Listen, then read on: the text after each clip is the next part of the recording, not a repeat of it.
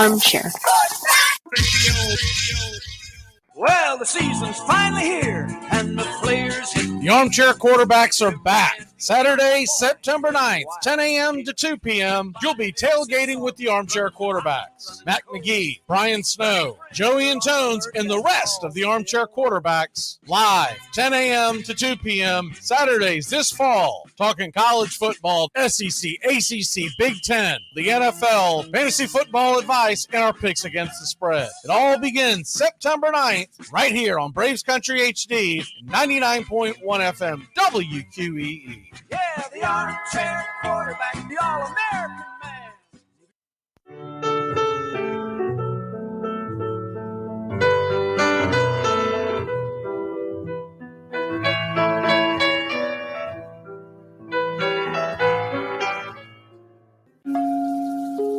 Lineup for yesterday by Ogden Ash. A is for Alex, the great Alexander. More goose eggs he pitched than a popular gander. B is for Bresnahan, back of the plate. The Cubs were his love and McGraw his hate. C is for Cobb, who grew spikes, not corn, and made all the basemen wish they weren't born. D is for Dean, the grammatical diz. When they asked who's the tops, said correctly I is. E is for Evers, his jaw in advance, never afraid to tinker with chance. F is for Fordham and Frankie and Fish. I wish he were back with the Giants, I wish. G is for Gehrig, the pride of the stadium. His record pure gold, his courage pure radium. H is for Hornsby. When pitching to Raj, the pitcher would pitch, then the pitcher would dodge. I is for me, not a hard-hitting man, but an outstanding all-time, incurable fan.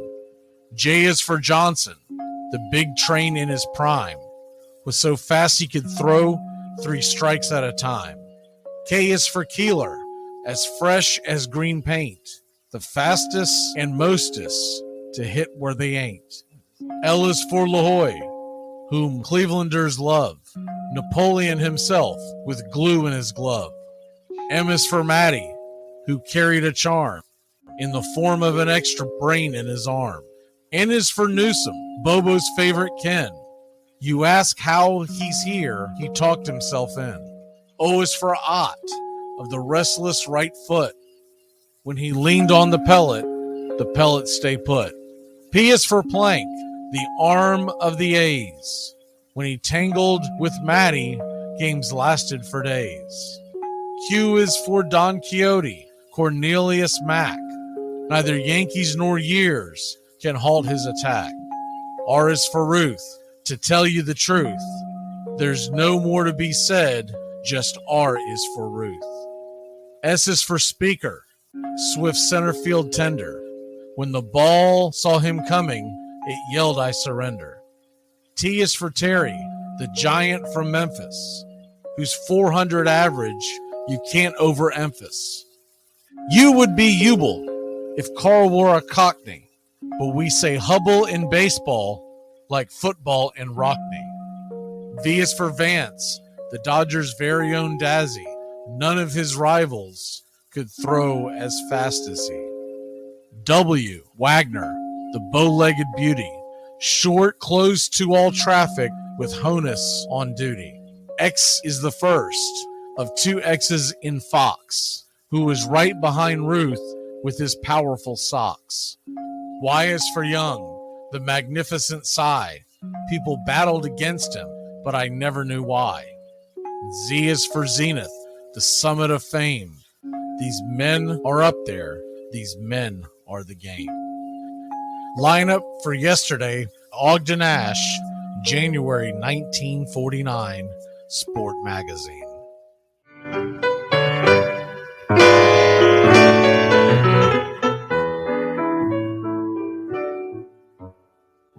Armchair presents the world's first star in your own radio commercial. Okay, guys, whenever you hear this sound, insert your name. Hi there. Braves country. Sorry I'm late. Sometimes there just aren't enough hours in the day to be a neurosurgeon and a swimwear model. Oh, am I thirsty? How about it? Braves country. Got anything tall and cool? Oh, no. Braves country. You are so thoughtful. But of course, Braves country. the first choice for every occasion. You know, I have a confession to make. If I ever had a son, I'd want to name him Braves country. Oh, Braves country. come here. Now. Braves country. Braves country. Braves country. Well, you did very well in your first commercial. Braves country. Have a Braves country. You've earned it. Armchair. Braves country today. We're talking Southern sports. We go live 3 to 5 weekdays right here on WQEE. Braves country today. Southern sports talk with the voice of Braves country baseball, Mac Magee. Joined every day from sports analysts from all over Braves country, talking college football, the NFL, Major League Baseball, and what's trending in the world of sports. Braves country today. We go live 3 to 5 weekdays right here on WQEE. You're listening to Braves Country Baseball on Braves Country HD. Please like and subscribe today, youtube.com/@Braves Country. Braves saw what had occurred to go in deep. Sports talk with the voice of Braves Country Baseball, Mac Magee. Joined every day from sports analysts from all over Braves country, talking college football, the NFL, Major League Baseball, and what's trending in the world of sports. Braves country today. We go live 3 to 5 weekdays right here on WQEE.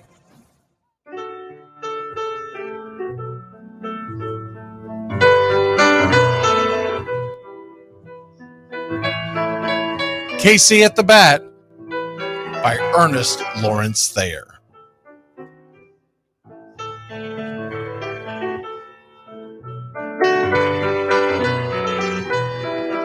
The outlook wasn't brilliant for the Mudville Nine that day. The score stood 4-2, but with 1 inning more to play. And when Cooney died at first and Barrows did the same, a pall-like silence fell upon the patrons of the game. A straggling few got up to go in deep despair. The rest clung to the hope which springs eternal in the human breast. They thought, if only Casey could but get a whack at that, we'd put up even money now with Casey at the bat. But Flynn preceded Casey, as did Jimmy Blake, and the former was a hoodoo, while the latter was a cake. So upon that stricken multitude, grim, melancholy sat, for there seemed but little chance of Casey getting to the bat. But Flynn let drive a single, to the wonderment of all, and Blake, the much despised, tore the cover off the ball. And when the dust had lifted, and men saw what had occurred, there was Jimmy safe at second, and Flynn a hugging third. Then from 5,000 throats and more rose a lusty yell. It rumbled through the valley, it rattled in the dell. It pounded on the mountain and recoiled upon the flat, for Casey, mighty Casey, was advancing to the bat. There was ease in Casey's manner as he stepped into his place. There was pride in Casey's bearing, and a smile lit Casey's face. And when responding to the cheers, he lightly doffed his hat. No stranger in the crowd could doubt 'twas Casey at the bat. 10,000 eyes were on him as he rubbed his hands with dirt. 5,000 tongues applauded when he wiped them on his shirt.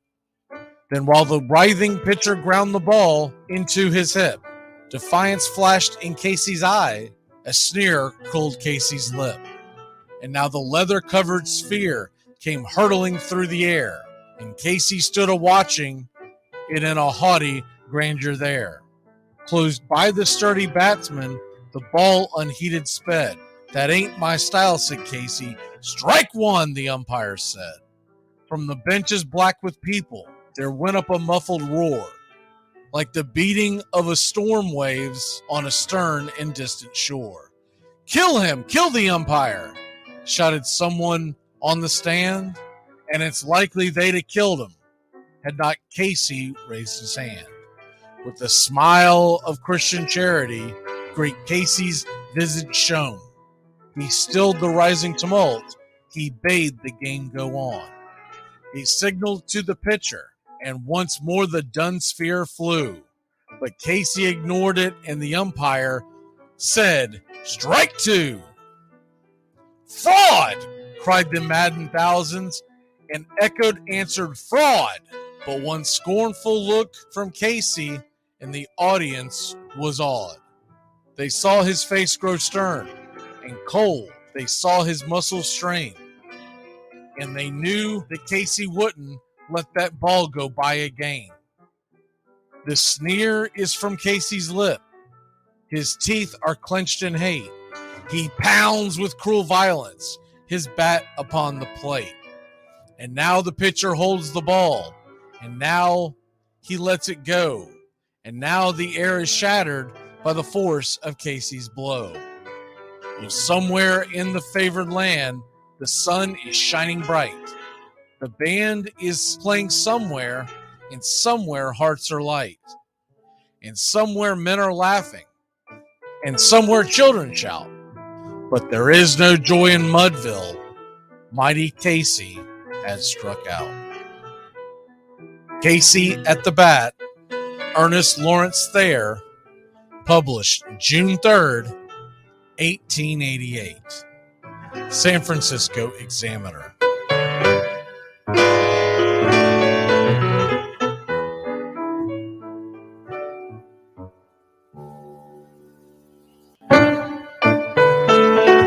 Hey, Braves Country! Braves Country HD is bringing you Braves Country Baseball. Braves Country comes to you every Tuesday night and Friday night, and 2 bonus games every week. Hi, I'm Mac Magee, and we'll be bringing you play-by-play, pitch-by-pitch of your Atlanta Braves. It's free to listen. Please like and subscribe. YouTube.com/@Braves Country. Braves Country Baseball for the fans, by the fans.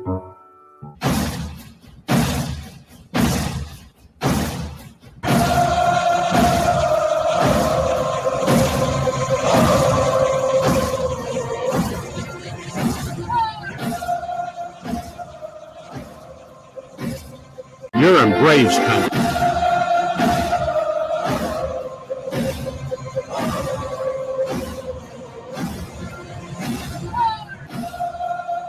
Good Monday afternoon.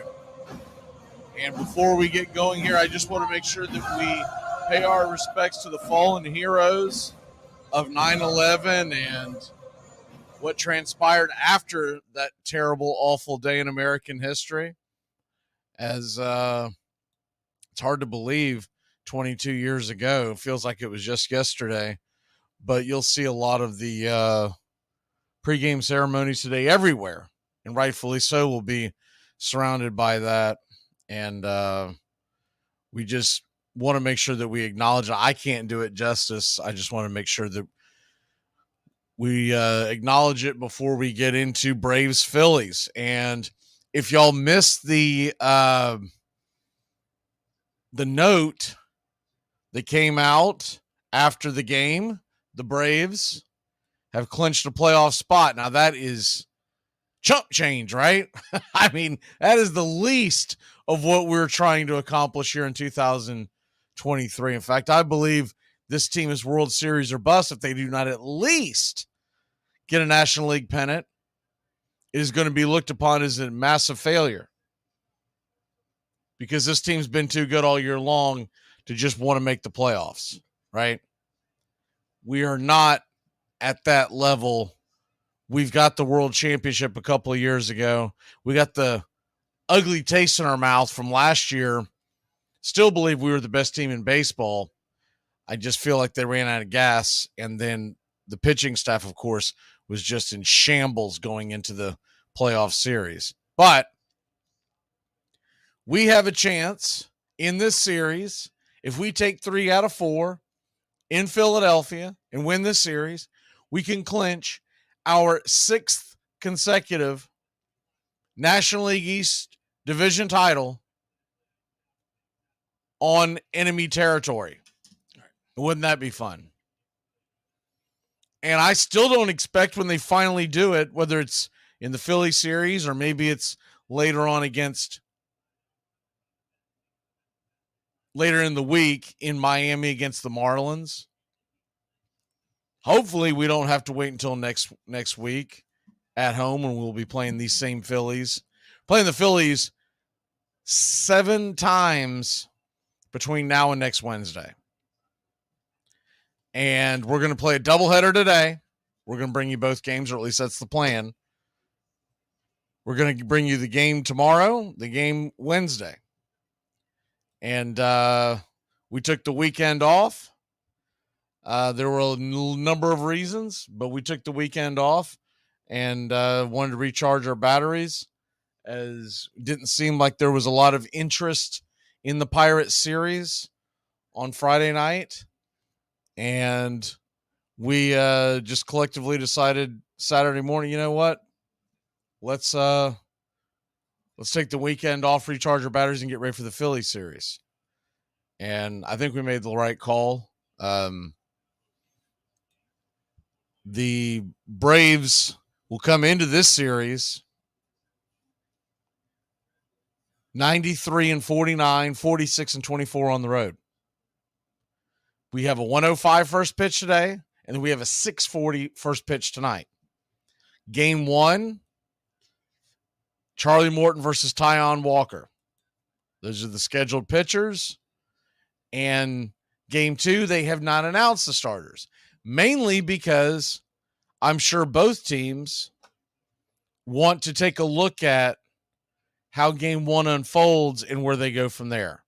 So you may get a version of a bullpen game. Remember, A.J. Smith-Shawver was brought up along with Alan Winans. And by the way, what a great job he did yesterday. Pleasantly surprised by that. I still stick to my guns of what I said going into Saturday, because let's be honest here. The Braves, Pirates, and Braves, Cardinals, they were resetting the rotation once again.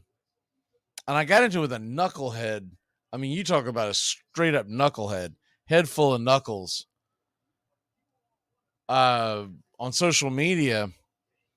And they were, his argument was, well, the Philly series is more important. It's not.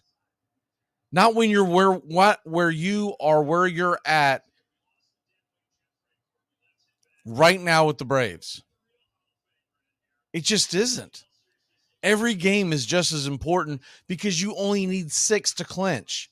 And then the big picture is you do not any longer stare at the division and think that that's some kind of milestone. You're looking at big picture. And if you're looking at big picture, the Atlanta Braves, big picture, it is all about getting the best record in baseball. And the best way to do that, obviously, is to win as many games as you can. And taking games against, look, we lost 2 of 3 to the Cardinals. And some of that was just the Braves being flat. Some of it was a myriad of things, but a lot of it has to do with the way that they treated that series. I'm talking about they being the Braves management, the Braves coaching staff. And I'm just not a big fan of going out and punting games until you've clinched everything. Once you've clinched everything, once we have absolutely shut it down, then okay. You want to rest guys? I could care less about best records ever and all that kind of stuff going, but that's meaningless. But we have to win and win and win until we have the best record in baseball. And damn sure the most important one to me is the best record in the National League. I've said this over and over again, and I'm going to stick by it. I don't worry as much about the Baltimore Orioles and their record sitting at 90 wins because I don't believe the Baltimore Orioles are going to be in the World Series. I could be wrong on that, but I'm just telling you how I feel and the way I look at it and what I value in baseball. And my value in baseball is always pitching first. And the Baltimore Orioles do not have the starting pitching to get them to the World Series. Their bullpen's pretty good, the back end, but the front end of the Orioles bullpen is average at best. So they've got a couple of really great ones. I'm not going to say good ones. They've got a couple of really great ones in the back of their bullpen. And they've had a couple of injuries, been a little banged up. But all in all, they've got a really outstanding back end of their bullpen. Felix Bautista is still on the IL, 15-day IL. But when you combine him with their setup man, Cano, who right now is filling in as their closer, that's a pretty damn good 1-2 punch. But you got to get to that. You absolutely have to get to that.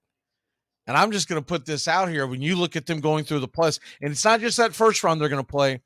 It's, let's say, if they can make it to the ALCS, are you really banking on the combination of Bradish, who's been good, don't get me wrong, Kramer, who's actually pitched more, he's pitched above than what most people expect. But Kramer even still has an ERA well north of 4, and he's not a strikeout guy.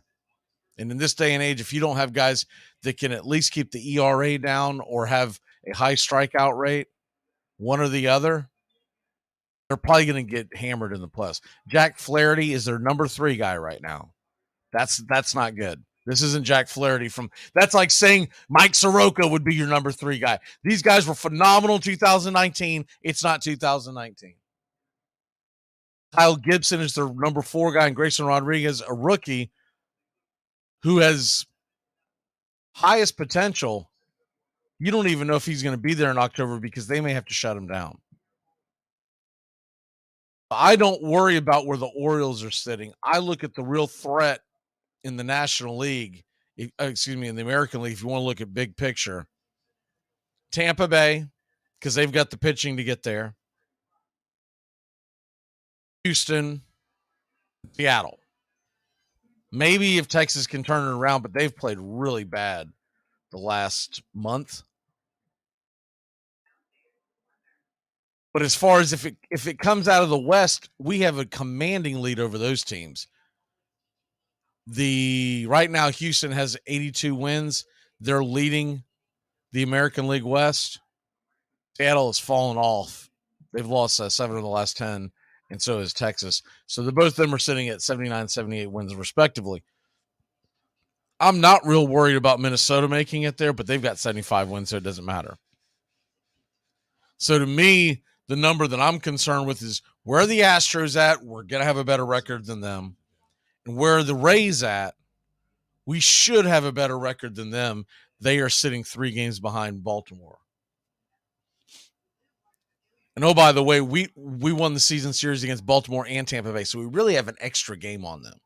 But what I'm looking at, what I'm concerned with is winning. The East is the least of our goals. We got to have a better record than the Dodgers, and they're sitting there at 87, and we've got 93 wins. There's 6 games back in the loss column, but it's really 7 because any kind of a tie is going to go to the Braves.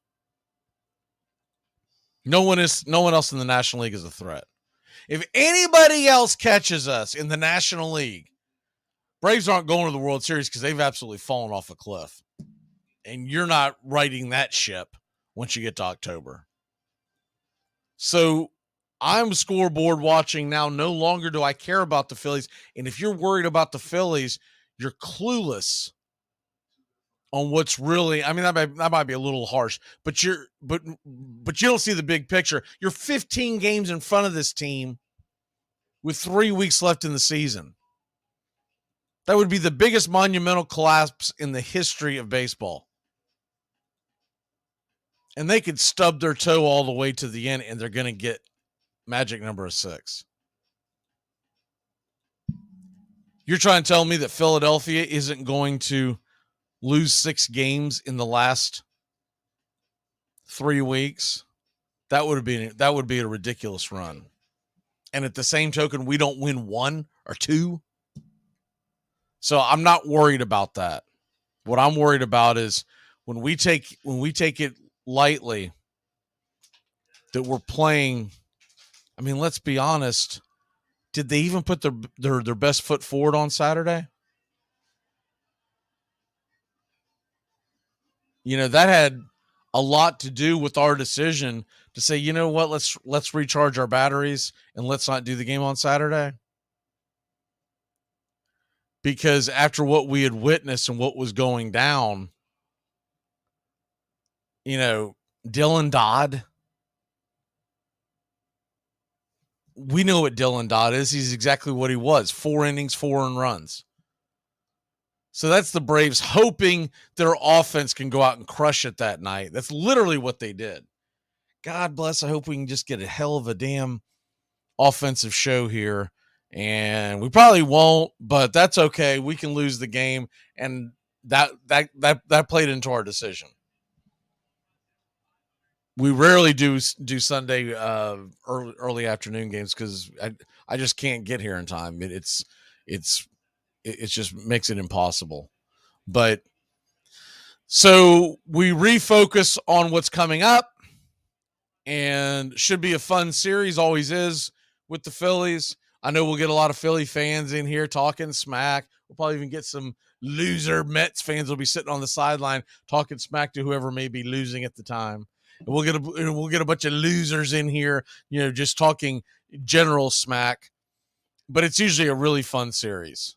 And I look forward to it because the one thing about Philly fans, they are very passionate. And so they love their team. Now, I would say Braves fans are better, much better, because Braves fans pay attention from the jump. Phillies fans tend to be a little more into the 76ers in the spring. Whereas Braves fans, yeah, if the Hawks are doing okay, that's fine. That's cute, but we're Braves fans. So there's no way anyone will ever convince me Philly fans are better than Braves fans, but they are passionate at the right times. And we're going to play them today. Charlie Morton versus Taijuan Walker. Taijuan Walker's had some good games against us. Make no mistake about it. I'm a little surprised he hasn't fallen apart. He's got an ERA of 4.15. That's not terrible. He's 15-5, but a lot of that has to do, he gets a great run support. But he's actually looked pretty good. And in years past, he has stumbled down the stretch in a big way. And I haven't paid attention to it, but maybe I'm just looking off the dates. It appears that they are giving him an extra day of rest on most go-arounds. Now, that may just be the way the schedule has fallen. But it looks like he's averaging 1 start every 6 days as opposed to every 5, and maybe that's keeping him rejuvenated. He pitched against the Braves back in May. You know, we haven't seen the Phillies in forever. And he went 6 2/3, 3 earned runs, gave up 1 home run. But all in all, I mean, you can't sleep on the fact that he did go out there, pitch a really good game. That was a game. You know how long ago that game was? Jared Schuster took the bump. That was so long ago. Joe Jimenez's ERA at the end of that game, because he took the loss, he gave up 1 run, was 4.86. That was so long ago. Lucas Litgay was a thing. Good God, his ERA even on that day was 7.71. What the hell were they doing? That was so long ago. Colin McHugh had an ERA below 3. That was so long ago. Jesse freaking Chavez was pitching for us. You talk about radio silence. You can't get a damn straight answer on Jesse Chavez one way or the other. It's been incredibly quiet. Every time I see someone ask about it, it's just mum is the word. Mum is the word. Never really have figured out. I just feel like they're not being very genuine on whether or not he has real plans to play again this year. By the way, in case you did miss it, there was a move today. The Braves selected the contract of Jackson Stevens. So, yeah, remember Jackson Stevens? He's back. And they sent Winans to AAA. And transferred Soroka to the 60-day IL. They can still make another move, and we'll just have to wait on that. So Winans back to AAA, which means that we won't see him at the most. The earliest we would see him, unless we get an injury or a phantom injury, the earliest we would see him would be a week from Wednesday, which could be a possibility.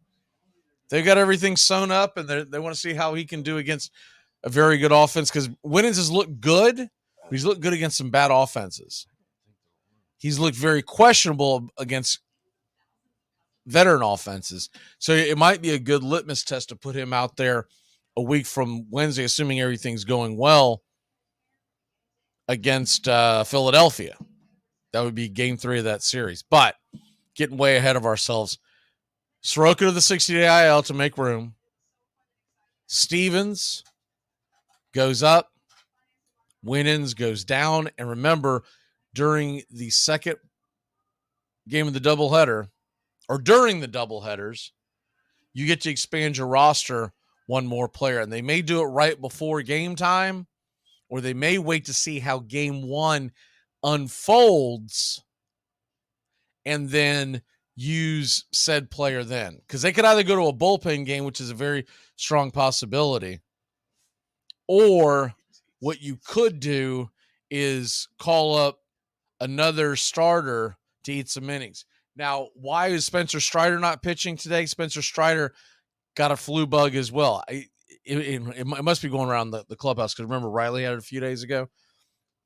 And they said if it was a playoff game, he would probably be good to go, but they're going to give him a couple of extra days of rest. That I'm fine with, because I don't want to rush him back. First of all, he looked like crap the last time we saw him, and I don't want to rush him back, because he's got to get some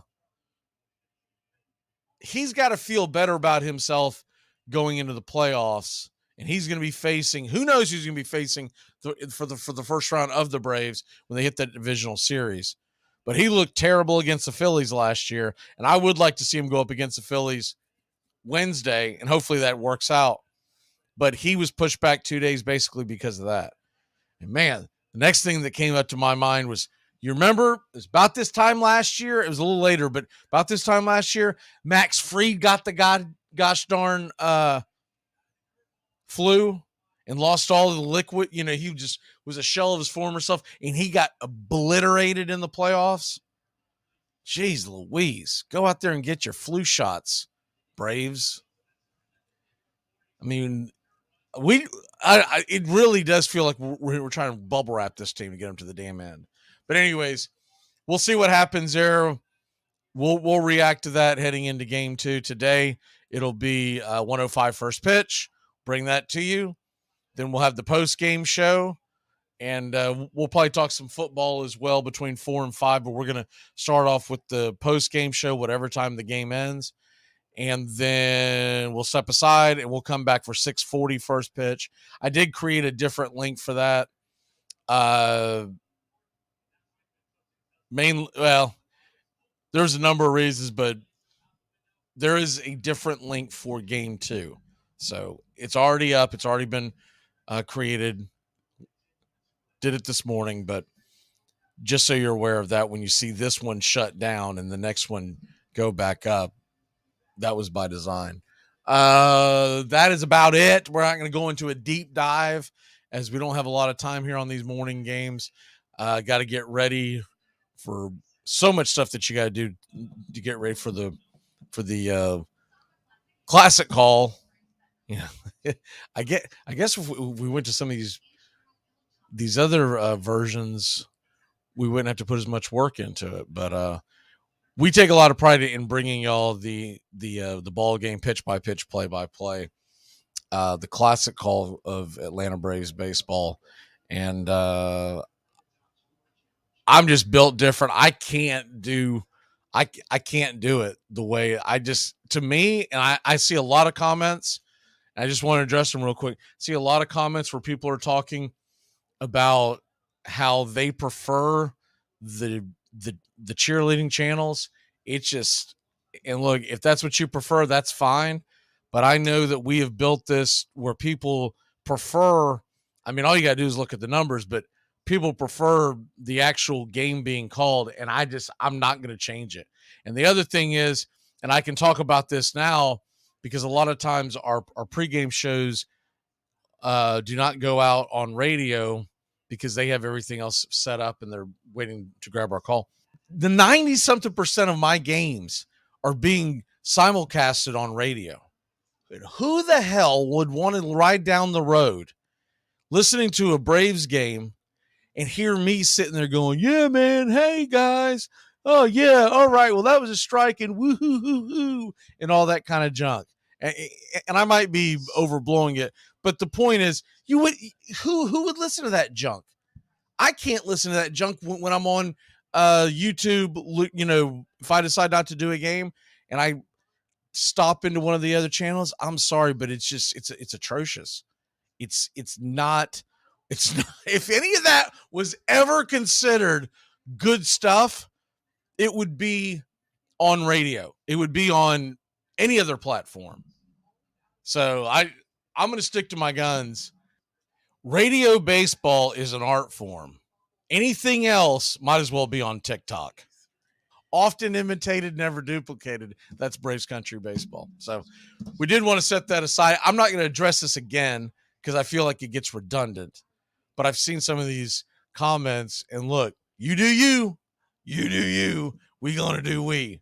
And we are going to be live in 9 different cities today for the day game. We're going to be live as it starts to wind down. We're going to be live in right now. I think it's a dozen. It could be 13. There was one that wasn't confirmed, but we're going to be in several different cities all day long. But I love everybody in the channel, and I hope you do enjoy it. If you don't enjoy it, Jason tells me that you can tell them to kick rocks. And I'm like, I'm not saying that, but I get what he means. Jason tends to get the hair trigger. So I'm just throwing that out there. You know, he gets the hair trigger if he doesn't like some things that are said, but I tell him to relax, but sometimes he just he's kind of runs the show when it comes to the affiliates, and he'll anyways, he runs the show. That I'll just leave it at that. All right, y'all have a great afternoon of baseball. Hopefully we can bring that to you. And pick to click, Taiwan Walker on the mound, and man, that short porch, and man, righty lefty, and man, if there's a guy that owns that stadium, I mean, how do you not go Matt Olson? I gotta go Matt Olson on my pick to click. It seems almost stupid not to. The Braves, by the way, are still a minus 150 money line, or I'm sorry, minus 160. Minus 160 now. So that alone tells you that they believe Charlie Morton's going to come out there and deal. The over-under is a high over-under. It's 10, but that's because you got 2 of the best offenses in baseball. Give me a pick to click, Matt Olson, and I guess I'll go. Man, the 10 seems high for an early game, but sometimes the day games are a little higher than the night games. The night games, a lot of times, they're first pitch swinging. Day game, Philadelphia. righty-lefty. Give me the Braves to go out there and put 7 on the board, and we win this thing. I really do expect Charlie Morton to pitch really well. I don't know about y'all, but I'm kind of curious to hear everyone else's opinions. But Charlie Morton, I would give me Charlie Morton to pitch well, and the Braves win this thing. Let's go 7-3. I think if you only give up 3 to the Phillies in Philadelphia, that's a pretty damn good game. And I'm talking about across the board. Charlie might only give up 2, and the bullpen give up 1. 7-3 Atlanta, and Matt Olson, I see him putting 1 deep into the seats at least once in this series, and I'm going with today. All right, let's take a quick break. We'll be back in a flash.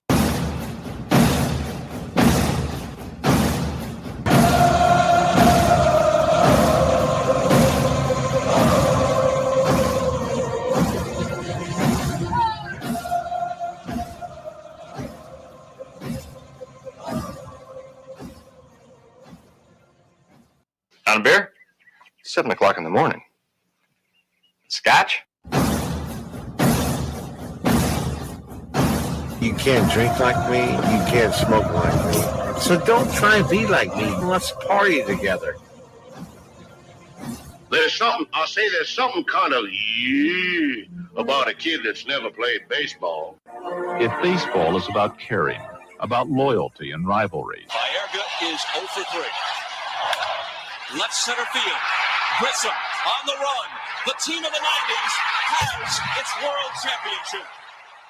There's a very peaceful thing. It was created and played in pastures and meadows. There's grass, there's outdoors, there's everything that people thought was American and feel about America. You get in a ballpark, and it's the wonder of walking through that dark tunnel and seeing a huge open space where men play the little boy's game.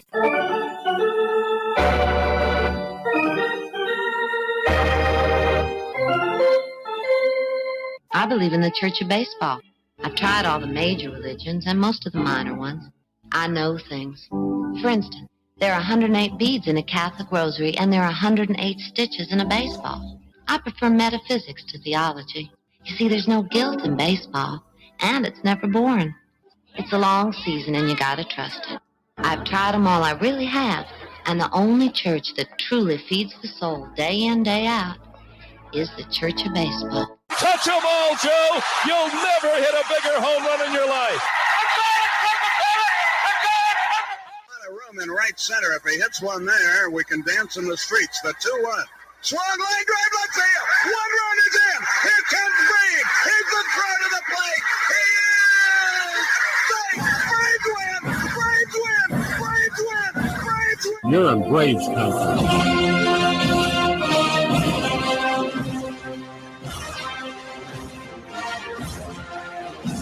We're down to 1 strike here. Gurriel, the last hope for the Houston Astros. Here's the 0-2 pitch. Swung on, bounced over to Dansby. Dansby fires it over to first. And here comes the dog pile. Fire the cannons in the battery. Do the chop all throughout Braves country. Pop that top. Your Atlanta Braves have won it all. Oh, say can you see by the dawn's early light what so proudly we hailed at the twilight's last gleaming, whose what stripes and bright stars through the perilous fight o'er the ramparts we once were so gallantly streaming, and the rocket's red glare of us bursting in air gave proof through the night that our flag was still there. Oh, say does that star-spangled banner yet wave o'er the land of the free and the home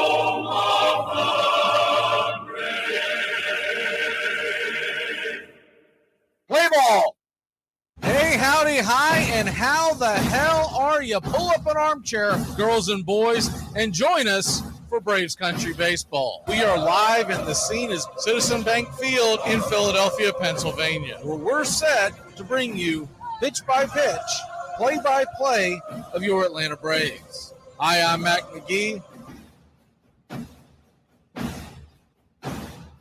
Yo. Huh? Let me ask you a question. Where do you guys get those hats with the bills over the ears like that? The only ones I could find are the ones with the bills in the front. No, it's the same. Just turn it sideways on your head. Thanks. After these messages, we'll be right back. Here's good news. There's still a need for hundreds of thousands of cybersecurity professionals in the U.S. right now. And My Computer Career is training people to help meet the demand. No IT experience? No problem. Take the free career evaluation today. Start your new life as an IT pro in as little as 4 months. Grants covering up to 53% of the cost are available to those who qualify. It's not rocket science. It's mycomputercareer.edu. Braves Country today. We're talking Southern sports. We go live 3 to 5 weekdays right here on WQEE. Braves Country today. Southern sports talk with the voice of Braves Country baseball, Mac Magee. Joined every day from sports analysts from all over Braves Country, talking college football, the NFL, Major League Baseball, and what's trending in the world of sports. Braves Country today. We go live 3 to 5 weekdays right here on WQEE. Albert Goodwill Spaulding. With $800 borrowed from his mother, he opened a sporting goods business. Soon he was manufacturing all the baseballs used in the National League. He then began making bats and uniforms, managing to persuade club owners that each position should have its own distinctive garb. The result was chaos. The team looked like a Dutch bed of tulips, a Chicago sports writer said, and the experiment was quickly abandoned. You're listening to Braves Country Baseball on Braves Country HD.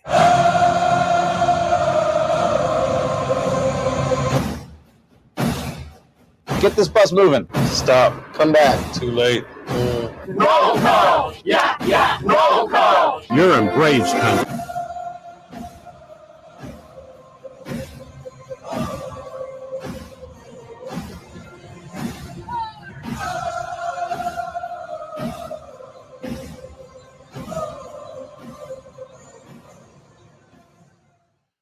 Good afternoon, Braves Country.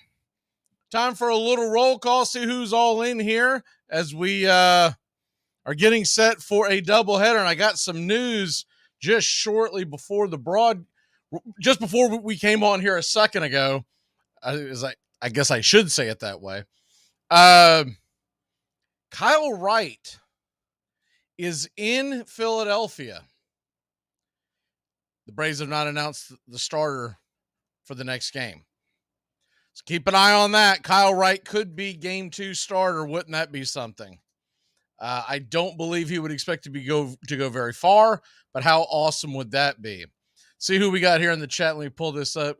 Sorry, I'm going 200 miles an hour here trying to get everything done in the early part of the day. We are bringing both games, the doubleheader, to you. God willing, as folks like to say. Good afternoon, pushing buttons. Good afternoon. Hey, Goat lives. I was wondering how Goat has been. We didn't see him for a couple of days last week. Edward, good afternoon to you. AY, good seeing you. Carl, Russell, good seeing you. Thank you for the kind words, Carrie. Good seeing you. See Ellie in here and Honesty. And I think that's about it so far, but I know this is an early game. A lot of folks had work today. And of course you've got the 9/11 remembrance as well. So we will hit on that from time to time. Just hate to harp on it too much because I know it brings up a lot of raw feelings, but we do want to remember those who have fallen, not just at 9/11, but everything that transpired after that. So hope everyone is having a good afternoon. We will have a post-game show right after this, and Tones will be joining me in the 4 o'clock hour. We'll probably be talking some football, but we'll definitely be reacting to whatever Braves, Phillies, goes down. I mean, unless it's like a New York Giant Dallas Cowboy beatdown, then there's not a lot to talk about, right? But I hope y'all are having a good day. Hope everything. Hope your weekend was good. I had kind of a rough weekend. It's one of the reasons why I wasn't here. But the sun is shining bright in Philadelphia, and Ronald Acuna Jr.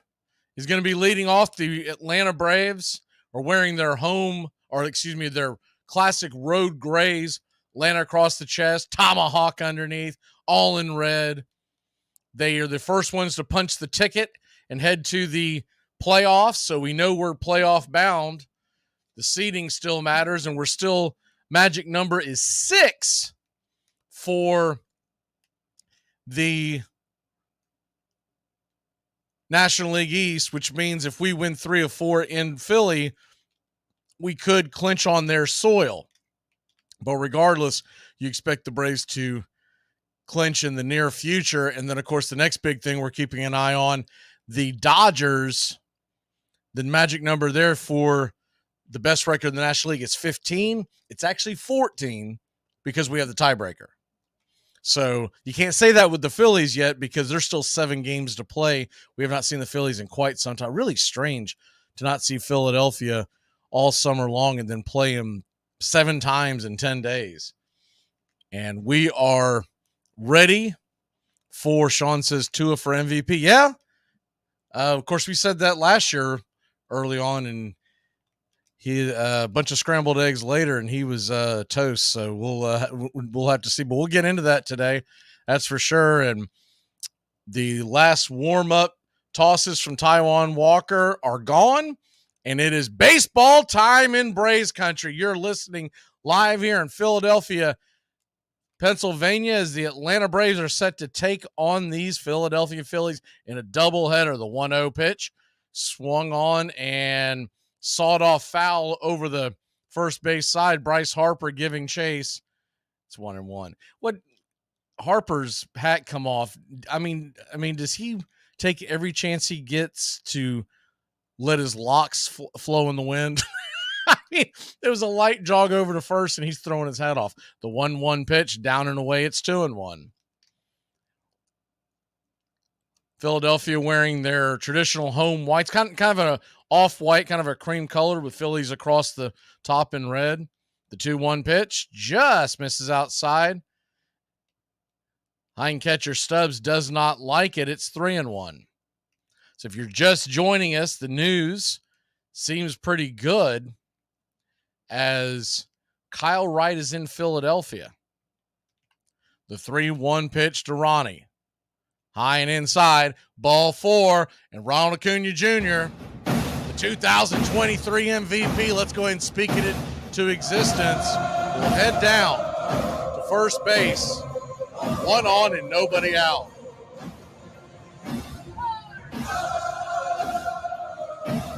Not sure what's going on here, but whenever Stubbs said home plate umpire Larry Vandover's taking exception, and they kind of got into a little bit of a beef, and he's going to go out there and talk to Walker real quick. I don't know if Walker had said something as well. You see a lot of jawing back and forth.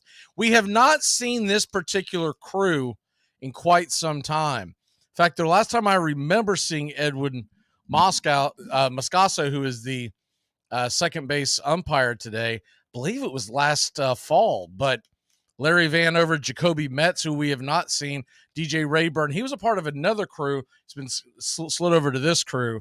So this will ought to be interesting. We have seen Larry Vanover, but it's been a while, and I don't really recall, so I don't want to misspeak. I always look at their numbers. He looked about average, but we'll have to see how it goes today. So back to the action. Ozzie Albies from the left side takes a hack at the first pitch and nails it down the right field line. That ball's going to get down where the green grass grows. It is into the corner, flopping around like a... Castellanos holds up. Was it foul? It's really hard to tell. It looked like it was fair. Maybe. Man, oh man alive. That ball looked fair. We'll have to see what happened here. Acuna stumbled, and maybe that's what happened. I guess they're calling that foul. Man, that looked like that was a fair ball. Acuna looked like he might have was taken off and he fell. The ball was raked down the line. I'm looking at the replay, and it was just foul. So that is my fault. From the first view that I saw, I thought it went inside the line, but it was outside the line. So an 0-1 count. Philadelphia's got a really terrible area in that right field corner where you cannot see down the line because of the stands, and it makes it almost impossible to know if some of those closer ones are fair or foul. But that, I will take the blame for that one. As the 0-1 count to Ozzie, they threw back over to first, but nothing doing. The 0-1 righty-lefty matchup. Taijuan Walker goes back over there again. So that's his second and final attempt, unless he picks him off. Acuna was definitely leaving on that pitch, and he spit the bit. He just ate dirt, tripped over his shoelace. I'm not sure what happened there.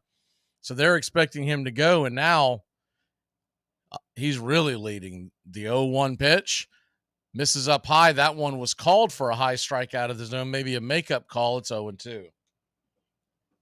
So like I said, we have not seen Van over much, but already the reviews are in and they're not looking good. That time, Ozzie Albies was given beef. The 0-2 pitch, off the plate, wide, 1-2.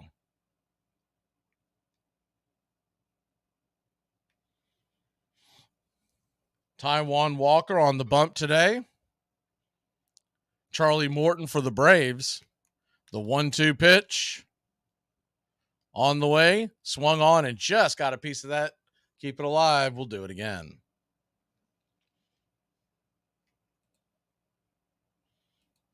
Ozzie Albies, 266 average, has 814 OPS on the year. Comes in with 29 home runs, 92 RBI. The 1-2 pitch, swing and a miss, strike three, and the throw, strike him out, throw him out. Ronald Acuna Jr. is dead meat. Got a bad jump on that, studs gummed him down, and I don't know if that was a hit and run, but Ozzie came nowhere near getting a hold of the ball. Acuna wants them to challenge, but that, unless it's one heck of a swim move, doesn't look like they're going to challenge. He thinks he was safe. He looks out, but we'll have to see couple of different angles. Yeah, there's no way. Even if they did miss him somehow, there's no way I don't think he could feel the glove because of that oven mitt that they wear nowadays. So that clears the bases, runs it out of it. And the first pitch on the way to Austin Riley is a swing and a miss strike. It's 0-1. Righty-righty matchup. Austin Riley coming in with an 842 OPS, 34 home runs, 85 RBI. The 1-1 pitch off the plate, wide, 2-1. So Walker's kind of been all over the place. He got bailed out by the one call that I think really chased Ozzie into that strikeout, but Acuna was the benefit of the other call. The 2-1 pitch swung on, and that ball's belted high and deep, going back on the track. Is it gone? No, it is off the wall, and it's going to carry him off the left center field wall. Austin Riley's coming around third. They're going to wave him. Will he make it? He is safe, baby. How about that? We'll have to see how they actually call this. But for all intents and purposes, we'll give him an inside the park home run right now. I would say it's probably a triple and an error. The ball caromed off the wall, and the left fielder had a hard time getting to it. That's Cave. He almost pulled, I'll just call it a Jeff McNeil. He pulled a Jeff McNeil out there, went to grab the ball and couldn't get a hold of it. Riley was hustling round towards third, and when they saw that he had a hard time getting the ball, they sent him, and a wild throw up the lane makes the score 1-0. So that'll bring on Matt Olson. Matt Olson swings at the first pitch and fouls it straight back. It's 0-1. The 0-1, swing and a miss. 0-2. Really makes you think now if Acuna doesn't get thrown out, the lead would be doubled, but that is Braves baseball in 2023. They do run when Acuna's on. The 0-2 pitch. Off the plate, wide, 1-2. So Matt Olson sitting at 48 home runs. I heard a pretty good debate earlier wanting to know, will the Braves, is the 1-2 pitch just off the plate, 2-2? We got something else for the poll of the day, but those in the chat just curious, will Olson get to 50 before the Braves clinch the division? He's 2 away. The Braves need 3 wins in this series. The 2-2 pitch, off the plate wide, ball 3, 3-2. I think Olson probably gets to 50 first because he has been so good in this park over his career, even going back to his days in Oakland. The 3-2 pitch, swing and a miss, strike 3. So that'll end the inning, but not before your Atlanta Braves go out there and put an inside the Parker on the board. They did give that an error, but we'll call it an inside the Parker. It's 1-0 Atlanta, and least likely culprit to do it, Austin Riley, goes around and around and around. Are you okay, pal? I had a rough day on the job. Are you going home now? I was about to. Well then, you just fulfilled the first rule of law enforcement. Make sure when your shift is over, you go home alive. Tom has been a teacher for over 40 years. One day, I think one of the students had asked the question and he didn't remember the answer. And I also noticed that he was letting his class out earlier than they were supposed to let out. I was really starting to worry. Levi and I talked about how it would change our lives, but he was there beside me. When something feels different, it could be Alzheimer's. Now is the time to talk. Visit alz.org/ourstories to learn more. A message from the Alzheimer's Association and the Ad Council. Well, there's been so much going on. We have so much to talk about tonight, so let's just get right to it. All righty. I'm not going to whitewash it. I let my church down, and I let my family down. And didn't we let something else down, like our trousers? Armchair.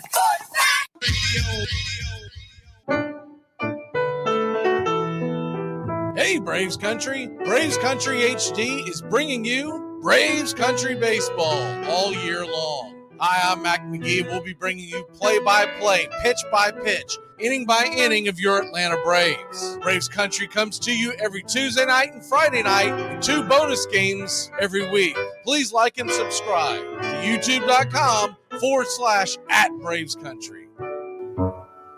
The best of us keep as much of that childhood with us as we grow into adulthood as we can muster. And the most creative, the most happy, the most fortunate of us are those who don't lose the sense of play. And even after we're past the point of being able to actually play the game with any skill, if we love it, then it's like Peter Pan. We remain boys forever. We don't die.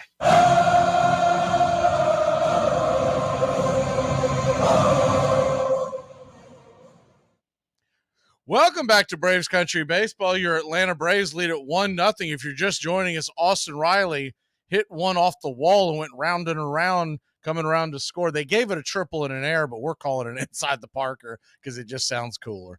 First pitch off the edge to Schwarber is called that a strike. I'm telling you right now, this strike zone is kooky dukes today. It's 0-1. Get ready for a high-scoring affair. The 0-1 pitch, curveball right there at the knees. It's 1-1. Ball usually flies here in Philadelphia during day games. You got a pretty good crowd for a day crowd, especially on a Monday. Sure, a lot of folks might have taken off regardless for 9/11. The 0-2 pitch swung on, pops it up high in the sky. Fighting the sun is Acuna. He'll grab it about 30 feet or so in front of the warning track for out number 1.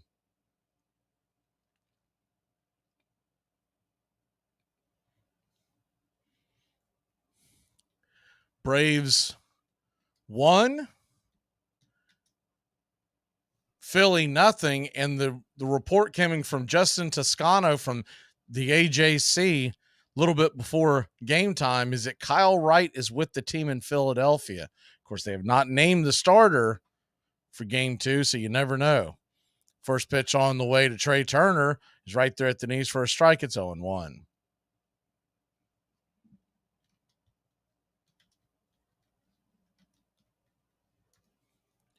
The 0-1 pitch. Up top, just misses inside. It's 1-1.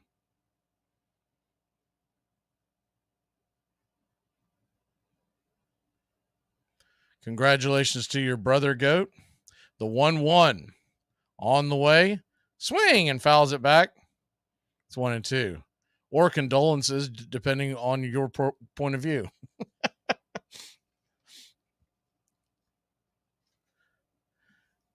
Charlie Morton set for game one. Neither Philly nor Atlanta have named their starter for game two. The 1-2 pitch on the way, swung on and fouled straight back. It's 1-2. So if they do decide to go Kyle Wright, remember he's not that stretched out, but with the extra arm that you can use in the bullpen, they did bring Jackson Stevens up today. They could go out there and ask him to go maybe 3 innings. The 1-2 pitch, swing and a miss, strike 3. Charlie Morton got him 83 miles an hour just under the hands, and there's 2 away. Good pitch, curveball. Probably not where Charlie wanted it, but it did the job.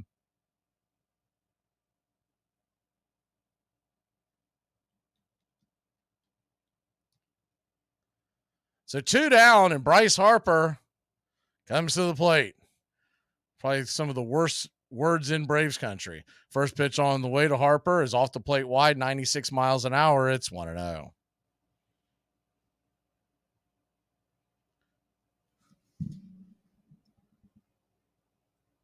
The 1-0 to Harper. Kicks and deals. Down and in, 2-0. So 2-0 to Harper.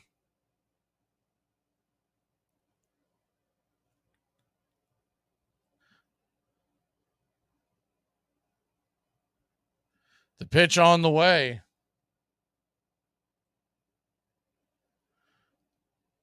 Morton comes set and lets it fly. In the dirt, ball 3.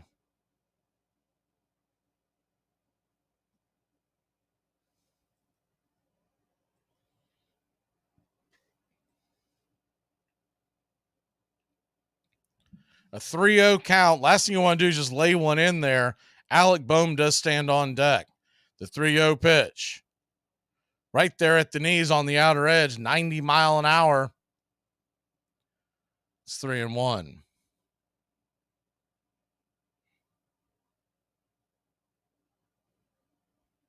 The 3-1 to Harper in the dirt, ball 4. So a 5-pitch walk to Harper, tying run going to first.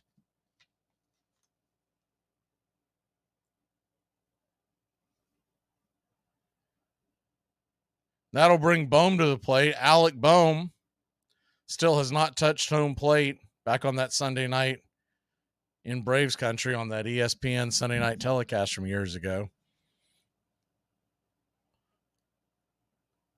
We're always going to get that jab in. The first pitch on the way to Bohm is way outside wide for a ball. It's 1-0.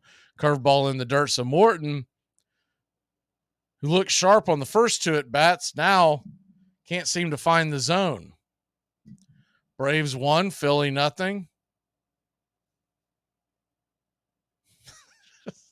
The 1-0. Morton comes set. Pitch on the way. Off the plate wide, 2-0.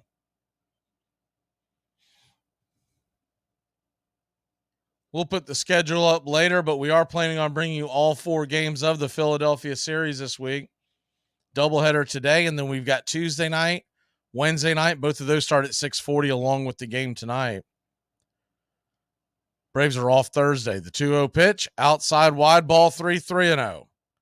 So a 3-0 count. Clouds are dancing back and forth, so you're seeing a lot of sun, but then you'll see these dark clouds come across. Does appear that we will get the games in. The 3-0 pitch, downstairs, ball 4. So Charlie Morton, after getting the first 2 outs pretty quickly, has now thrown 8 balls in the last 9 pitches, and that'll bring the left-handed Stott up to the plate. Stott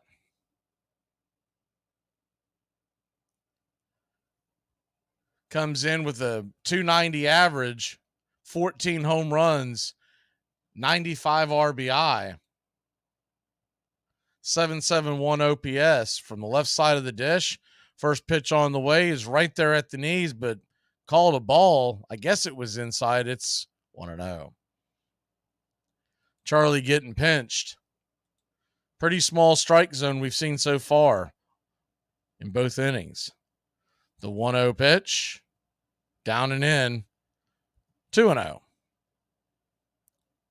So a 2-0 count, and Darnold's going to go talk to him. This has gotten out of hand.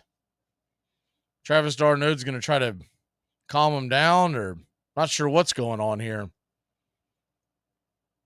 Normally, you don't see a veteran like Charlie Morton struggle after the first two batters, where he got the first two outs pretty quickly.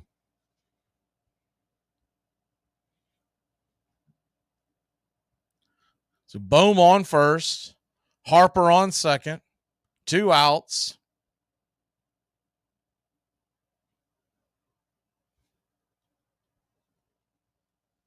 The 2-0 pitch right there for a strike. It's 2-1.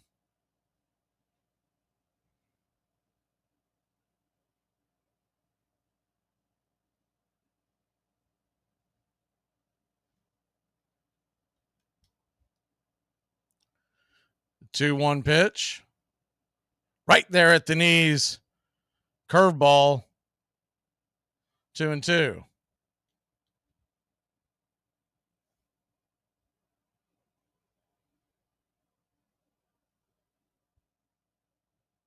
The 2-2. Deuces wild. 2 on, 2 out. The 2-2 pitch. On the way. Down and in. 3-2.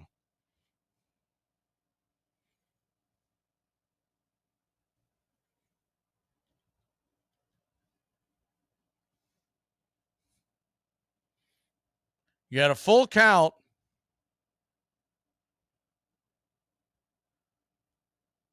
Morton comes set. Lets it go. Swing and a miss. Strike 3. Charlie Morton does Stott, and that'll end the inning.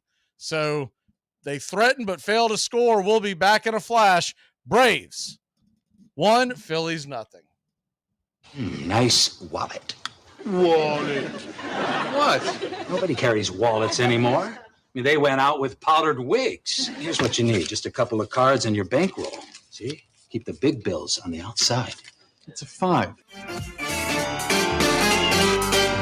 Braves Country HD. On YouTube Live, we cover Braves baseball, Red Sox, Yankees, Rays, Cubs and Cardinals, and the rest of Major League Baseball. Subscribe and like us today.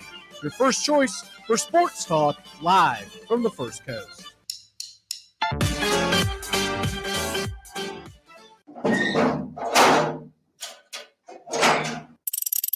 If you don't have cable, you're going to be forced to like read or something, man. You got to get cable and fast. Yeah. I mean, it's been rough. What city did you just move to, Wilbanks? Houston. With somebody listening, if anybody's in Houston, please call in. We need to get Wilbanks some cable so he can watch the game tomorrow. Let's start the man a party. Or at least do the man a solid and leave your windows open so that he can peek in at the Super Bowl. The strange guy outside your house watching the game, he's with us. Don't worry. Armchair.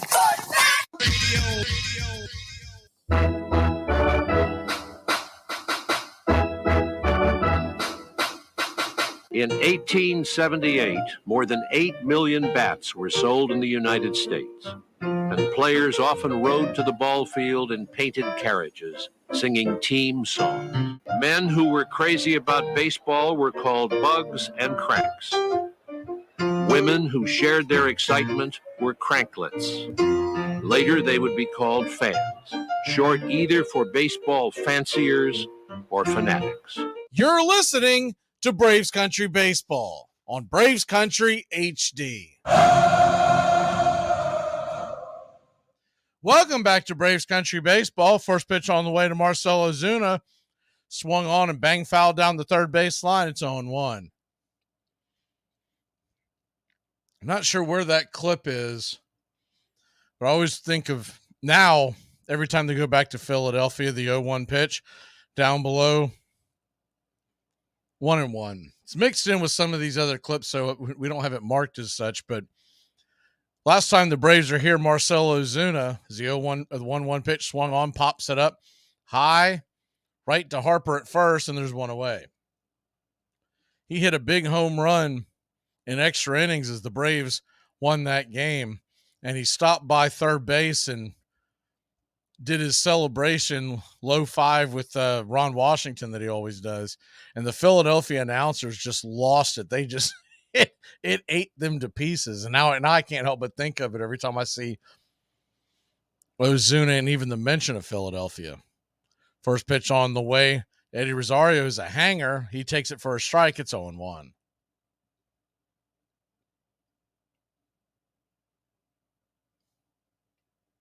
The 0-1 pitch swung on and missed. 0-2.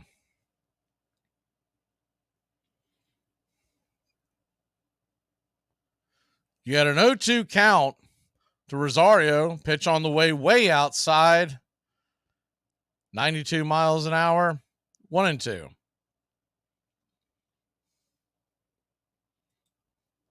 Atlanta Braves come in today 15 games in front of the Philadelphia Phillies. The 1-2 pitch is way outside wide, 2-2. 6 games from clinching the division. We mentioned it earlier. For the best record in baseball, it's 17. For the National League, it's 14. The 2-2 pitch, swing and a miss, strike 3. So 2 down. Now, as far as the wild card standings go, if you haven't kept up with that, Philadelphia has the first wild card spot, 2 games in front of Chicago. The Cubs are 2 games in front of Arizona, and then Miami is a half game on the outside looking in. First pitch on the way to d'Arnaud is taken for a strike. It's 0-1. And outside of that, you've got San Francisco and Cincinnati, both a game and a half back of Arizona. So it's going to get interesting down the stretch. The 0-1 pitch, outside wide. They check down the line. Did he go around? He did not, says first base umpire Jacoby Metz. And it's 1-1. The 1-1 swing, and that ball is rifled, an atom ball to Bohm right at third. He didn't have to move. I don't know if he caught the ball or the ball caught him, but we'll be back in a flash here on Braves Country. As you know, Monty, Vaughn's been working on a couple of new pitches, the Eliminator and the Humiliator, to complement his fastball, the Terminator. I heard that. Dynamite drop in, Monty. That broadcast school has really paid off. Good afternoon. Would you like to try a free sample of our double fudge brownie? Oh, sure. That's very good. I'll just take one more, just to be sure. Yep, still very good.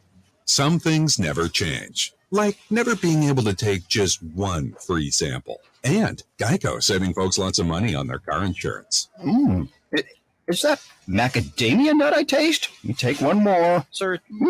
Yeah, I thought so. 15 minutes could save you 15% or more. We got a tie. We need to fix it. We need a tiebreaker. I agree. Ties are not acceptable in fantasy football. Fantasy football is about proving that you are better than your friends, not equally as good as your friends, okay? It's not communism. We're not coveting Billy Joel cassette tapes and wearing ill-fitting blue jeans. I'm Amy Lawrence, and I'm up late, always, after hours, hanging out with you on CBS Sports Radio. Check it out, 2 a.m. Eastern, 11 p.m. Pacific. This helpful instructional message from the National Association of People Who Have Trouble Walking and Chewing Gum at the same time. Step, chew. Step, chew. Step, chew. Step, chew. If I could change anything about basketball, it'd be to get rid of the X Games.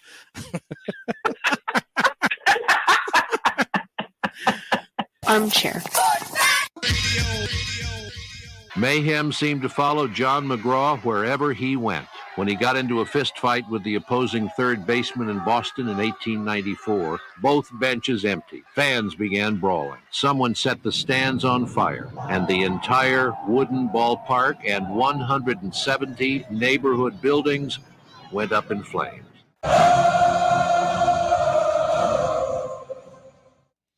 Welcome back to Braves Country Baseball. The Atlanta Braves lead at 1-0. Charlie Morton will go back to work. Middle of the order. It'll be Marsh, Castellanos, and Cave. Brandon Marsh, the center fielder from Buford, Georgia, takes the first pitch outside for a strike. It's 0-1. Not sure what. Marsh is pointing at something in the outfield. Guess there was a ball that got out. So we'll see if I think they're going to say that pitch didn't exist. Did not count. We'll have to see. It's what it looked like that the third base umpire.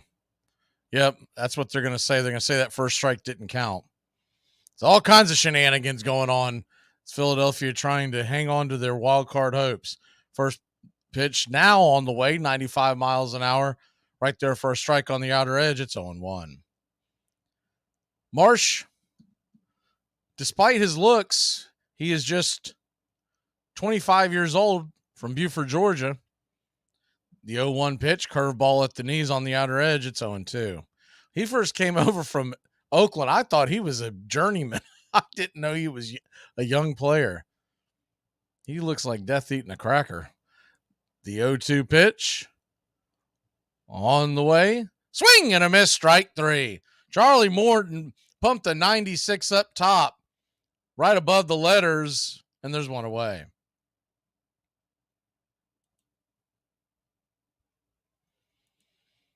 So one down. That'll bring Castellanos to the plate. Castellanos, really surprised to see him drop down to the number 7 spot, but he does not have good numbers against Morton. So I'll be interested to see if this continues throughout the series, if he's in a slump, or if this is just because of the matchup with Morton. First pitch on the way is a swing and a miss strike. It's 0-1. Castellanos, Florida native. The 0-1 pitch off the plate wide, 1-1. He was drafted by the Tigers back in 2010. Of course, most folks will remember him coming up with the Tigers and playing almost the entire last decade with them. The 1-1 pitch swung on, hit hard, an atom ball to Arcia. Arcia's got it, flips it over to first. Hard one hopper. And a 6-3 putout. There's 2 away. Played with the Tigers until 2019 when he was traded to the Chicago Cubs. He would then sign a free agent deal with Cincinnati, and after that he opted out and signed with the Phillies. He's been with Philadelphia the last couple of years. So 2 down, and that'll bring Cave to the plate. Jake Cave, 30-year-old outfielder. First pitch on the way, right there for a strike on the outer edge. It's 0-1. Cave originally drafted by the Yankees from Hampton, Virginia. The 0-1 pitch, swing and a miss. It's 0-2. You might remember Cave in his days with Minnesota. Played there till last year. Was there about 5 years. He's played 56 games for Philadelphia this year. The 0-2 pitch. Swung on, pops it up. High in the sky. Looks to be a can of corn. Eddie's got it, and that'll end the inning. 3 up, 3 down. Good bounce back inning by Charlie. We'll be back in a flash here on Braves Country. Everybody's attention for 1 minute. It's something I need to say to everybody. And I am tired of living a lie. I need it to be known. I like fat women, and they like me. Anybody got a problem with that? Big girls need love too, baby. You get a whole lot of something with Farmers Policy Perks. So much, I'm going to have to speed things up. You can get the Farmers Signal app, and that could get you up to 15% off your auto policy. That's just for using the app and driving like the normal speed limited hearing, full stop making lane change signaling human being you are. Get a whole lot of something with Farmers Policy Perks. Start with a quote by calling 1-800-FARMERS. We are farmers. Bum, bum, bum, bum, bum, bum. Hey there, pal. First draft? How can you tell? Look, there's a few things you're going to want to know. Kickers go fast. You're going to take one early. And don't worry about running backs. You can always trade for one later. Cool, thanks. And one more thing. It's good to have you here. You're my friend. Armchair. This portion of the show is being brought to you by Ed's Almost Good Beer. Remember, Ed's Almost Good Beer was brewed in God's country when God wasn't looking. Everybody had a team. At Orting, Washington, the Fats took on the Leans. In Kansas, crowds watched the Mother Hubbards, men playing in women's clothing. Under guard at Fort Sill, Oklahoma, Geronimo's Chiricahua Apaches played ball against the U.S. Army and won. At some games, a keg of beer stood just to the side of third base for encouragement. Any man who made it to third was entitled to a dipper full. You're listening to Braves Country Baseball on Braves Country HD. Please like and subscribe today, youtube.com/@Braves Country.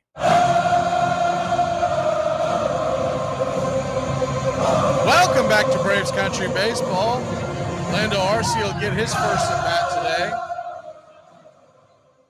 Coming to the plate. You would guess you'd say probably about 65-75% capacity here at Philadelphia. Sure, we'll see a much better crowd for the night game. Taijuan Walker will go back to work. He's at 31 pitches. Righty-righty matchup. The pitch on the way. Swung on and dribbled over towards third. Kind of an swing. And it's a 5-3 put out. One pitch, one out. Lando Arce tried to hold up. We've seen him do that a few times. He kind of has that habit of starting and then trying to pull back, and he swings a heavy bat through the zone, so it ends up normally trickles foul, but so one down, and Michael Harris, the second, comes to the plate. Righty-lefty matchup. First pitch on the way to Michael is a strike at the knees. It's 0-1. Michael Harris batting .291 on the year, 14 home runs, 47 RBI, 793 OPS. The 0-1 pitch way outside wide, 1-1.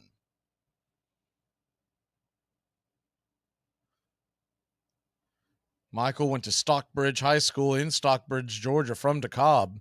The 1-1 pitch. Outside wide ball 2-1.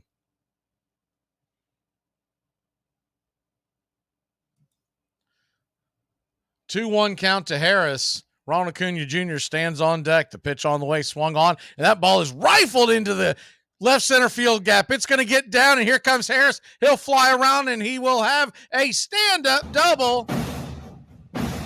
1 on, 1 out. Ronald Acuna Jr. coming to the plate. His 25th double of the year.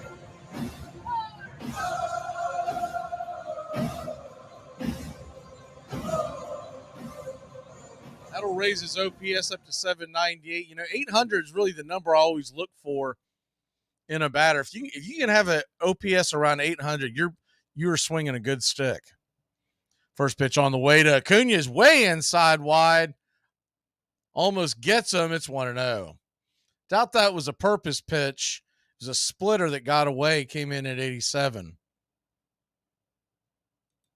Ronald Acuna Jr., his OPS is 1,002. The 1-0 pitch, that one drifts inside, 2-0. Now you're starting to wonder. Taijuan Walker, trying to get him to drag that splitter over, but almost hits him twice. So a 2-0 to Acuna. Harris on second. The pitch on the way. Swing and fouls that down the line. Will it stay? It's going to stay fair. It's going to get down. And Bryce Harper busts his ass out there in the middle of left field. And the Atlanta Braves score. I don't think Harper ends up making the play anyways. The ball dropped right in front of him, and he tried to scoop it up, slam on the brakes, and throw back. I think he was more concerned with would Acuna make it down to second. So he slips and falls, but Acuna stayed at first regardless. So an RBI single, ball looked like it was going to head towards foul territory, but ended up drifting back. The wind is blowing from right to left. I don't know if that had anything to do with it or not, but we'll take it. Runner on first, 1 out. Acuna thrown out his last time up. Ozzie Albies stands in. The first pitch on the way, off the plate wide, 1-0. Ozzie Albies. And yes, I'm almost positive. I wasn't paying attention, but I think Harper lost his hat again. I mean, he takes every chance he gets. The moment the ball's hit, he just flips his hat off. They toss it over to first to try to keep it close. The 1-0, kicks and deals, off the plate wide, ball 2-0. So a 2-0 count from Walker. Braves lead it 2-0, top of the third inning. Standing on deck is Austin Riley, who was credited with the triple and an error his last time up, but it was a inside the Parker, the 2-0 pitch. And Ronald Acuna Jr. takes off, and he is going to have second base stolen. And not only will he steal second base, the ball goes sailing into center field, and he'll get up and jog down to third, and the Braves got runner on third. 1 out. A very good throw by the hind catcher Stubbs the first time. This one was bad to say the least. So runner on third, a 3-0 count, the infield in, 1 away. Pitch on the way, swung on and pops it up. Ozzie took the bait. Outsmarted on that at bat, pops it up, a can of corn just past the infield. Bohm's got it. He flips his cap off too.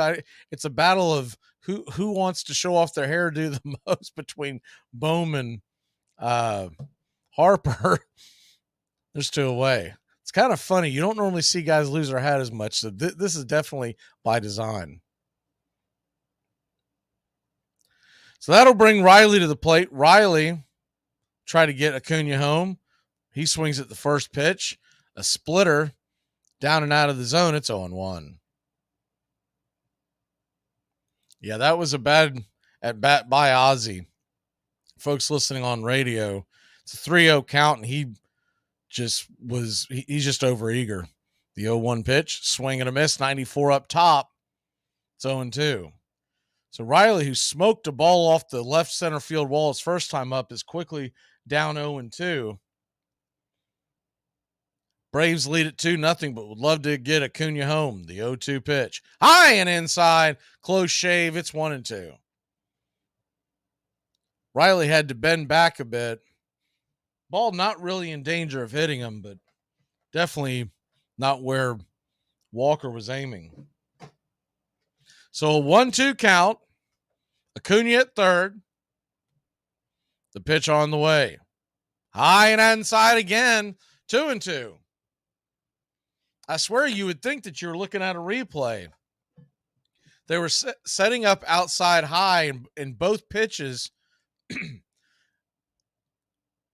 Stubbs had to lean in. The 2-2 pitch swung on and missed strike 3. And that'll end the inning. But not before your Atlanta Braves put another one on the board. It's 2-0 in Philly.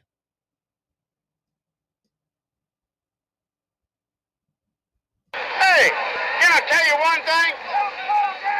That's 3 holding penalties on one football team in a quarter and a half. That ain't funny.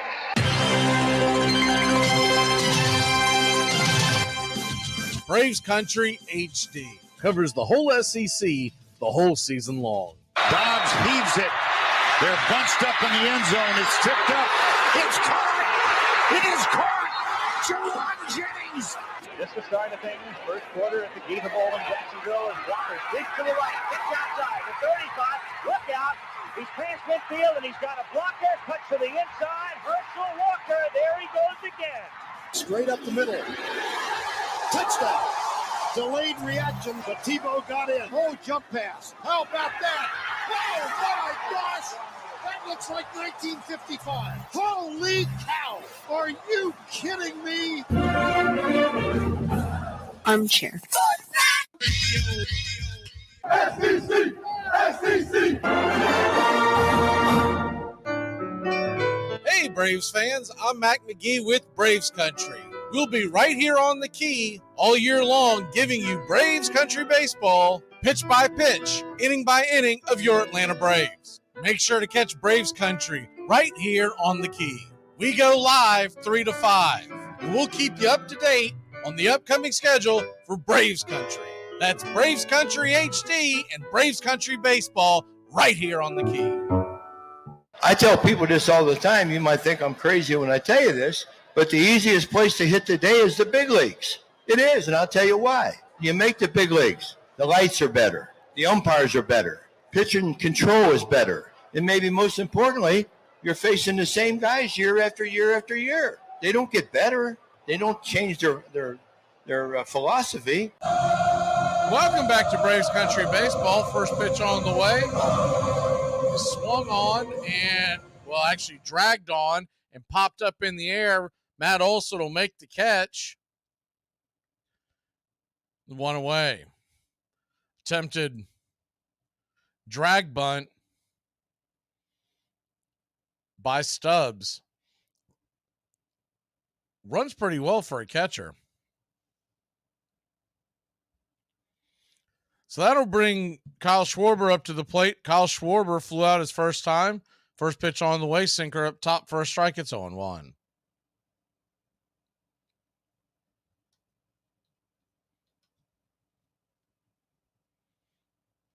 Time is called for a second.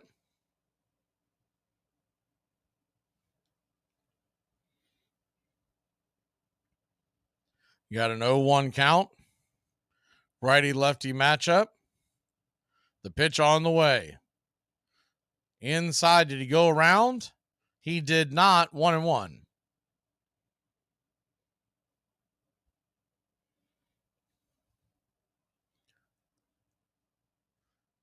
You got a 1-1 count. Morton pushing it up on the clock. You better get it going. There he goes, the 1 second. Pitch on the way, 95 miles an hour off the plate wide. It's 2-1.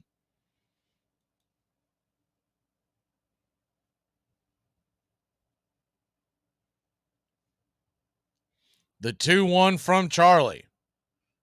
Down and in. Misses, ball 3.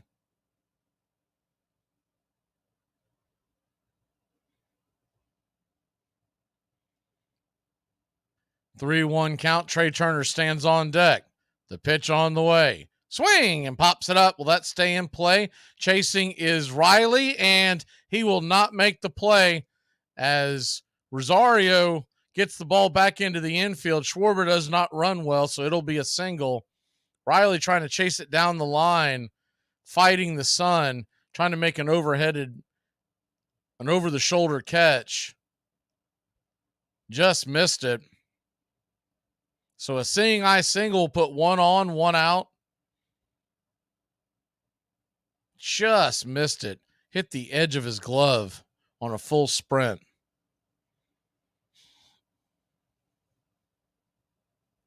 So that'll bring Turner to the plate. Turner takes a swing at the first pitch, lifts it high in the sky, going back on the track. Ronald Acuna Jr. making the catch at the warning track.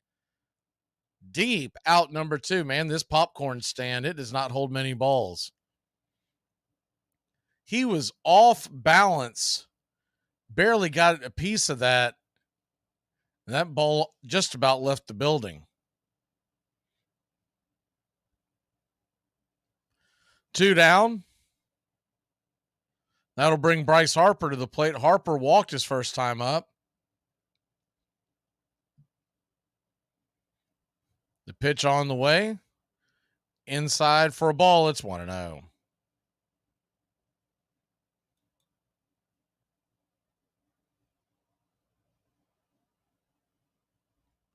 The 1-0.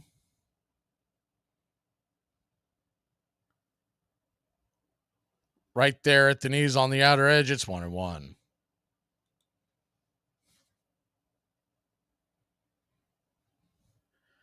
Braves 2, Phillies nothing. Bottom of 3.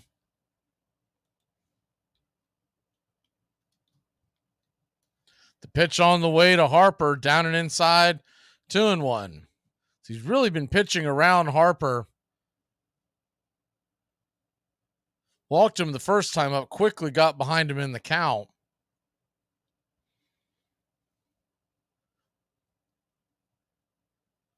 Game plan must be to just stay away from his bat. The 2-1 pitch inside, 3-1.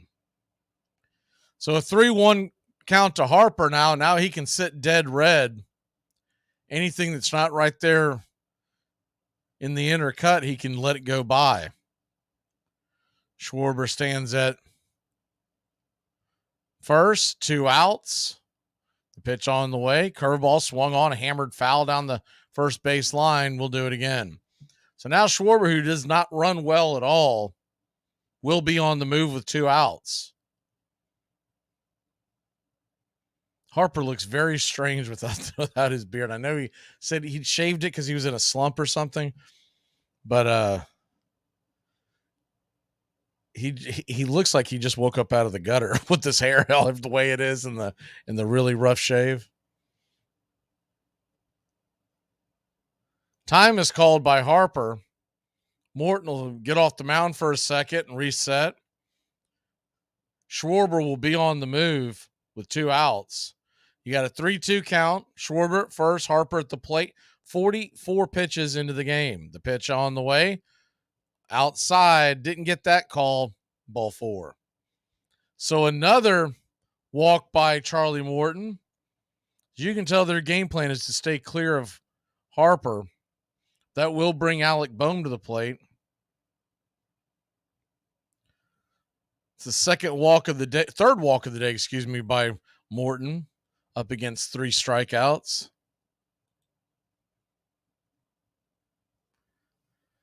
Pitch count high.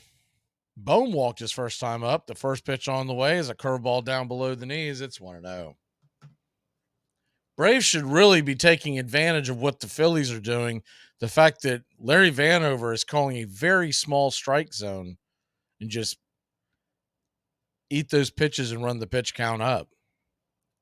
The 1-0 pitch swung on, rifled up the middle. That'll tie the game, maybe more, as Schwarber will come on to score.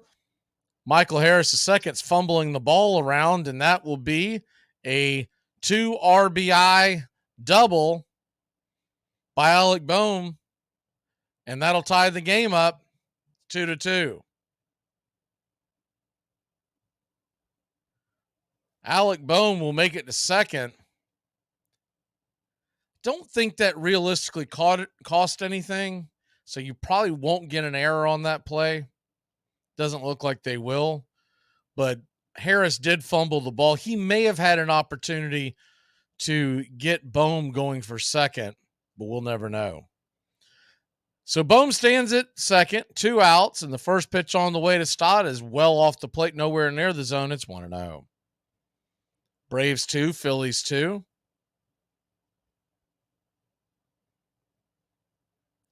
The 1-0 pitch. Righty-lefty matchup. Bryson Stott struck out his first time up. The pitch on the way. Curveball at the knees for a strike. Outer edge, it's 1-1. JT Realmuto not in the lineup, so they have him available for pinch hitting duties, as do the Braves with Sean Murphy. The 1-1 pitch, off the plate wide, 2-1. You'd think that would most likely be the hind catchers in Game 2. Game 2, they have not announced who it will be, but Kyle Wright is in the building. And already, as the 2-1 pitch swung on and fouled back out of play, it's 2-2. It was announced earlier that Max Fried would go tomorrow, Spencer Strider on Wednesday, giving Strider a couple extra days of rest because he caught the flu as well with just like Austin Riley did. They wanted to give him a couple of extra days. They did say if this was a playoff game, he could go. The 2-2 pitch swung on and hit foul and out of play. We'll do it again at 2-2. So deuces are wilder here in Philadelphia. 2-2 is your score. You got a 2-2 count with 2 outs and a runner on second. Charlie Morton, high pitch count, 52 pitches into the afternoon.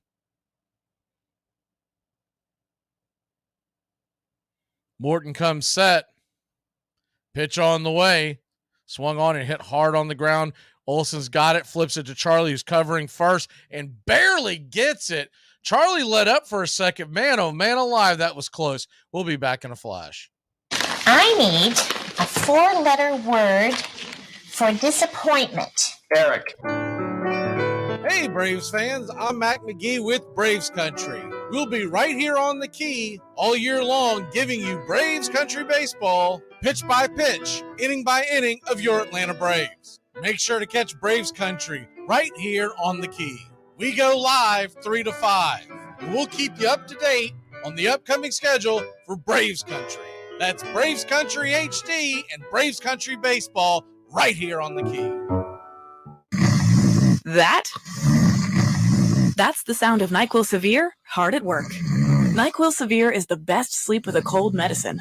No tossing and turning, just rest and recovery. So you're ready to take on tomorrow. For powerful relief of your worst cold and flu symptoms, try NyQuil Severe. The nighttime sniffling, sneezing, coughing, aching, stuffy head, best sleep with a cold medicine. Use as directed. Keep out of reach of children. Hello? Hi, is Mark there? Yeah? It's me, Shannon. We met at Jack's party. Yeah! How can I forget? Wow, how you doing? I haven't heard from you in, 9 months. Armchair. It's all mixed up with peanuts, tobacco juice, and a hearty feeling among the fans joshing each other. Always this raucous, good spirit. Everybody came to have a good time. That's the way I remember it. The whole stand's full of people all roaring. And I guess it's true of any sport, but in baseball, never known this where so instantly a whole crowd could be brought to its feet, roaring with delight over just a clean crack of a bat against the ball. It's a great sport that way. You're listening to Braves Country Baseball on Braves Country HD.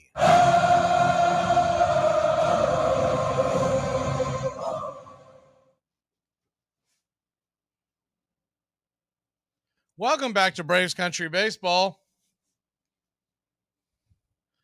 Atlanta Braves, Philadelphia Phillies tied up at 2. First pitch on the way to Matt Olson is right there for a strike from Walker. It's 0-1. The 0-1 pitch off the plate wide, called for a strike, 0-2. For whatever reason, Walker is getting those wide calls and Charlie is not. The 1-1 pitch down and away, 2-1. Normally, when you see a home plate umpire as inconsistent as Vanover, they're at least consistent about their inconsistency. The 2-1 pitch misses outside wide.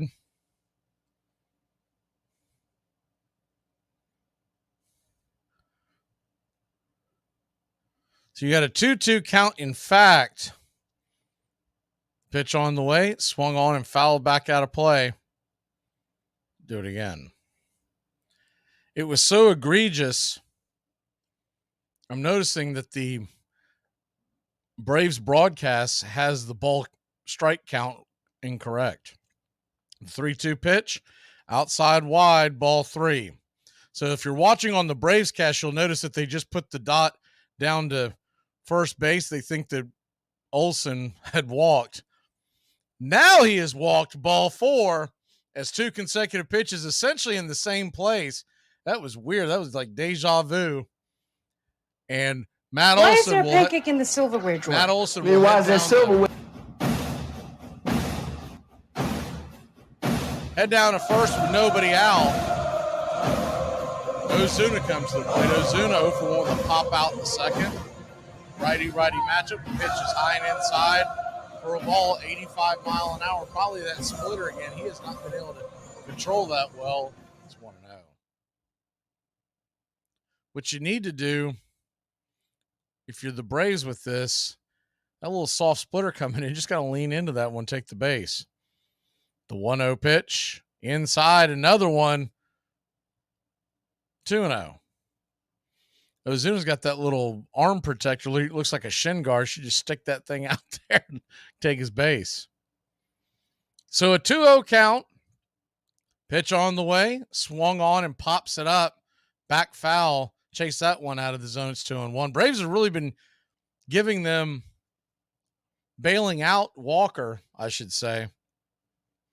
He's been wild and all over the place, and they get a count in their favor, and they're swinging at pitches that are barely, if not out of the zone. The 2-1 pitch swung on and grounds that foul down the line. It's 2-2.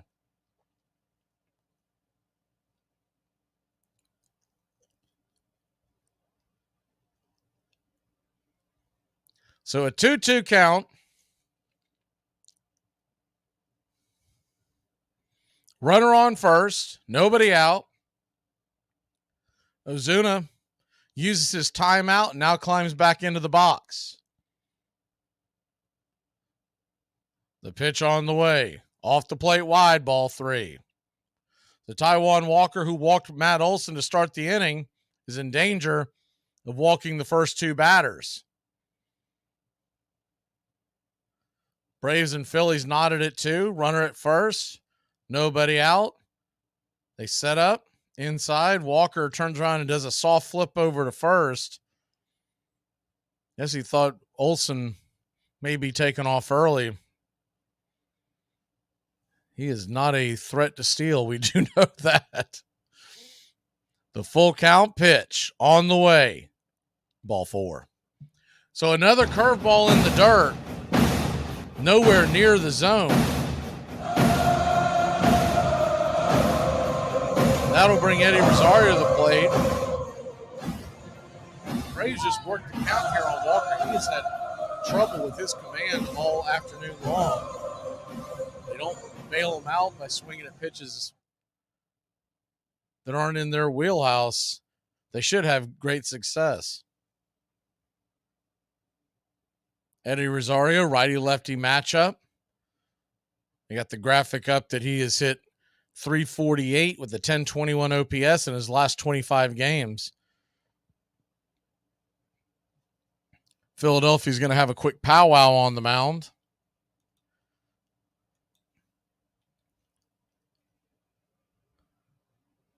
The entire infield, along with the pitching coaches out there to talk to Walker, probably more of just to give him a break, get him to reset a bit.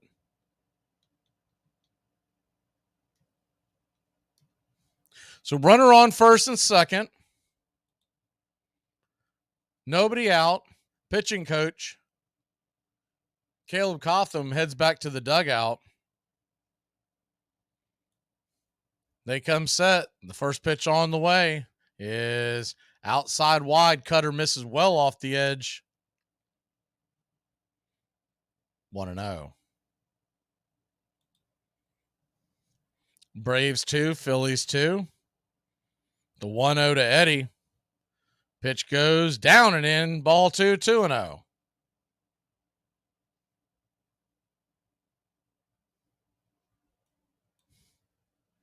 So a 2-0 count.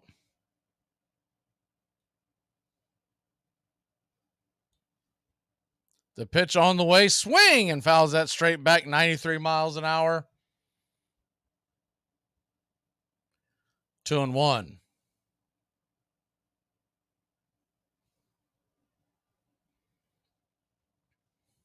Righty-lefty matchup. Olson at second, Ozuna at first. The 2-1 pitch swung on, pops it up. High in the sky, looks like it'll stay in play. It does. Bohm makes the catch over by third base dugout, and there's one away. A lot of foul territory over in that third base side. Not quite as much over in first base side. It was a fairly routine play for Bohm. One away. Big out number 1, because now the double plays in order. You've got 2 of our slower runners on the base paths, and if they're at the top 2, then Darno is right there in the top 3 at the plate. So that'll bring Darno to the plate. First pitch on the way, swings at 1 out of the zone, 93, about letter high. It's 0-1. Sure that's on Darno's mind why he was swinging at that first high pitch, trying not to be a double play victim. The 0-1 to Darno. Pitch on the way, off the plate. Cutter misses, 1-1.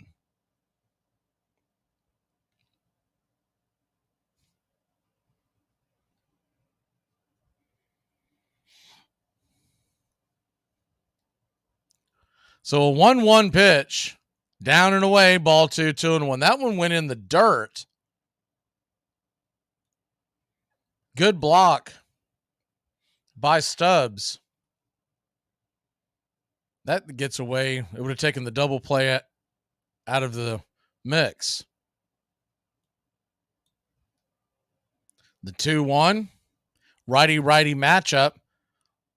Force at every bag. The pitch on the way. Swing, and that ball's lifted high and deep into center field. Not quite deep enough. Easy catch for Marsh. Olsen will tag up and make it to third. They don't try to throw him out there. They just hit the cutoff man to keep Ozuna from going first to second. Much more important to keep that from transpiring. So Olsen will still need a base hit to bring him home as we got runners on the corners, 2 outs. But the big thing there for Philadelphia is they kept Ozuna out of scoring position. So Orlando Arcia comes to the plate. He had an excuse me tapper to the third his last time up. The first pitch on the way. Cutter at the top of the zone, outer edge. It's 0-1.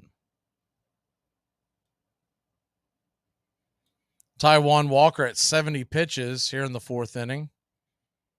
His count pretty high as well. The 0-1 pitch, down and in, 1-1.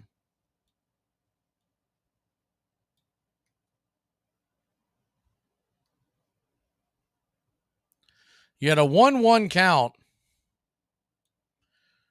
Pitch on the way, swung on and hit hard. Well, not really hard. That was an easy grounder over to third. And Arcia with his speed will be out by a mile. We'll be back in a flash. Braves and Phillies tied at 2, bottom of 4. This time I'm gonna kick that football clear to the moon!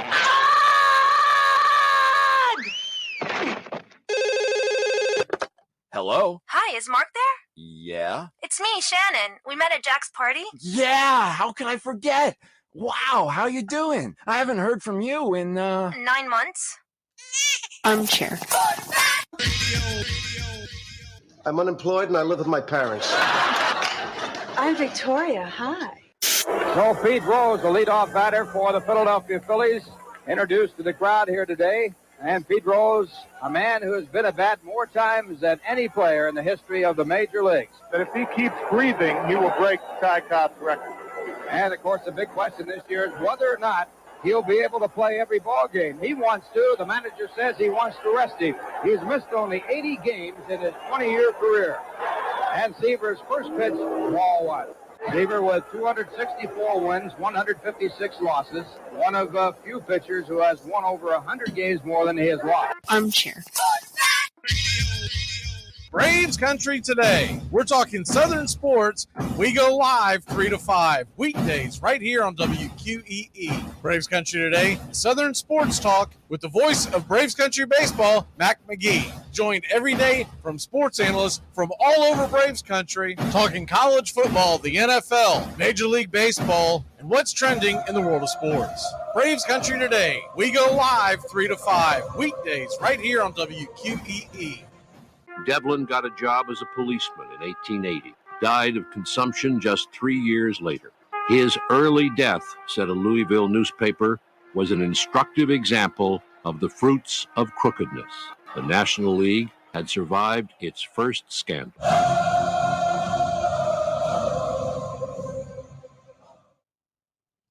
Welcome back to Braves Country Baseball.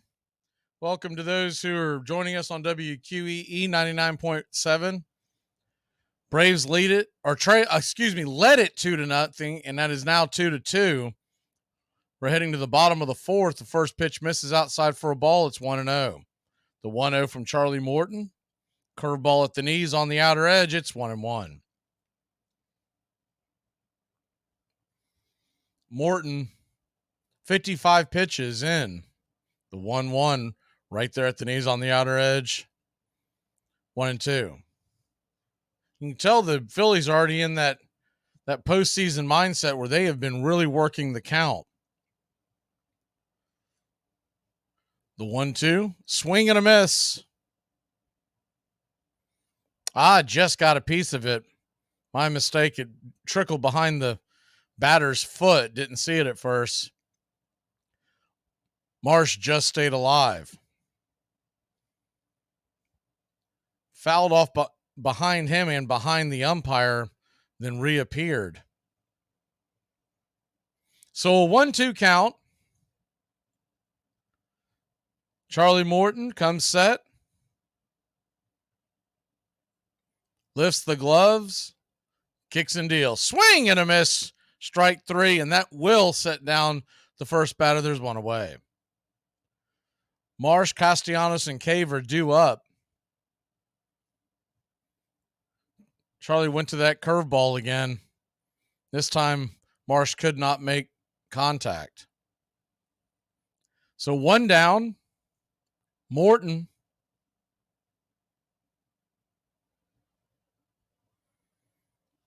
Righty-righty matchup with Castellanos. The pitch on the way. Swung on and fouled back out of play. It's 0-1. Castellanos, he's 0 for 1 on the day. Morton comes set.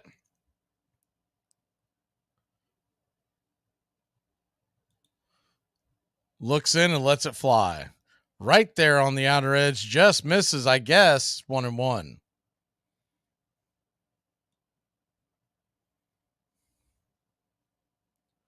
So a 1-1 count.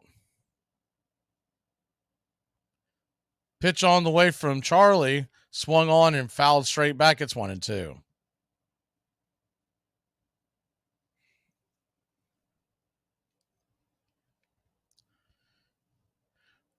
Braves got the scoring started in the top of the first inning with an inside the Parker by Riley that was later ruled a triple and an error. The 1-2 pitch. Down and away. 2-2. Braves then added a run in the top of the third. Phillies scored 2 in the bottom of the third. The 2-2. Swing and a miss, strike 3. Charlie Morton strikes out the first 2 he sees here in the fourth, and there's 2 away.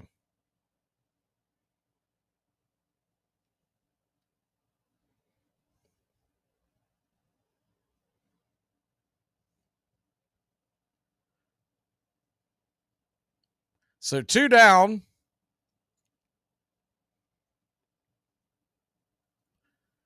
That'll bring Jake Cave to the plate.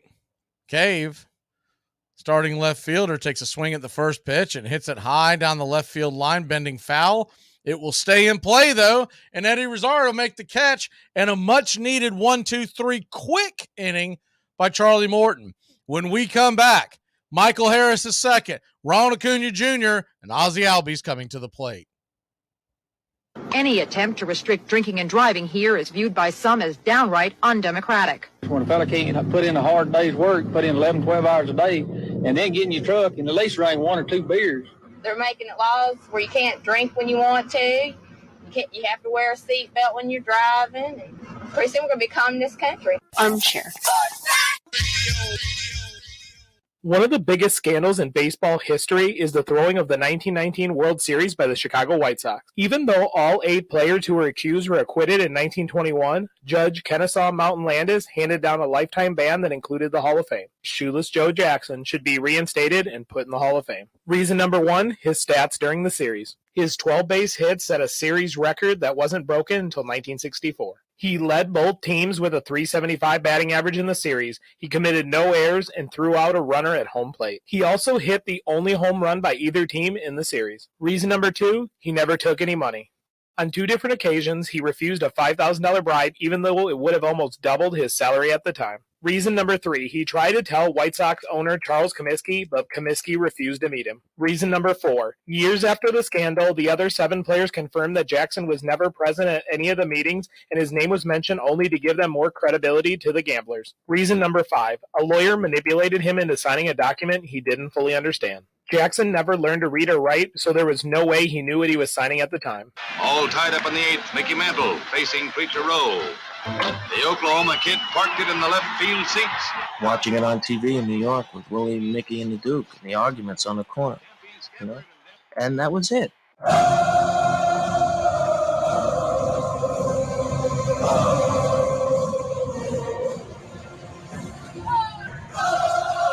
Welcome back to Braves Country Baseball. The Atlanta Braves knotted up at 2, heading to the top of the 5th inning. Michael Harris is second, and the top of the order are due up. First pitch on the way to Taijuan Walker to Michael is up top for a strike. It's on 1. The 0-1 pitch up high and out of the zone, 1-1. So though you do have a 2-2 score as the 1-1 pitch misses high and out of the zone, ball 2, 2-1. You're just joining us. There's been a lot of traffic on the base paths. The 2-1 pitch. Harris swings at one wild out of the zone. Up high over the letters and outer edge. Evens up the count at 2-2. Taijuan Walker is at 76 pitches going into this inning. So the Braves could run him out if they can work the counts. The 2-2 delivery. Inside, did that get him? Spun him around. It did get him. I think it just kissed the back of his jersey. Harris appears to be okay. I'm not even sure if that got flesh. It might have just got the jersey. Got him on the side. Michael moved his arm back, you're just your typical self-defense reflex. That's the scary part, is he could have caught that one on the elbow. But instead, he'll head down to first. 1 on, nobody out, and the first pitch to Acuna is off the plate wide for a ball. It's 1-0. Ronald Acuna Jr., 1 for 1, walk, a single, and RBI, stolen base. He was also caught stealing in the first. Runner on first, nobody out.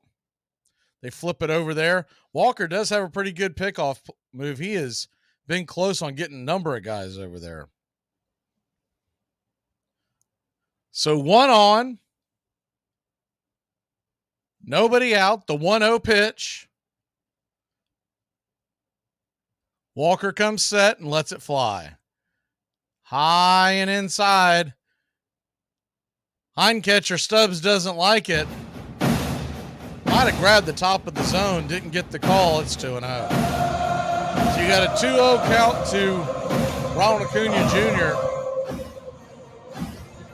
Runner on first. Phillies are in double play depth, but shading to pull. So there's a huge gap on the right side. The 2-0, Walker turns it over, flips it over to first. Close play, but Harris is back in time. We'll do it again. You got a 2-0 count. He's now uses 2 moves over to first. The next one would be a balk. The 2-0 pitch swung on, and that ball is fisted over towards second, making the play as Acuna hustles down the line. But the second baseman's stop will just get him by about a half step, if that. There's one away. Acuna was busting it down the line. I didn't think it was going to be that close. He just got him by maybe a hair. Yeah, half step, if that. The right call was made, though. So you got 1 down, runner at second. Michael Harris representing the go-ahead run. Top of the 5th, and Ozzie Albies has been scuffling a bit. 0 for 2, strikeout, a fly out. Righty-lefty matchup, open stance from the left side. Walker comes set and lets it go inside in the dirt. Good block by Stubbs, or Harris would be standing on third. Walker continues his struggles. But considering the fact that he's tied up here, you can say he's been effectively wild. Ozzie, his last time up, ran the ran it to a 3-0 count and then swung it one out of the zone. The 1-0 pitch. Swing, and that ball's lifted down the right field line. It's going to get up against the wall. It's down where the green grass grows. Here comes Ozzie Albies. He's trucking around first, heading to second, and Michael Harris is second. Comes across home plate. It's 3-0, your Atlanta Braves. That ball was scalded off the right field wall, just left of the 330 sign. We'll call it 10 feet or so, and that ball would have been gone. So a hard hit ball. Acuna couldn't get him home, but he did get that all-important productive out that set that up. And Ozzie drives him in, standing at second with one away. Austin Riley swings at the first pitch and rifles it out of play, foul. It's 0-1. The 0-1 to Riley, high and inside, 1-1. Austin Riley back in the first inning hit one in the left center field wall. It ricocheted, would have been a triple, but the left fielder Cave could not come up with it, and Riley came all the way around to score. The 1-1 pitch, inside, 2-1. So a 2-1 count. By the way, that hit by Ozzie went 330 feet exactly, 104 miles an hour off the bat. The 2-1 pitch, inside, hits Austin Riley. He'll head down to first. Runners on first and second. One out. Another wild throw by Walker.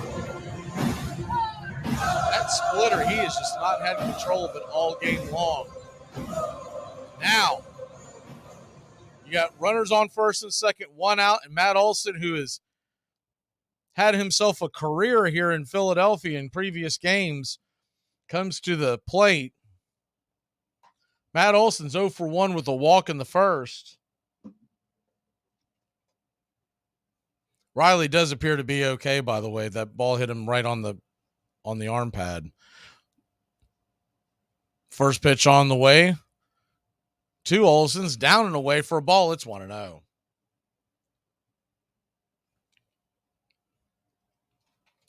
The 1-0 righty-lefty matchup. Pitch on the way. Just off the plate wide, but called for a very wide strike by home plate umpire Larry Vanover. Evens up the count at 1-1. We've seen this all afternoon where he's given the wide strikes to Walker, but not the wide strikes to Charlie. The 1-1 pitch. That one was a little too wide. 2-1.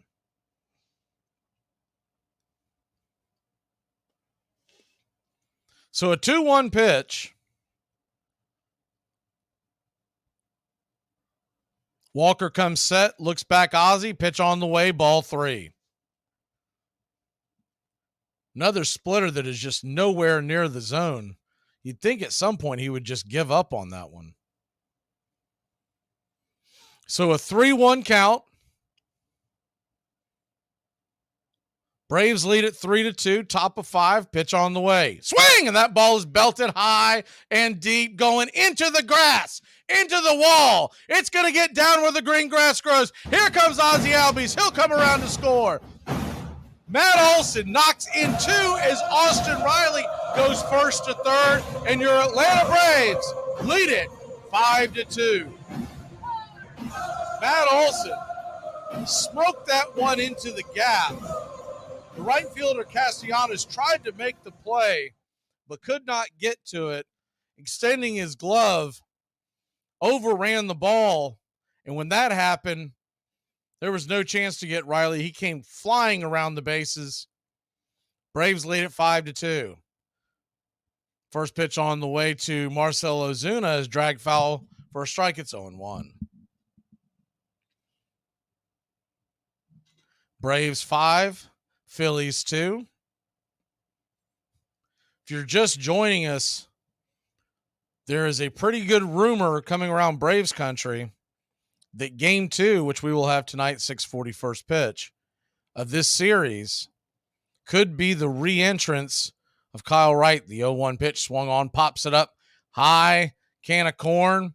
A lot of foul territory over there for Harper to corral the ball just wide of the dugout. And there's 2 away. So 2 down, and Eddie Rosario will come to the plate. Bellotti is warming up in the Phillies bullpen, the right-hander. Braves' magic number to clinch the National League East is 6. So if this score would to hold, it would drop to 4, as the Phillies are the closest team to them in the division, 15 out. First pitch on the way, swing and a miss by Rosario. It's 0-1. Walker trying to get through this inning. And when you're talking about a doubleheader in 4 games in 3 days, both teams are worried about the use of that bullpen, especially this late in the season. The 0-1 from Walker. Pitch on the way. Swung on and fouled back out of play. 92-mile-an-hour fastball. It's 0-2.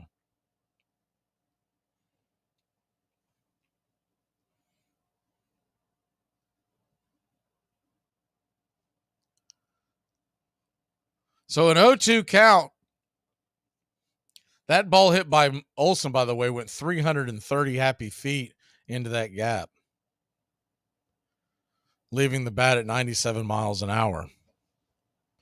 So you got a runner at second, 2 outs, an 0-2 count to Rosario. Walker, his 97th pitch of the afternoon, swung on and fouled straight back.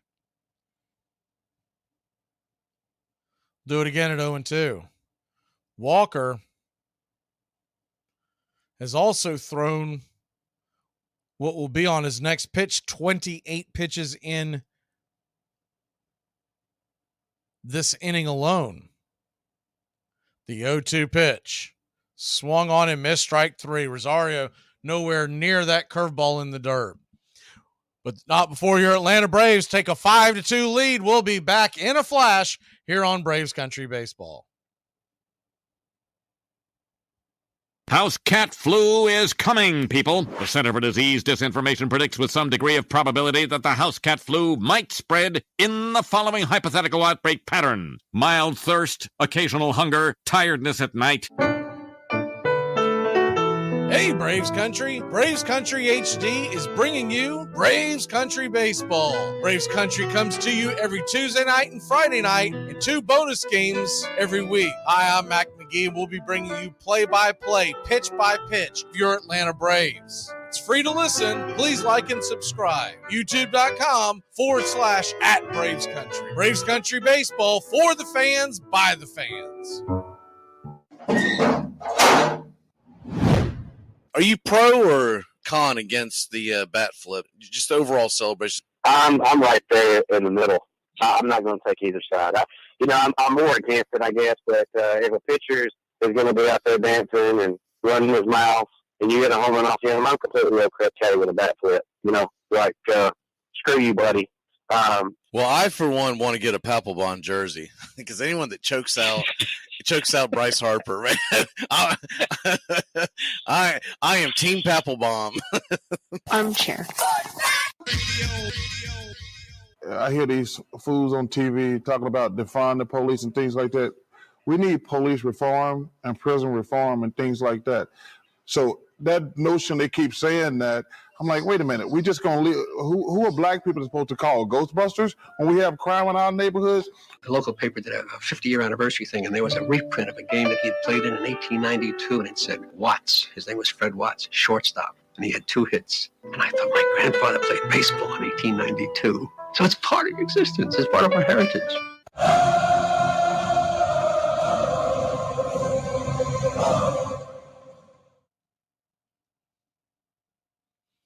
Welcome back to Braves Country Baseball.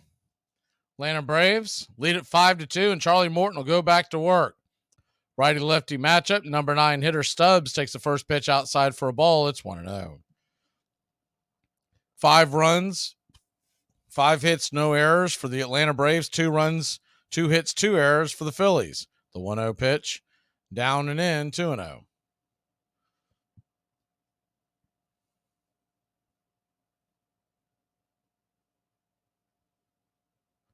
So a 2-0 count. Pitch on the way. Down and away. Ball 3-0.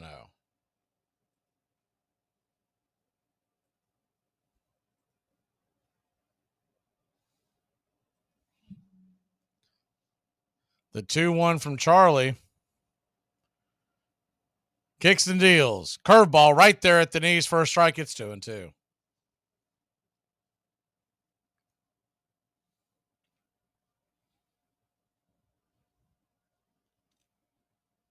The 2-2 pitch.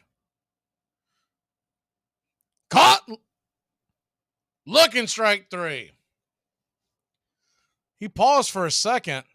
Not sure what he was pausing for, but guess he was indicating it didn't look like he even touched that ball. So 1 down, strikeout for Charlie Morton. 6 strikeouts, 3 walks, though. He's about to throw his 70th pitch, so all in all, has managed it pretty well. Kyle Schwarber comes to the plate, the leadoff hitter. First pitch on the way, drifts inside for a strike, sinker. It's 0-1.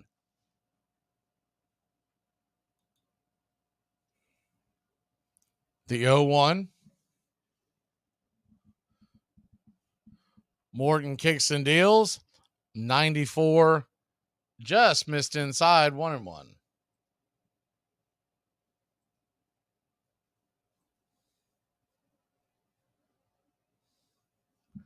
So the 1-1 pitch swung on, grounded over towards second under the glove of Ozzie Albies.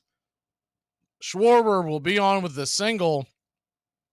1 on, 1 out, and Bryce Harper coming to the plate.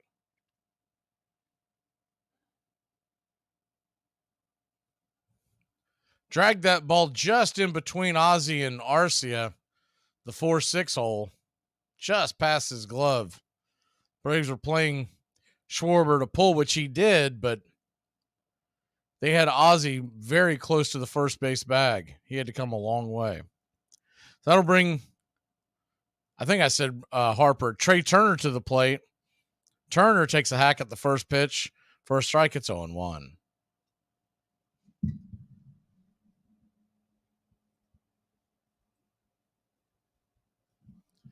The 0-1 pitch.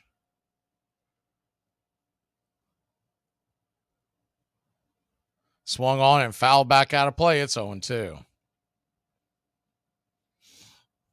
So an 0-2 count to Turner. Turner, who is 0 for 2, strikeout, a fly out. Righty-righty matchup. Runner on first. The 0-2. On the way. Just off the plate. Try to get him to chase that curveball. It's 1-2.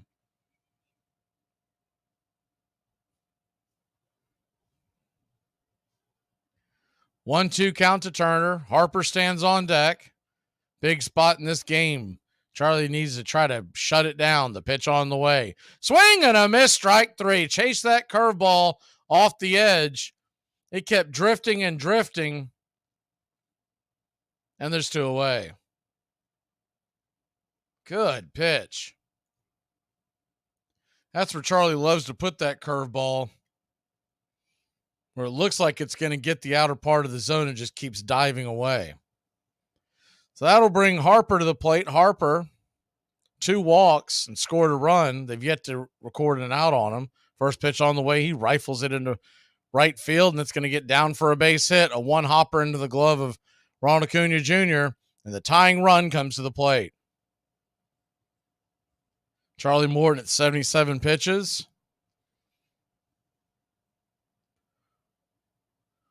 Harper was sitting dead red on that curveball.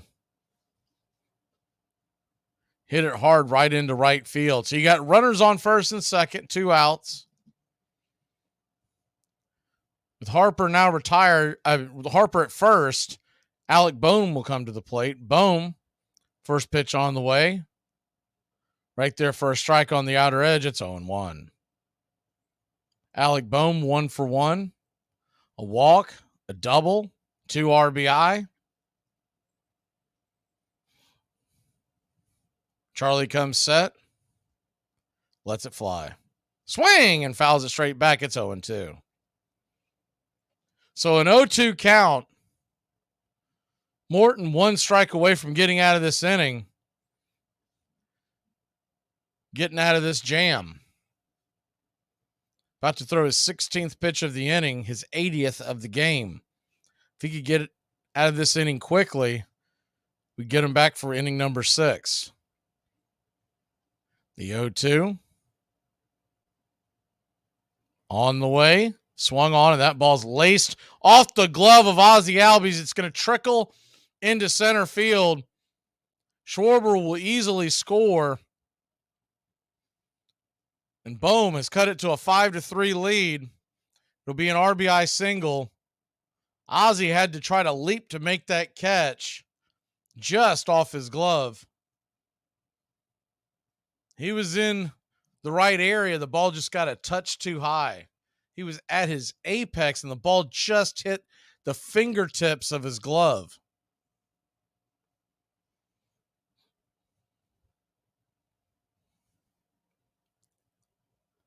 Just an inch or two lower, and we're out of the inning. So runners on the corners, 2 out. Bohm just went down after that curveball and laced it towards center. First pitch on the way to Stott is a curveball on the outer edge for a strike. It's 0-1.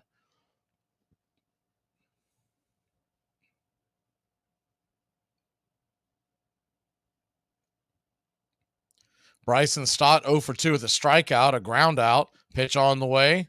Curveball. Outside wide. Home plate umpire Vanover's been giving that outer edge to Walker all day long, but this time it evens up the count for Morton. The 1-1. Swung on, pops it up. High in the sky, but not very deep. Acuna can't find it. Hides from it. The ball's going to drop for an RBI single. The throw is coming down to home plate, and he should be out. So that'll end the inning. So Bohm came all the way around. Once again, he did not touch home plate. Doesn't that sound familiar?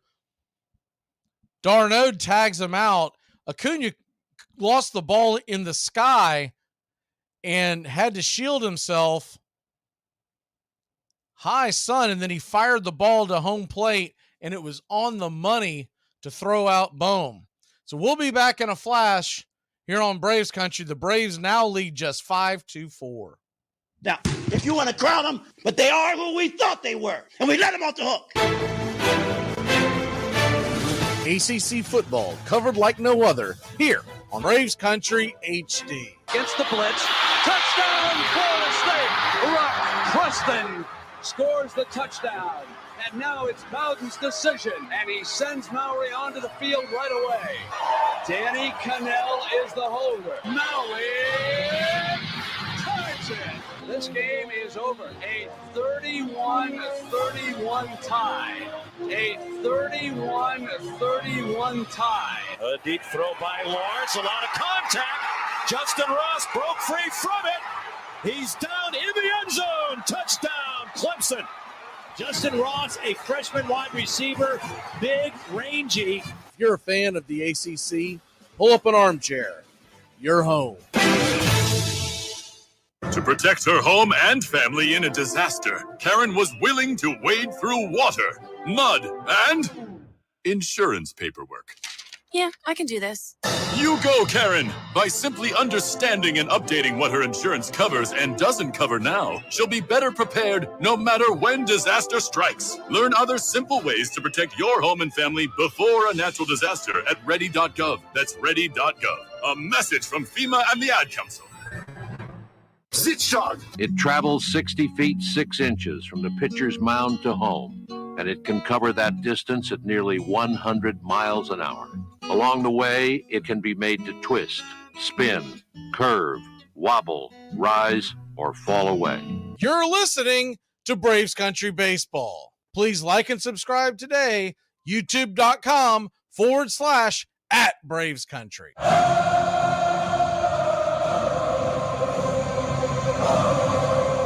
Welcome back to Braves Country Baseball. First pitch on the way is rifled into left field, but caught by the left fielder. Cave. There's one away. First pitch on the way to Arcee is down and in for a ball. It's 1-0. So believe it or not, they got Taijuan Walker back out there pitching again.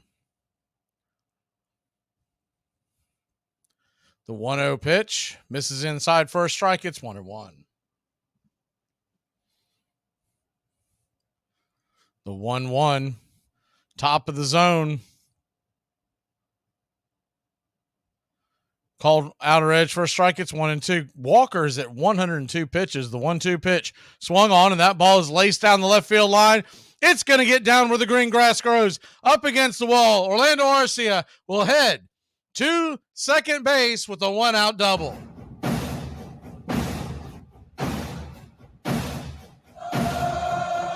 Good piece of hitting by Orlando. A hanger. He sent it into the left field corner. Taijuan Walker, looks like they'll finally put an end to him. I could not for the life of me figure out what in the world Rob Thompson is doing. He's been getting banged around all game, and that will be it for Walker. 103 pitches later, we'll be back in a flash here on Braves Country. It all starts with just one thing.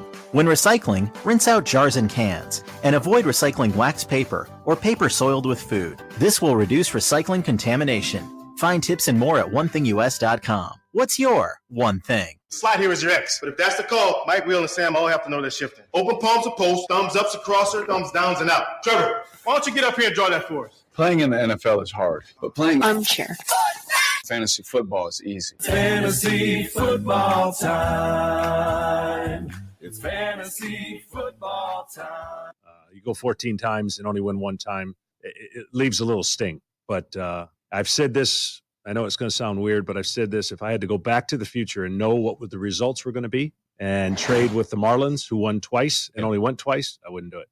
At the 14 times, still thinking that maybe fate might change. Going 14 years in a row is pretty incredible. Armchair. It is played everywhere, in parks and playgrounds and prison yards, in back alleys and farmers' fields, by small boys and old men, raw amateurs and millionaire professionals. It is a leisurely game that demands blinding speed, the only game in which the defense has the ball. It follows the seasons, beginning each year with the fond expectancy of springtime and ending with the hard facts of autumn. Americans have played baseball for more than 200 years. While they conquered a continent, warred with one another and with enemies abroad, struggled over labor and civil rights and the meaning of freedom. You're listening to Braves Country Baseball. YouTube.com/@Braves Country. Braves win! Braves win! Braves win!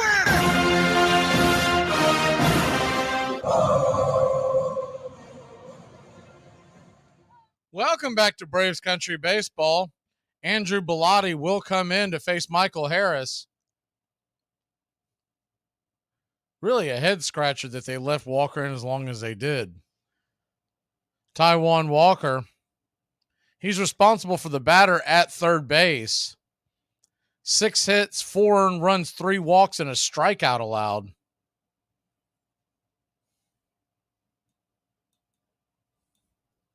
First pitch on the way to Michael Harris. The second is down and in.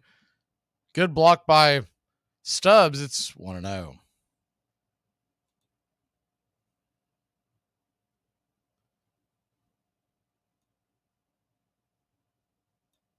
The 1-0.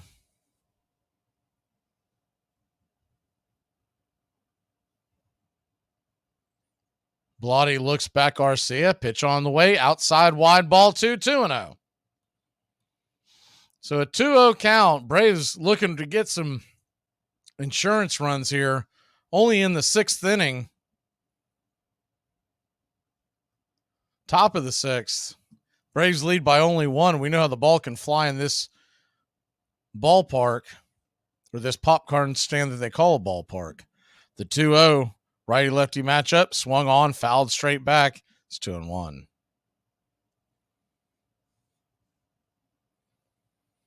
Would expect Charlie Morton to most likely come back out for the 6th inning. He's at 83 pitches. They may have a quick hook on him. The 2-1 pitch. Comes set, lets it fly. Swing, and that ball's lifted high and deep, going back on the track. Is it gone? It is gone! Ram-a-lam-a ding-dong, a 2-run shot. And your Atlanta Braves have taken a 3-run lead. His 15th home run of the year. 423 happy feet over the center field wall. Atlanta 7, Philadelphia 4. He let that thing just explode off the bat.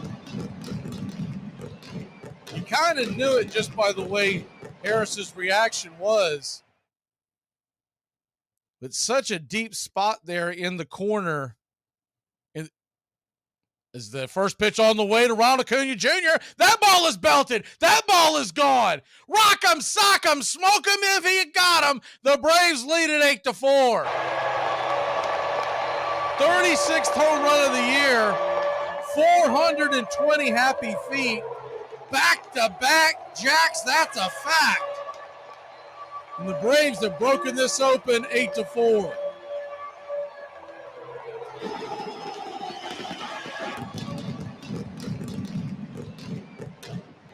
No sooner could I describe Harris's home run. Acuna belted that one into the left field seats. Philadelphia has that really strange corner in left center, deep into left center, where you never know if that ball is going to leave, which is what I was trying to get at with Harris. Is the first pitch on the way to Ozzie Albies is off the plate wide for a ball. It's 1-0. We had back-to-back on 2 pitches. The only way that third one would have went is if Ozzie would have had an or. The 1-0 pitch, swing and a miss. Coming out of his shoes on that one, it's 1-1.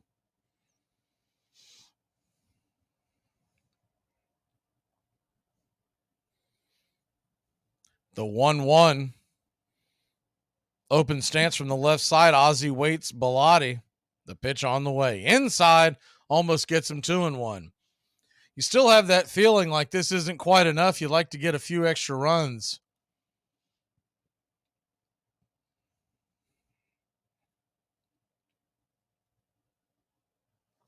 The 2-1 pitch. On the way, swung on and fouled back out of play. It's 2-2.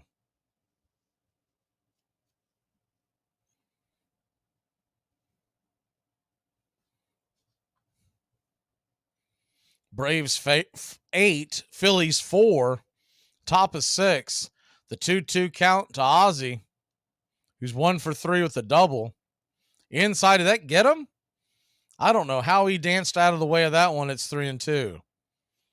Off-speed pitch that went inside and somehow missed his back leg.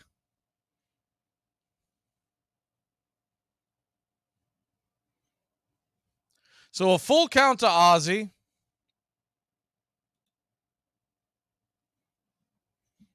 They set up outside, pitch on the way.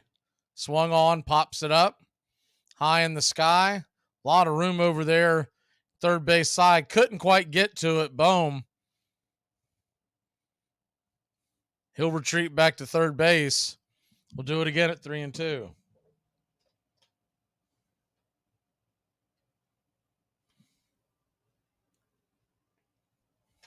The 3-2 comes set in. Comes set.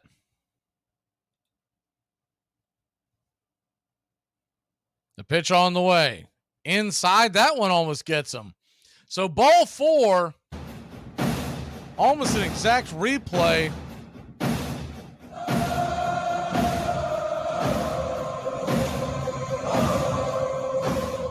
Of 2 pitches prior where that ball almost hit his back foot. They're calling it a slider, but it really has a slow bend. It's more of a curve. Phillies pitching coach is going to come out there and talk to Bellotti. Caleb Kaufman going out there to settle him down. On that, we're going to turn back time. Didn't get a chance to do the one on Saturday, so we're going to do Saturday's turn back time in game 1. Game 2, we'll do today's turn back time. So on September 9th, 1914, Braves hurler George Davis, a Harvard Law School student who will retire after 4 seasons in the major leagues with a 7-10 record, no-hits the Phillies, giving the distinction of being the first pitcher to throw a no-hitter at Fenway Park, the home of the American League Red Sox. Only Bumpus Jones and Bobo Holloman have fewer career victories for pitchers who have thrown no-hitters than the 24-year-old right-hander the teammates called Iron, George Iron Man Davis. First pitch on the way to Boston Riley is swung on and lifted high in the sky, going deep back on the warning track, making the catch as Castellanos for a loud, long out number 2. The 2 down, and Matt Olson will come to the plate.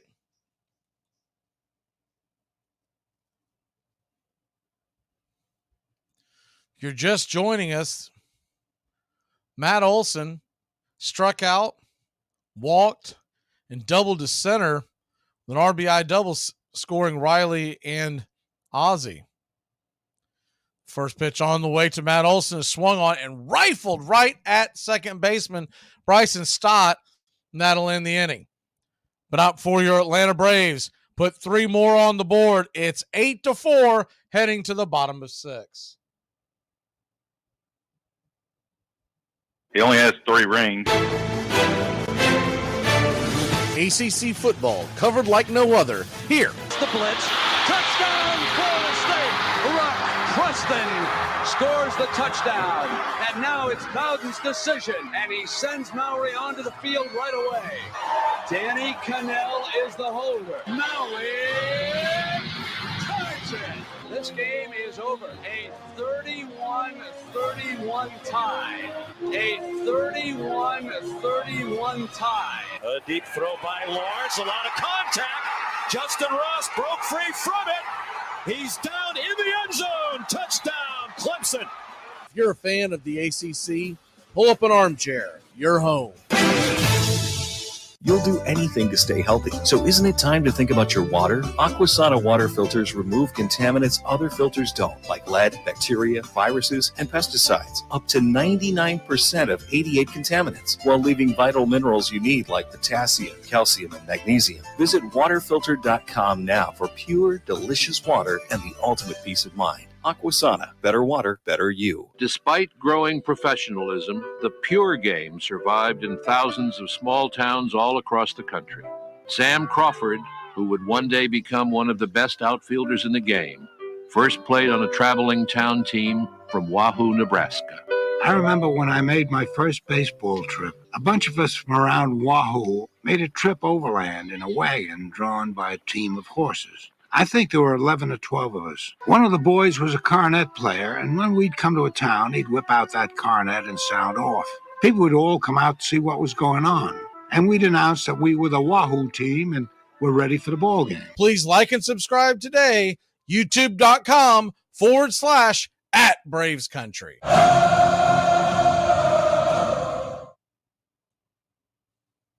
Welcome back to Braves Country Baseball. The Atlanta Braves taking an 8-4 lead after back-to-back jacks from Michael Harris.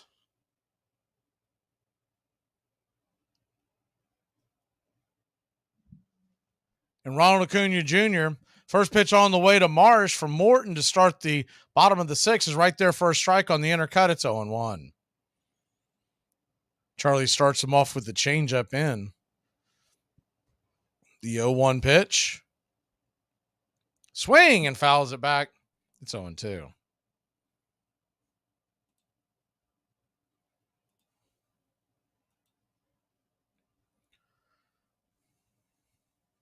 Dylan Lee is warming up in the Braves bullpen. The 0-2 pitch caught the outside corner, but wasn't given by home plate umpire Larry Vanover. 1-2. Might have been a touch low, but he's been given those wide corners all day long. None to Charlie. The 1-2. Swing and a miss, strike 3. Charlie didn't need the help. 1 down here in the bottom of the 6th.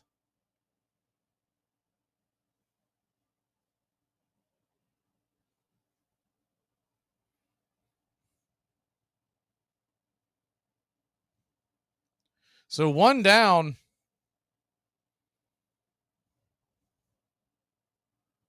That'll bring Castellanos to the plate. Castellanos 0 for 2. Pitch on the way. Down and away. It's 1-0. 8 runs, 8 hits for your Atlanta Braves. 4 runs, 6 hits, 2 errors for the Philadelphia Phillies. Charlie Morton, 89th pitch of the afternoon, on the way. Swing, and that ball is rifled foul down the line. 1-1.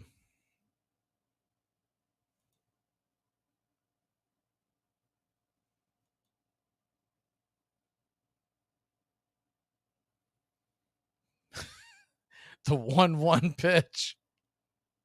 Swing and a miss. It's 1-2. Castellanos chased one well off the plate. Looked like the changeup in the dirt.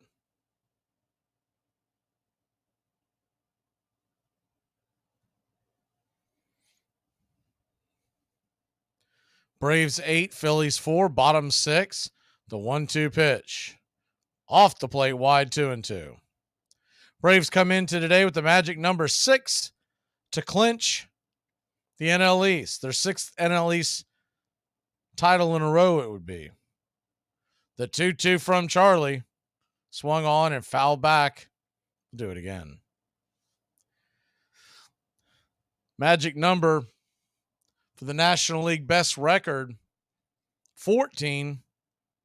17 for the best record in the major leagues. The 2-2 from Charlie. Swung on, pops it up, fouling out of play. We'll do it again.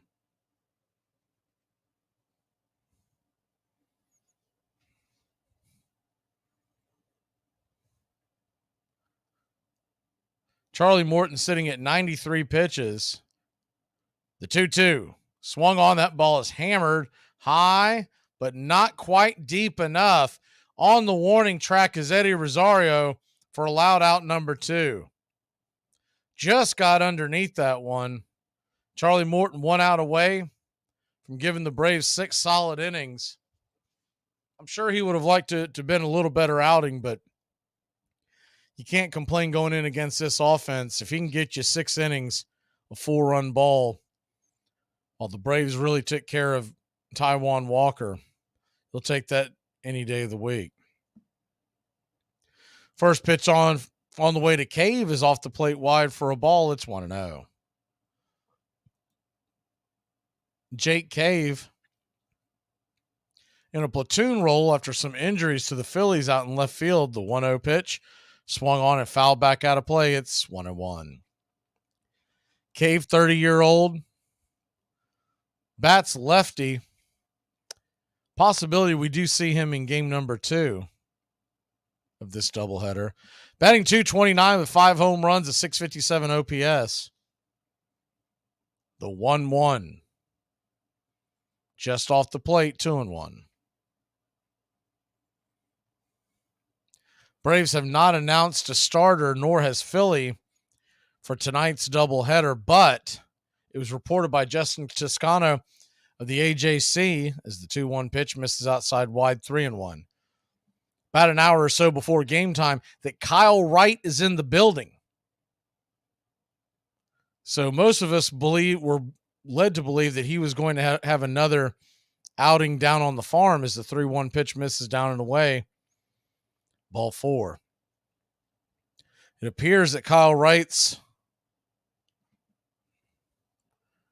rehab assignment may be over We did see him in the dugout on Friday, but I wasn't sure if he was just coming in, because a lot of times they'll have the guys come in on their off days to get work with the training staff. But the fact that he's in Philadelphia, it makes you think that he's done with his rehab assignment. He could be pitching tonight. First pitch on the way to Stubbs is right there for a strike. It's 0-1. Garrett Stubbs, the hind catcher, hitting right in front of Kyle Schwarber, who stands on deck. The 0-1 pitch, off the plate wide. Strike 2. It's the first one Charlie's gotten out there. Curveball outer edge. If they would have given that to him all game long, like they did Walker, Charlie would be spinning a gem right now.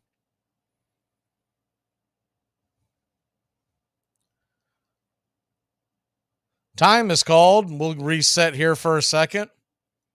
You got an 0-2 count. Runner on first, 2 outs, pitch on the way. Just missed the same spot, 1-2. Tried to go out there third time in a row. This time that pitch was off the plate too far for even home plate umpire Larry Vanover. The 1-2 pitch. Kicks and deals inside 2-2.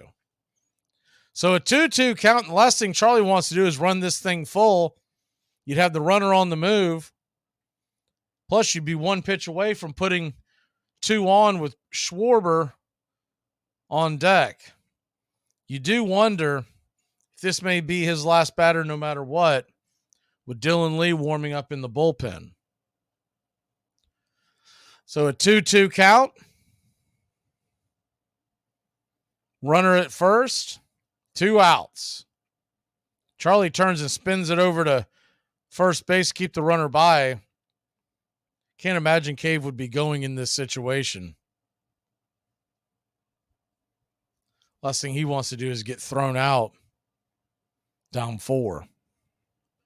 The 2-2 pitch.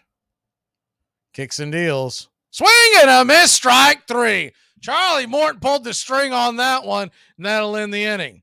So the Phillies threaten but fail to score. We'll be back in a flash here on Braves Country Baseball. You must have someone in your family that's a lawyer. Why, because I'm Jewish? It's like me saying, hey, you're Indian. Doesn't your cousin work in a call center? My cousin does work in a call center. And my cousin's a lawyer. Lager, the beer that brought the forest down.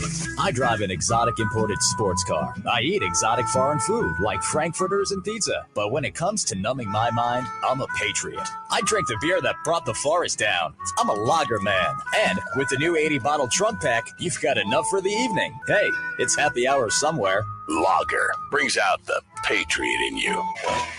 Hey, where do you think you're going? Hey, man, Mike's studying. I don't want to bother him. Yeah, well, you get back in there and finish, man. Well, see, in this house, people study when they're supposed to. Good thing I'm not a member of this house. Well, you heard of the extended family?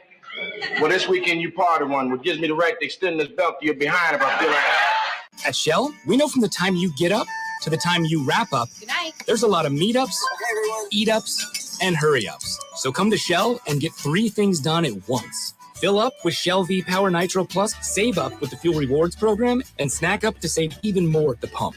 Make the most of the stop you need to make with Shell. Every little town out there on the prairie had its own ball team and ball grounds, and we challenged them all. It wasn't easy to win those games. Each of those towns had its own umpire, so you really had to go some to win. We were gone 3 or 4 weeks. We'd take up a collection at the games, pass the hat, and that paid our expenses, or some of them anyway. One of the boys was the cook, but all he could cook was round steak. We'd drive along the country roads, and if we came to a stream, we'd go swimming. Came to an apple orchard, we'd fill up on apples. If we were near some fairgrounds, we'd slip in there. If we were near a barn, well, Sam Crawford, Wahoo, Nebraska.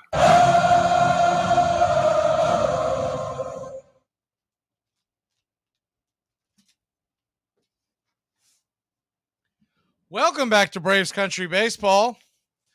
Atlanta Braves lead this one 8-4.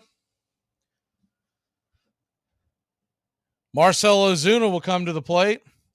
If you're in our YouTube chat on youtube.com/@BravesCountry, Braves Country HD. Please smash that like button. Love to get this sign down before the game ends. Marcell Ozuna will come to the plate, and they will leave Bilotti, and I wasn't sure if they were going to do that or not. I think this is almost like Philadelphia waving the proverbial white flag at this moment. Bilotti gave up 3 earned runs last inning, will face Ozuna. Marcell 0 for 2 with a walk in the fourth. The first pitch on the way. High and out of the zone. It's 1-0.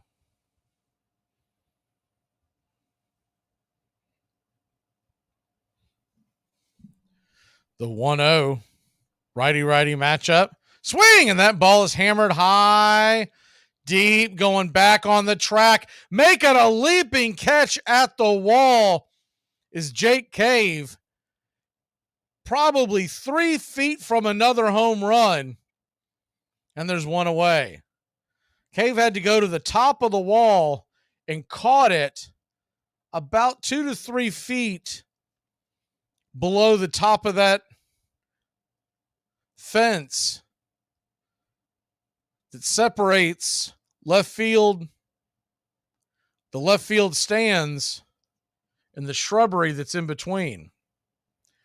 That'll bring Eddie Rosario to the plate. Eddie Rosario, first pitch on the way. Swing and a miss. Fastball, top of the zone. It's 0-1. Braves 8, Phillies 4. Game 2 tonight, 6:40 first pitch. We'll have it right here on Braves Country HD. Please like and subscribe today. The 1-1 or 0-1 misses outside. It's 1-1. Bilotti's ERA is now at 5.25. The 1-1 pitch. On the way, swing and a miss. It's 1-2. Almost looked like Rosario might have been somewhat fooled by that pitch, kind of a half-hearted late swing. The 1-2 to Eddie. Pitch on the way, swing and a miss, strike 3. Foul tips the changeup into the glove.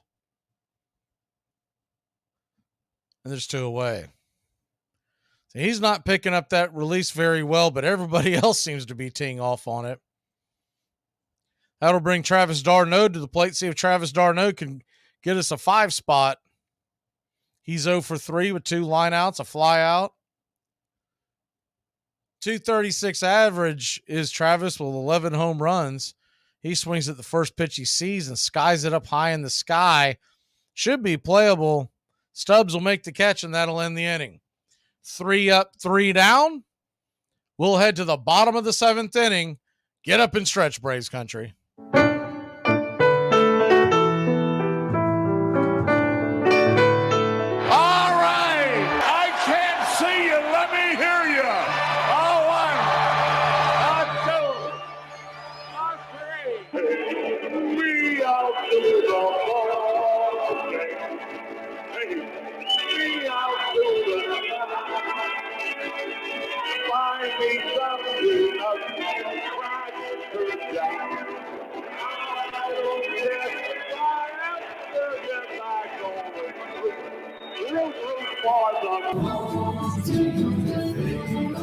It's a shame, for it's 1, 2, 3, stretch around and be home again.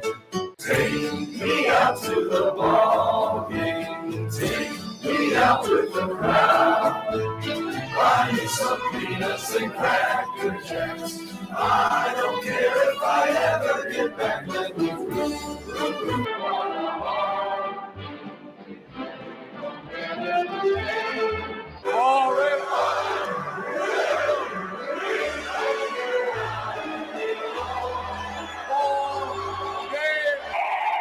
You sound better tonight!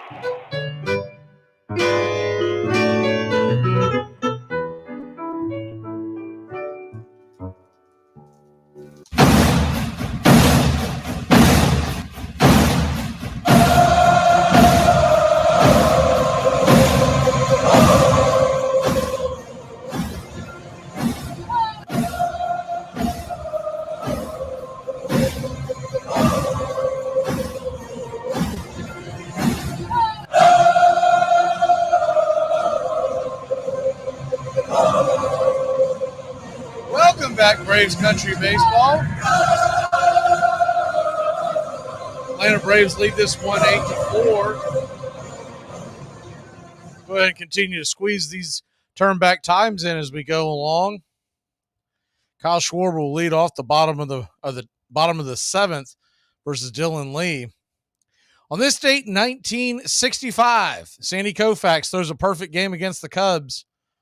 The Southpaw records a fourth no-hitter, defeating Bob Henley's one-hit effort, 1-0. In the fifth inning, the Chicago left-hander gives up an earned run and yields the game's only hit in the seventh inning double to Lou Johnson on a fly ball that rolls to the outfield grass, barely. That was in 1965. It was actually September 9th, I think I said on this date. First pitch on the way from Dylan Lee to Kyle Schwarber, misses out of the zone for a ball. It's 1-0.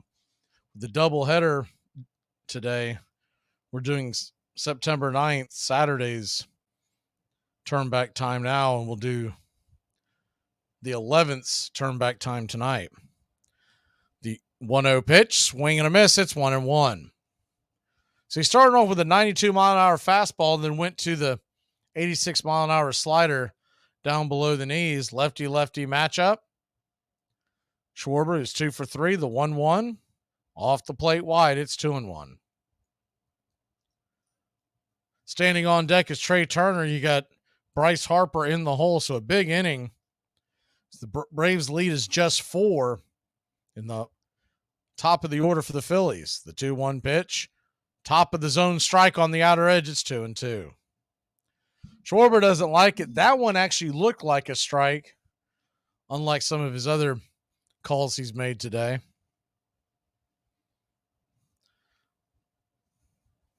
Braves needing 9 defensive outs to cut their magic number to 4. The 2-2 pitch. Lee kicks and deals high and inside. Ball 3-2. So a full count.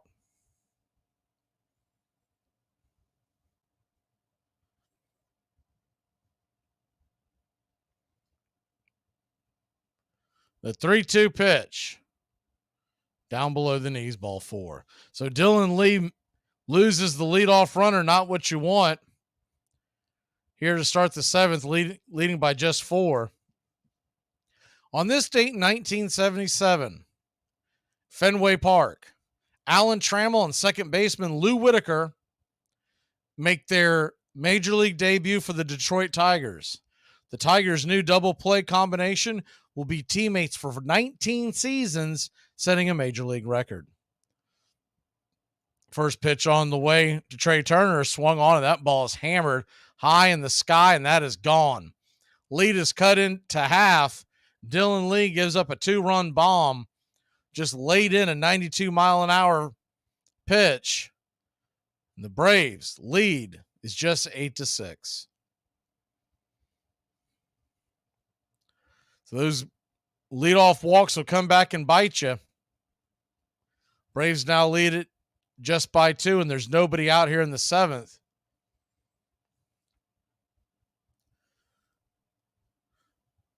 He'll have to face Harper, but after that, due up is Bohm, then Stott, then Marsh.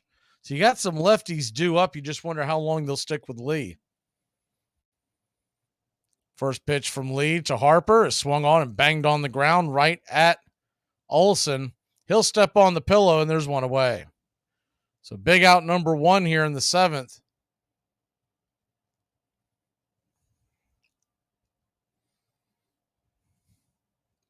Eight to 6 your score. If you had the over in this game, you cruised past that. It was just 10. And they are going to go ahead and pull Dylan Lee. So Braves with an opportunity to get a W here. Snicker doesn't want to mess around. He's going to bring in Joe Jimenez. We come back, the right-handed fireballer will come into the game. The Almighty says this must be a fashionable fight. It's drawn the finest people. Tom has been a teacher for over 40 years. One day, I think one of the students had asked the question and he didn't remember the answer. And I also noticed that he was letting his class out earlier than they were supposed to let out. I was really starting to worry. Levi and I talked about how it would change our lives, but he was there beside me. When something feels different, it could be Alzheimer's. Now is the time to talk. Visit alz.org/ourstories to learn more. A message from the Alzheimer's Association and the Ad Council. Let's keep the Dodgers in Brooklyn. A house is not a home without some. But, I want to say one thing in all seriousness. I feel sorry for you people that don't drink. I mean it, because when you wake up in the morning, that's as good as you're going to feel all day. Armchair. Playoffs? Don't talk about playoffs. You kidding me? Playoffs? I just hope we can win a game. One summer day in 1839 at Cooperstown, New York, on the shores of Lake Otsego, the local academy was playing a game of town ball against Green's Select School. The rules of town ball were so loose that every hit was fair, and boys sometimes ran headlong into one another. That day, an academy player named Abner Doubleday sat down and on the spot drew up the rules for a brand new game and called it baseball. Abner Doubleday would eventually become a hero at the Battle of Gettysburg, and his game would become the national pastime, or so the legend has it. Abner Doubleday really was a distinguished soldier, but he was at West Point, not Cooperstown, that summer. Never claimed to have had anything to do with baseball, may never have even seen a professional game. You're listening to Braves Country Baseball. Welcome back to Braves Country Baseball here on Braves Country HD. YouTube.com/@Braves Country. Joe Jimenez will come into the game. Jimenez with a 2.9 ERA. You got to figure the way they're going to try to build this with Bohm and Stott due up, and then you've got Marsh, Castellanos, and Cave. It's the first pitch on the way to Bohm is high and inside for a ball. It's 1-0. In a perfect world, you'd go Jimenez to AJ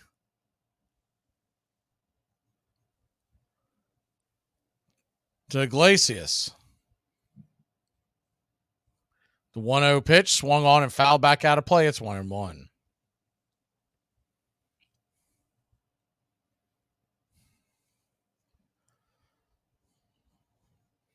The 1-1. Joe comes set. Down and in. 2-1. And in a perfect world, you would make it all the way back around and not face Bryce Harper. He would miss out on his next at bat by 1. The 2-1 pitch swung on, and that ball is hammered high and deep into left field, going back on the track, making the catch at the wall. Eddie Rosario for a long, loud out number 2. You know, that home run that Ozuna just missed his last time up, really starting to make you think about it, because at the time it was a 4-run game. Ho-hum would have been up 5, but it could really give you some breathing room had that ball left. Ball's really starting to fly out of the popcorn stand now. 2 outs. Stott comes to the plate. First pitch on the way. 97. Kid just kisses the black on the outer edge. It's 0-1.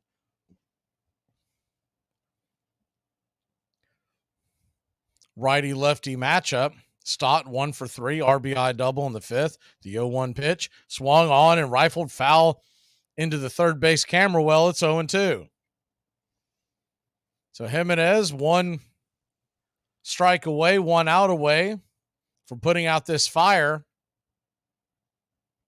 Marsh stands on deck. Castellanos in the hole.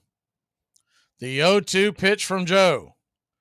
Down below the knees, 1-2. Tried to get him to chase that changeup up 2 strikes. The 1-2 pitch on the way. Swing and rifles it foul off the, look like the shoulder pad and then the mask of Darnode. Darnode appears to be okay. Home plate umpire is going to give him a second, as they usually do, to make sure he's okay. He's going to go out there and dust off home plate to. He appears to be okay, But you'll see home plate umpires do that as well as catchers do it for home plate umpires. The 1-2 pitch, swung on and rifled foul and out of play. We'll do it again. Just the common courtesy because the two of them just get beat to death back there day in and day out in a 162-game season. The 1-2 to Stott.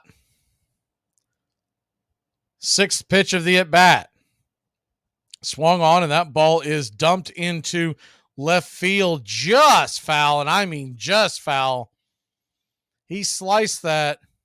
Probably missed the left field line by a foot, maybe. If that. Probably closer to 5 to 6 inches. That thing drops, there would have been trouble.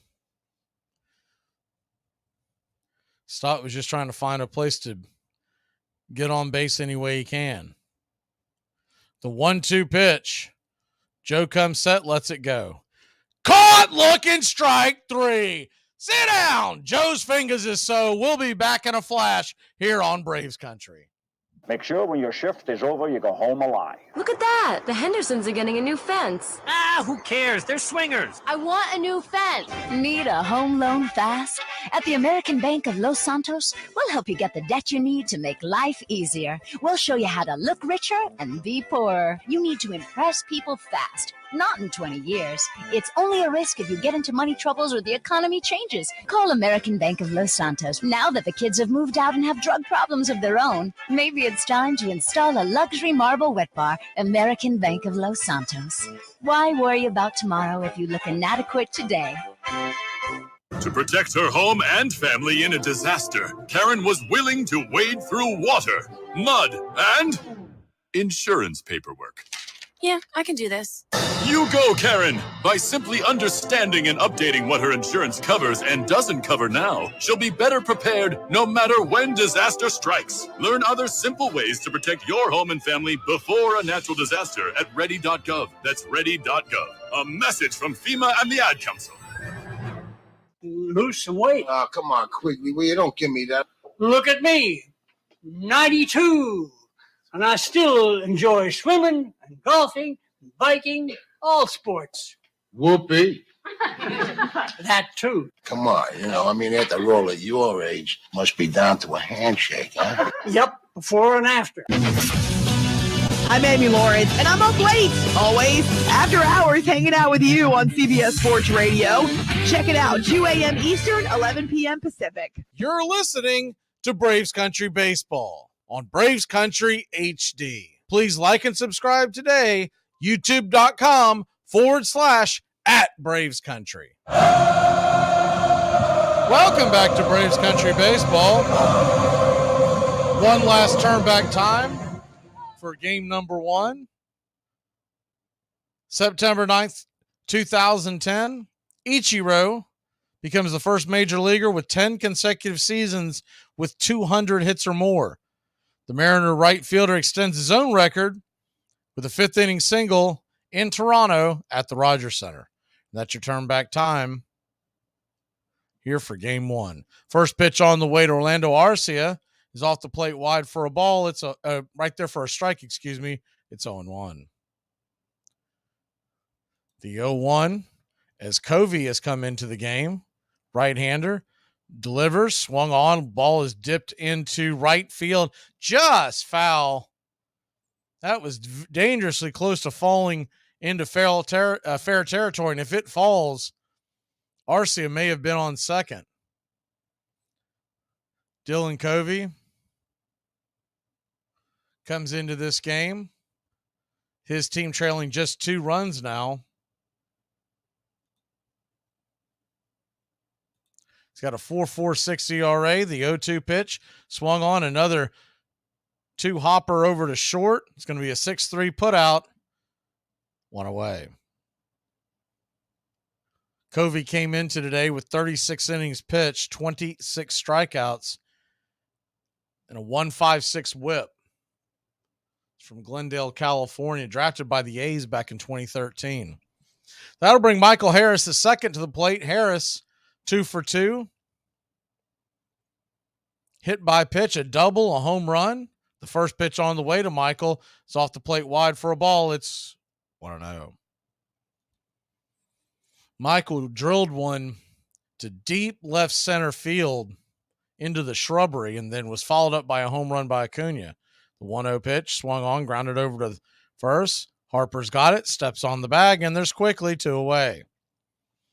So 2 down, top of the 8th, and Ronald Acuna Jr. will try to get something going here.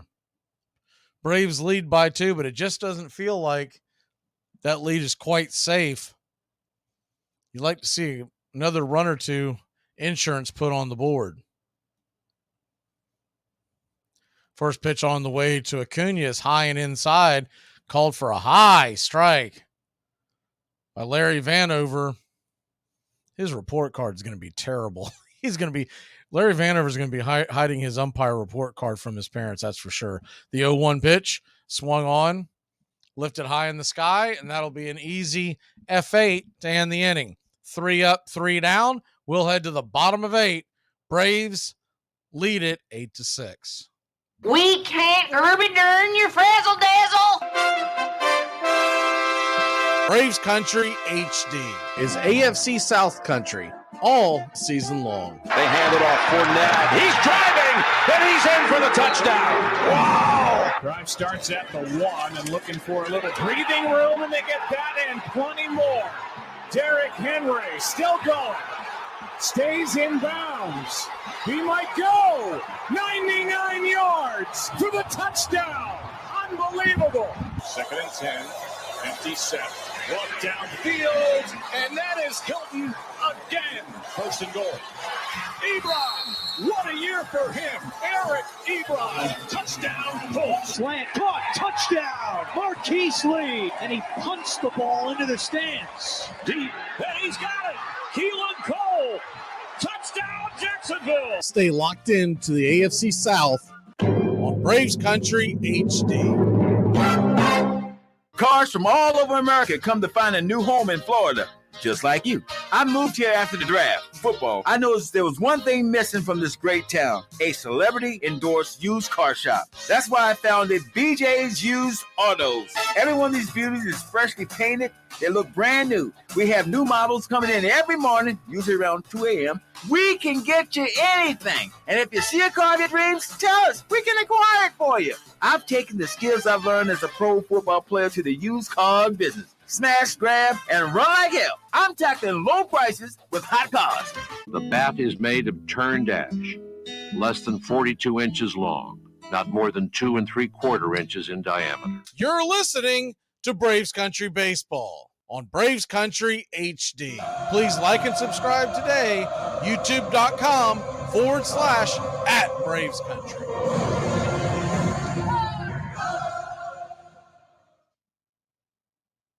Welcome back to Braves Country Baseball, and it will be AJ Minter coming in. AJ Minter, 3.95 ERA, 70 strikeouts in 57 innings. Has a 2.48 ERA versus the Phillies in his career. And he will be set to face Christian Pache. Remember Pache? Once one of the top prospects in the Braves farm system, traded out to Oakland last year. First pitch on the way to Pache, 96 at the knees for a strike. It's 0-1. Lefty-righty matchup. Pache, 298 on the year, 2 home runs, 9 RBI. The 0-1 to Christian. Swung on, tap foul, back behind home plate. It's 0-2.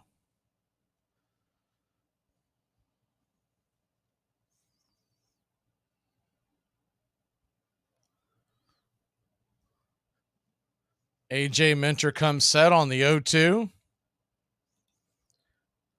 Pitch on the way, kicks and deals, way outside, high and wide. It's 1-2.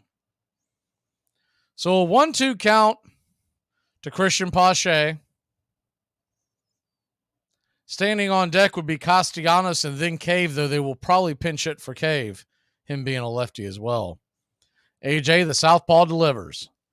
Just off the plate wide. 2-2. AJ not getting that same wide zone that Vanover was giving Walker. The 2-2 pitch. Kicks and deals. Caught looking, strike 3. Came in with that cutter and just buckled Pache. And there's one away. Good pitch. I think Pache was either sitting on the hard stuff or wasn't expecting that location. A little up and in, but it would definitely hit the zone. So one down, and Nick Castellanos comes to the plate.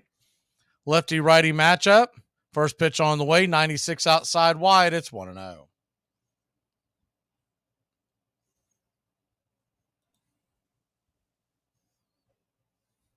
The 1-0. AJ comes set. Pitch on the way. Swing and a miss. Good cutter on the outer edge. It's 1-1.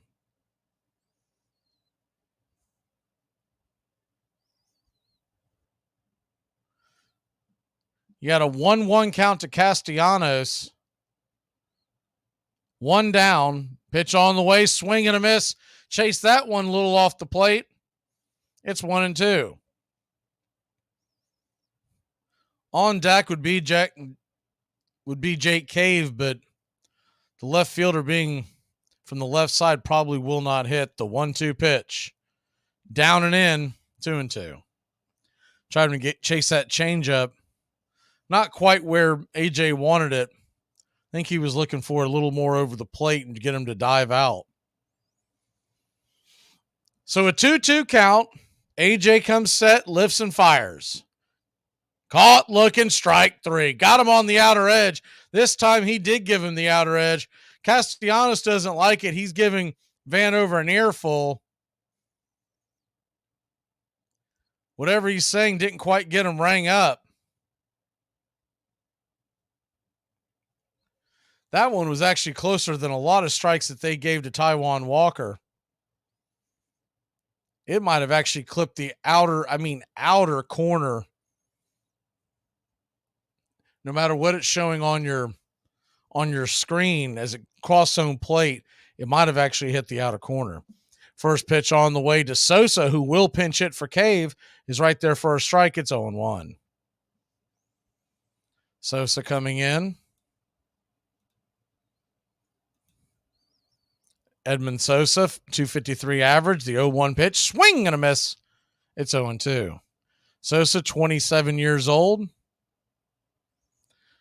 Part of that trade that sent him over from the St. Louis Cardinals last year. Sosa really known more as a corner infielder, but has played outfield. The 0-2 pitch. Swung on, grounded over towards short. Arcias got it, flips it over to first. 3 up, 3 down. We head to the top of the 9th inning. Let's get some insurance runs, Braves country. Atlanta 8, Phillies 6. You mind if we ask you a quick question? Sure, go ahead. What you got? We're doing a survey, and we're asking people, what would you do if somebody broke into your house with the intentions to rob and harm your family? Oh, I'd call 811. 811? You mean 911? No, 811, because I'm going to need to know where to dig a hole. Braves country today. We're talking Southern sports. We go live 3 to 5 weekdays right here on WQEE. Braves country today. Southern sports talk with the voice of Braves country baseball, Mac Magee. Joined every day from sports analysts from all over Braves country, talking college football, the NFL, Major League Baseball, and what's trending in the world of sports. Braves country today. We go live 3 to 5 weekdays right here on WQEE. You polish off that plate and you break the record. 28. That one makes 26. Stand back, everybody. The record falls tonight. Look at him go. I believe he's right. I believe that record will fall tonight. 28. 29! The new record! And he's still going. I thought that record was going to last forever. Most folks just don't seem to have a taste for testicles no more. Testicles? Yes, ma'am. Sheep balls. It is the American game. That's just what it is. And actually, it makes you me. I'm 81, but I can feel like I'm 15 when I'm talking baseball. I'm watching baseball. This is it. It does this. It can do this to any man. It brings you back. Braves Country HD. Please like and subscribe today.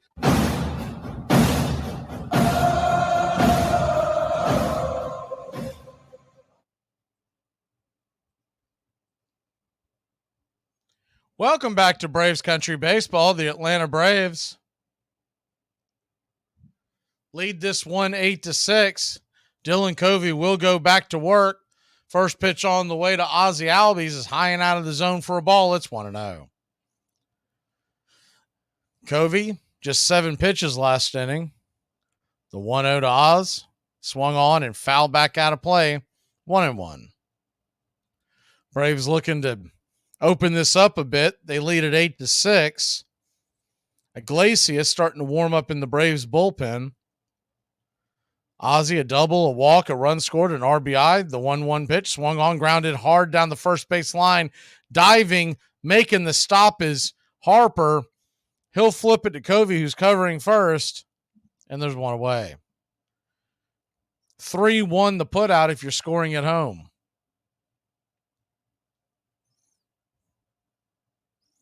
Hard hit ball. Just danced past the bag fair. If Harper doesn't knock that down, that would have been extra bases. First pitch on the way to Austin Riley is off the plate wide for a ball. It's 1-0. Austin Riley got the scoring started today with an inside the Parker. He was credited with a triple and an error. The 1-0 pitch swung on and fouled straight back. It's 1-1.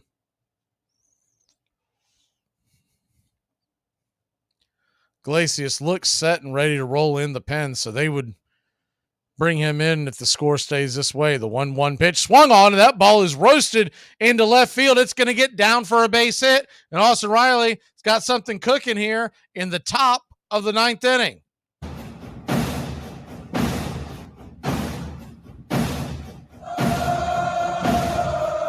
Austin Riley racked that one just past the diving glove of the shortstop Turner. He'll stand at first. Matt Olson at the plate. Matt Olson, 1 for 3, a walk, a double, 2 RBI. The first pitch on the way. Frozen up top for a strike. It's 0-1. 95-mile-an-hour cutter on the outer edge for Olson.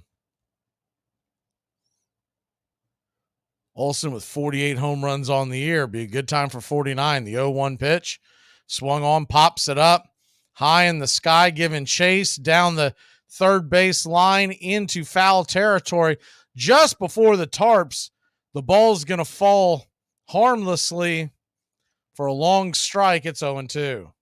Alec Boehm gave chase. Couldn't quite get to it. Braves lead at 8-6. Top of the 9th inning. Stay tuned for Braves Country Today post-game show after the game.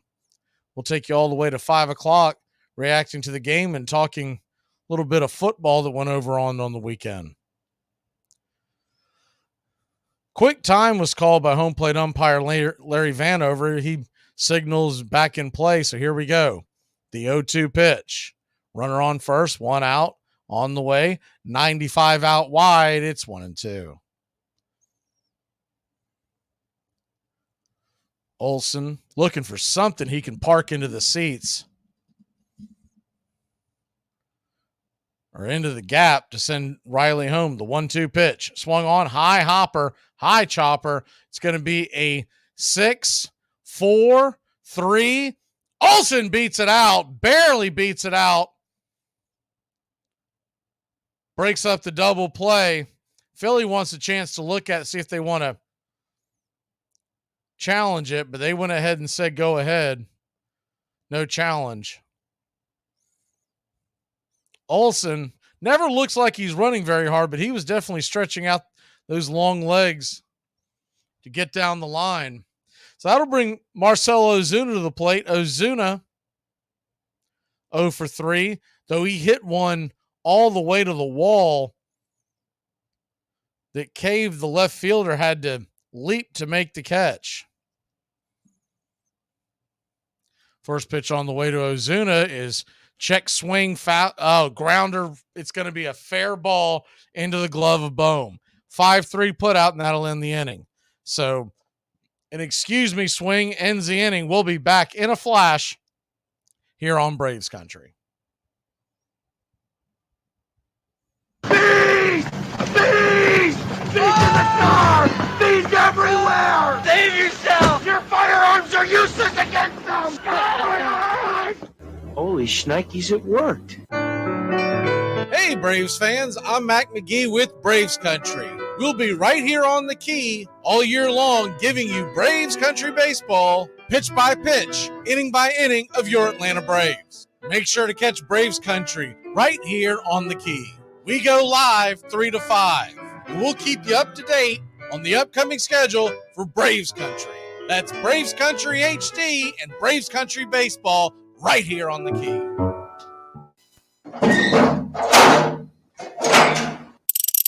We're going to start off with Will Banks. What's your take on the Alabama-West Virginia matchup? What are the keys?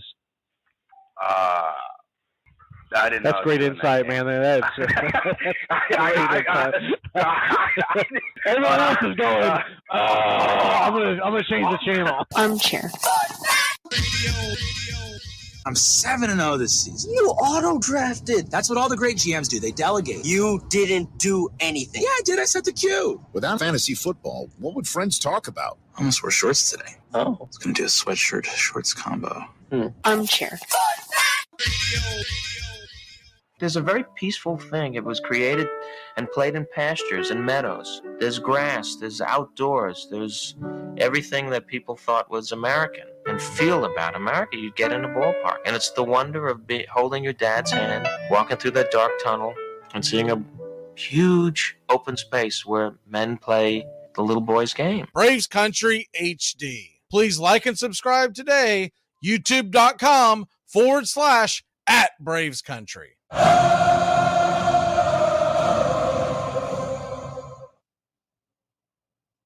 Welcome back to Braves Country Baseball. Raisel Iglesias will come in to try and slam the door. He's affectionately known around these parts as Eyeglasses. He'll come in with a 2-run lead.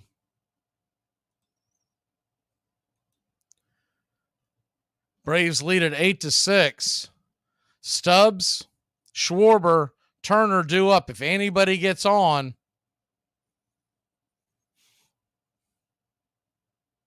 Bryce Harper. So here we go.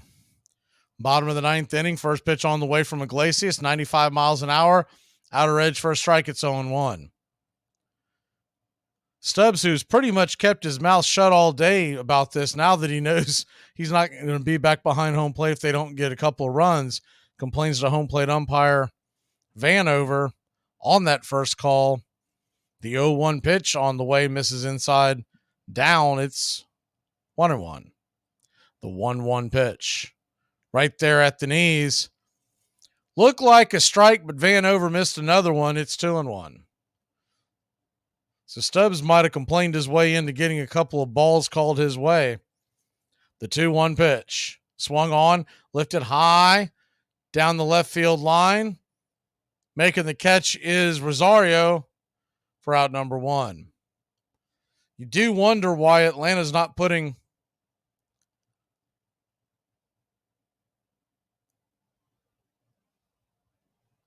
Kevin Pillar in left with a 2-run lead, but they may be worried if they go to extra innings, if they want that bat of Rosario. He would be due up next inning. So that'll bring Schwarber to the plate. Schwarber, first pitch taken, Right there, just below the knees for a ball. It's 1-0.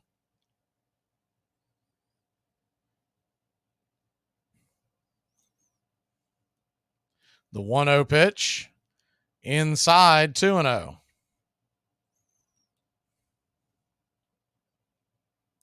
So a 2-0 count to Schwarber. Braves lead by just 2. The pitch on the way shows bunt. Fastball taken all the way. He was just trying to throw him off, trying to get a ball 3 thrown to him.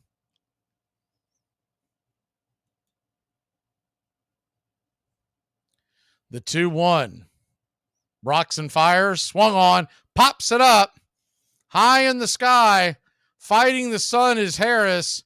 Seems to have a beat and his sunglasses on. He'll make the catch, and there's 2 away.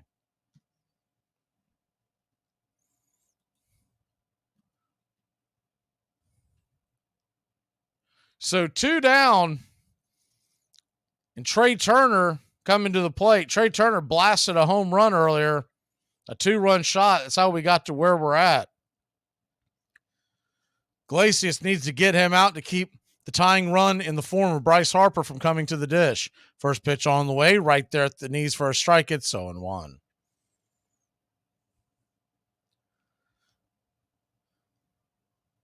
The 0-1. Inside, 1-1. Almost gets him. 96 miles an hour. Iglesias trying to get in and out of here on the 1-1 pitch. Swung on, chopper over to second. Ozzy's got it, fires it over to first. Bad throw by Ozzy up the line. Would have ended the game, but instead, Bryce Harper will come to home plate representing the tying run, and Ozzy knows it. Bad throw by Ozzy. He was rushing it because of the speed of Turner. Just a bad throw. If he makes the throw on point, he gets Turner by about a half step or so.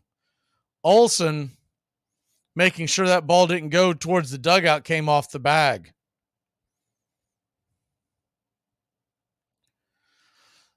So, runner at first, 2 outs. The game right now is at the plate. Bryce Harper representing the tying run. The first pitch on the way. Swung on. That ball is lifted high and deep, and it's gone. Tie ball game. The error by Ozzy Albies puts this game 8-8 on the 2-run shot by Bryce Harper. 406 feet off the bat of Harper. We got a brand new ball game.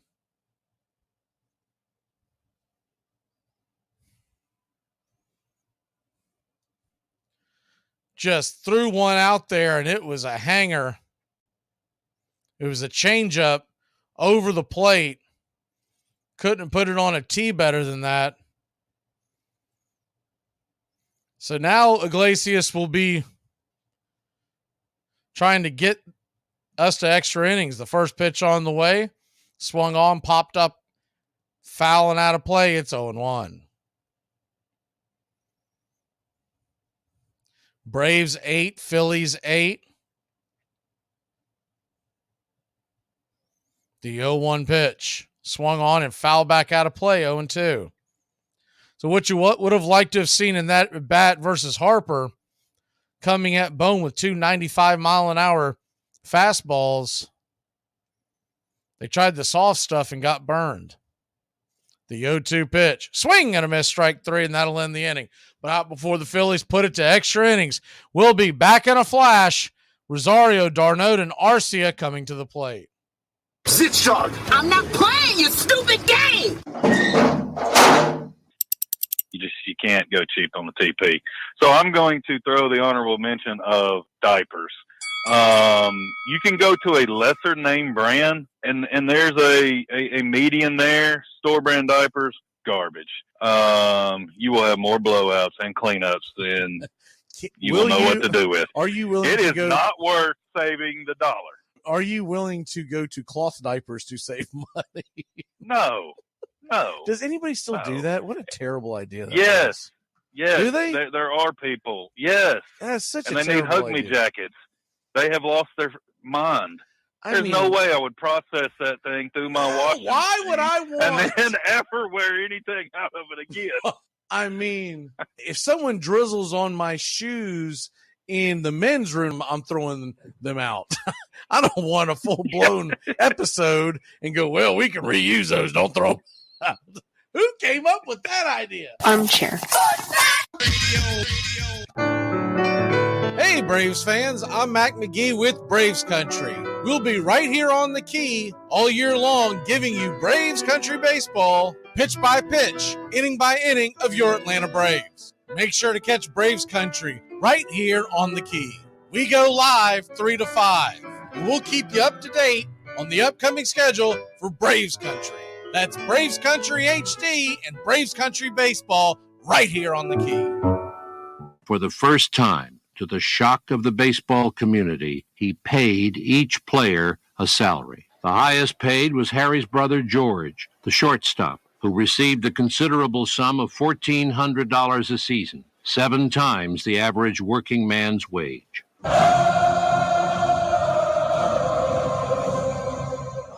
Welcome back to Braves Country Baseball. Alvarado will come into the game. This game obviously means a lot more to Philly than it does the Braves, but the Braves, magic number is 6 to win the division. Philly's clinging to a wild card berth. They're 15 games behind the Braves. But even with that said, Braves would like to play spoiler here in their own park. Standing on second is Forrest Wall. He will pinch run for Marcell Ozuna. And with Alvarado coming into the game, the left-hander, the right-hander, Kevin Pillar will come to the plate. Lefty-righty matchup. As this goes on, the Philadelphia infield is going to have a quick powwow. So it is interesting that Atlanta is going early on to the bench, because if this goes a couple of innings and it comes back around, you'd much rather have Ozuna at the plate, obviously, than any other option. We'll see if it pays off. Kevin Pillar with the infield back. Runner on second. First pitch on the way. 97 right there for a strike. It's 0-1.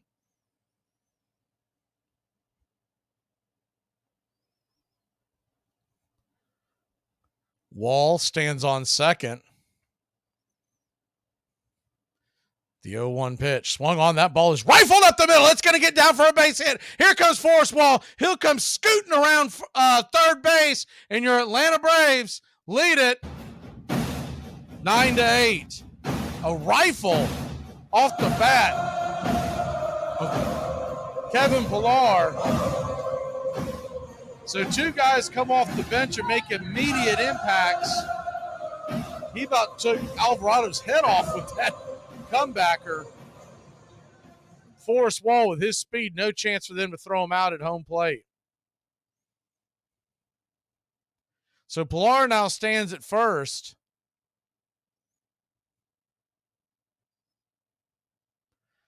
He's having a quick chat with Bryce Harper. Probably something to the effect of, thanks a lot for making this doubleheader even longer.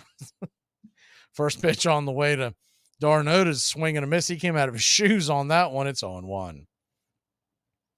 Will be interesting to see if the Braves would bring Iglesias back out for a second inning. Didn't throw that many pitches. Braves now with the lead. Pitch on the way to d'Arnaud, swung on, fouled straight back. It's 0-2.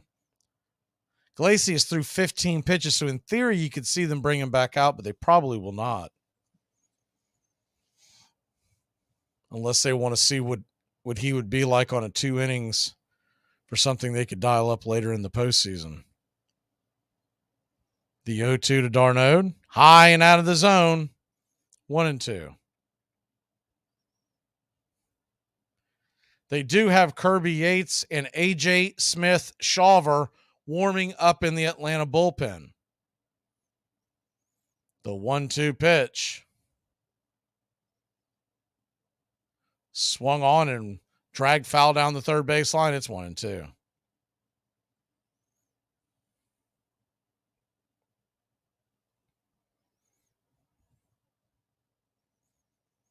Braves 9, Phillies 8. Top of the 10th inning. The 1-2 pitch. On the way, high and out of the zone. Goes up against the screen. Kevin Pillar will easily scoot down to second. And your Atlanta Braves, once again, have another go-ahead run in scoring position.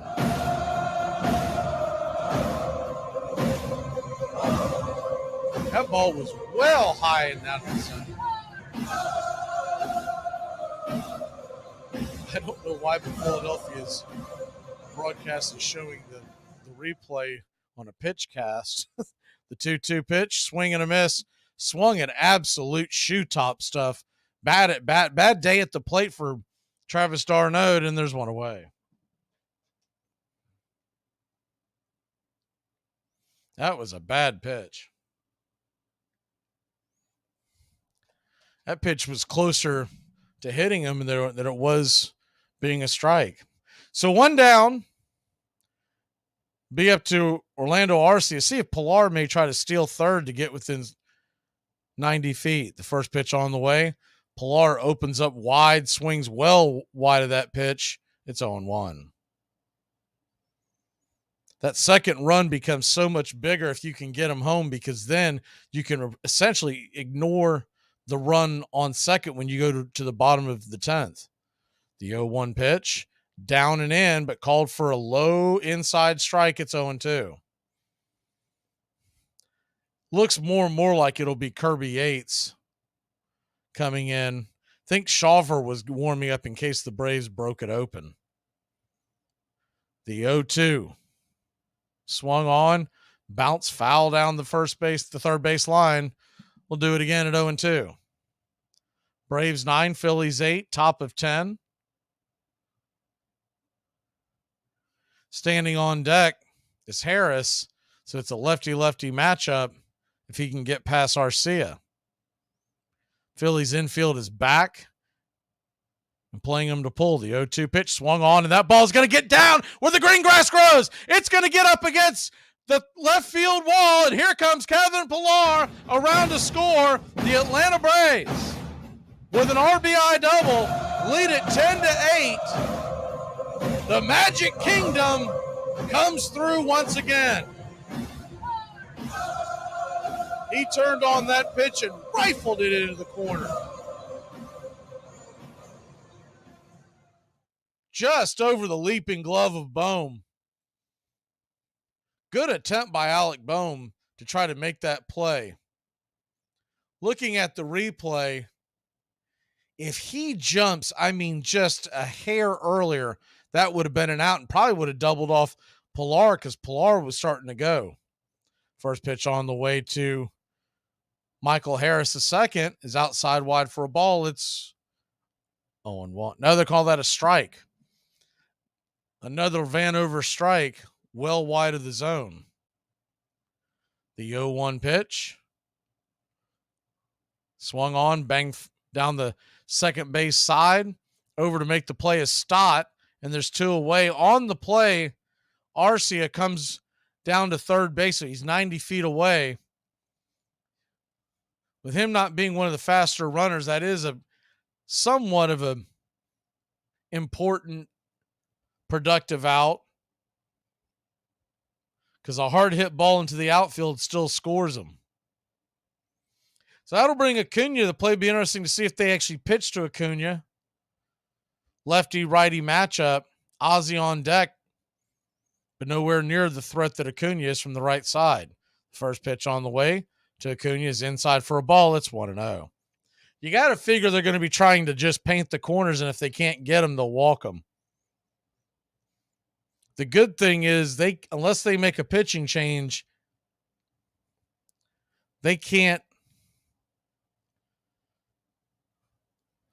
go on the same bat side as the arm without loading the bases. The 1-0 pitch swung on, grounded over to short. Should be an easy play. It is, and it's a 6-3 putout. Acuna down, but not before your Atlanta Braves grab 2 runs. We got a 10-8 lead. Let's try this again. 2-run lead going to the bottom of the game. I understand that we're not friends anymore. Okay, look, man, you brought this on yourself. I know I did, but that's no reason for me to suffer. Make contact. A collective psychosis is sweeping the nation. We're in the thick of the haze craze, and Elysian is introducing an altered state of IPA.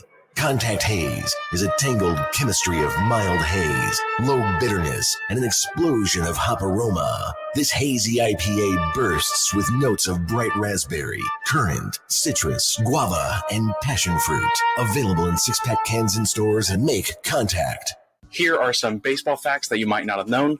Why did Robin Ventura charge the mound against Nolan Ryan? Robin Ventura getting beaten by Nolan Ryan in a headlock is absolutely iconic.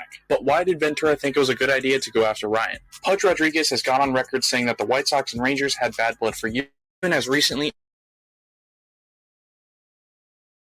pitcher Alex Fernandez plunged Ranger outfielder Juan Gonzalez. When Nolan Ryan got on the mound, he retaliated by hitting Robin Ventura. Ventura felt that it was intentional, so he decided to go for it. After the game, Nolan Ryan claimed innocence, saying, "I didn't expect that to happen. I was just trying to pitch him inside." Ventura, on the other hand, felt it was 100% intentional, saying, "If you don't think he did it on purpose, you don't know the game. I'm alright, he gave me a couple noogies, but that was about it."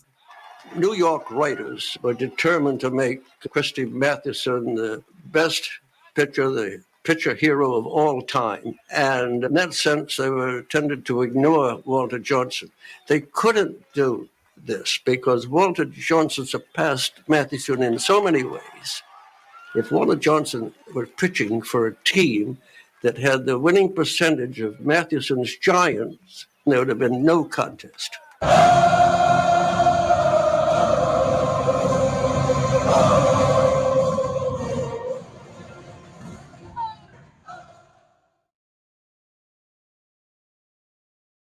Welcome back to Braves Country Baseball. The Atlanta Braves lead this one 10-8, and we'll try this again.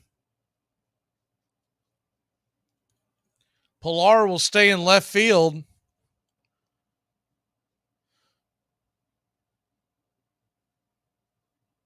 As he got the game or the go-ahead, almost said game winning, the go-ahead RBI, then also came around to score a run in the top of the 10th. He was pinch hitting for Eddie Rosario because of the left-hander. Forrest Wall came home to score on that hit by Pilar as he was pinch running for the designated hitter Ozuna. So Yates goes to work. Righty-lefty matchup. Stott stands at the plate. The first pitch on the way. Swung on, pops it up. High, back out of play. It's 0-1.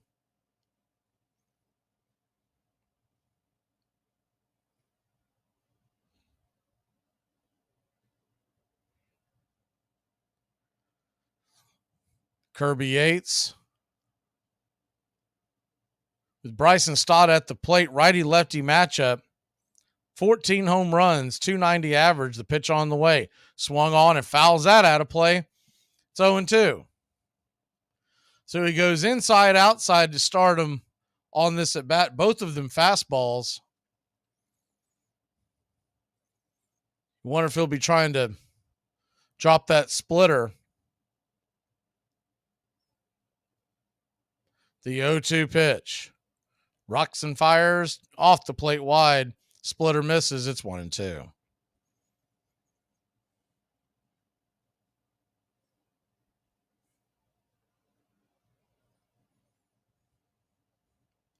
The 1-2 from Yates comes set.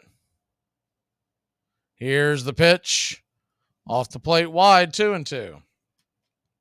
So after quickly get out front, no balls, 2 strikes, then throws 2 outside trying to get him to chase, and has now worked the count back even to 2-2. Yates comes set. There are shadows crossing home plate now. The 2-2 pitch swung on, rifled over to the third. Riley's got it, fires it across the diamond. A 5-3 put out. Bohm has to retreat back to second, and there's one away. Good defensive play by Riley. An atom ball. Got his feet set. One down. So like I was saying, you still have a bright sun in the outfield, but the shadows are creeping in between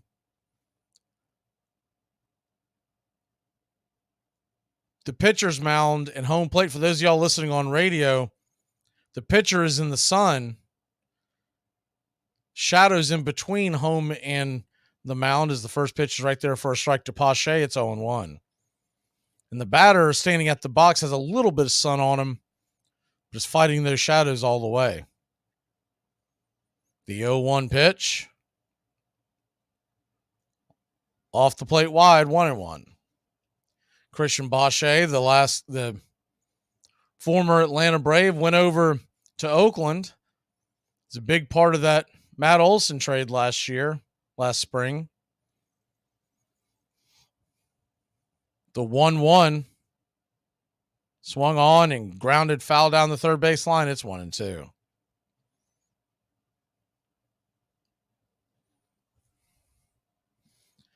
Castellanos stands on deck. So the Braves far from out of the woods on this one. The 1-2 pitch. Yates comes set. Lets it fly. Swing and a miss, strike 3. Blew it right by him. 95 on the outer edge. He'll go grab some pine, and there's 2 away.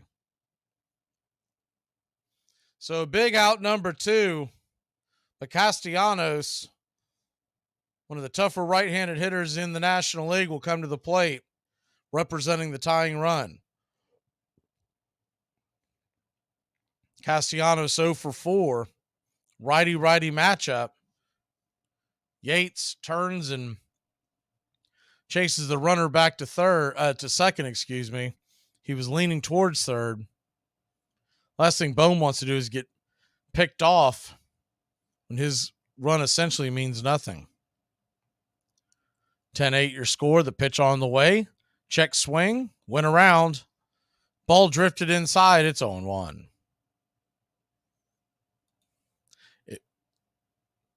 If Castellanos can keep it going, Rojas, the center fielder, stands on deck. The 0-1 pitch. Down below the knees. Tried to get him to chase that splitter. 1-1.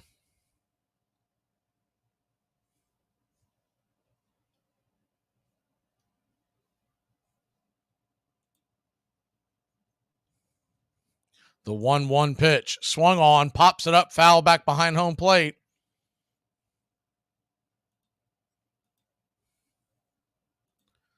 We'll do it again. Braves 10, Phillies 8.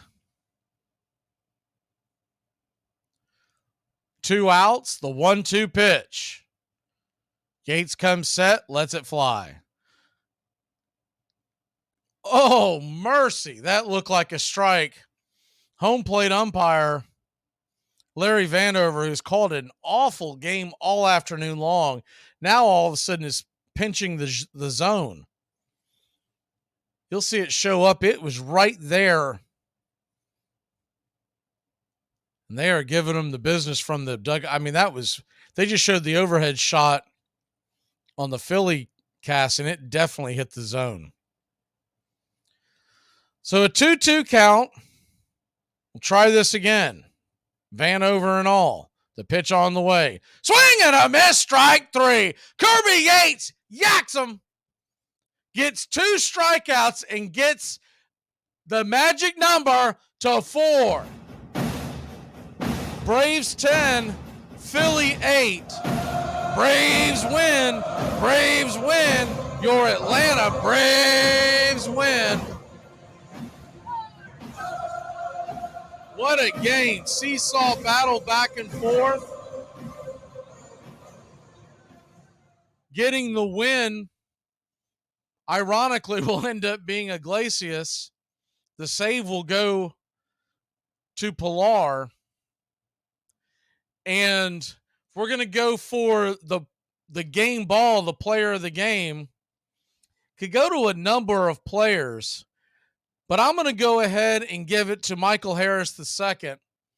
Michael Harris II went 2 for 4, scored 3 runs, had a home run, 2 RBI. He also made a couple of nice plays in the outfield, which is why you can't give it to Acuna, because if y'all were here for that one, you just let one drop. Braves win. Your Atlanta Braves win. The magic number is 4. Keep it locked in here on 99.1 FM, WQEE, and your CBS affiliates, and Braves Country HD on YouTube. We're going to take a quick break, step aside, and then Braves Country Today will have reactions to the game. We'll be back in a flash as we step aside here. And game 2 tonight, 6:40 first pitch, quick turnaround. Keep it locked in here. We'll be back in a flash. It's the best in sports and entertainment, and get locked in and locked down with Rhino Radio Penitentiary, 7 a.m. to 10 a.m. with your host, me, Ryan O'Neal, each and every morning, right here with the best in sports and entertainment, all the way from professional sports to college sports to River Dragons hockey and everything in between, including some of the very best local and national guests. It's the Rhino Radio Penitentiary, 7 a.m. to 10 a.m. Monday through Fridays, right here on 99.1 FM WQEE. Are you looking for a reliable dental practice that not only cares about your teeth, but is friendly to work with? How about one that offers great deals and new patient promotions? Well, your search is over.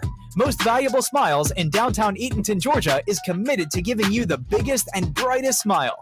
Right now, get a $99 new patient special, including x-rays and exam. Maybe you're looking for veneers. Most Valuable Smiles veneer special includes 1 free veneer with every 5 purchased. Or get that bright white smile you've always wanted by taking advantage of an exclusive $100 off Zoom whitening treatment when you book today. And don't forget that 2022 is almost over. That means most insurance policies will reset by the new year, and to avoid losing that extra money, you need to use it or lose it. Book an appointment today with Most Valuable Smiles in downtown Eatonton to lock in these exclusive deals. Call 706-623-0318 or visit mostvaluablesmiles.com.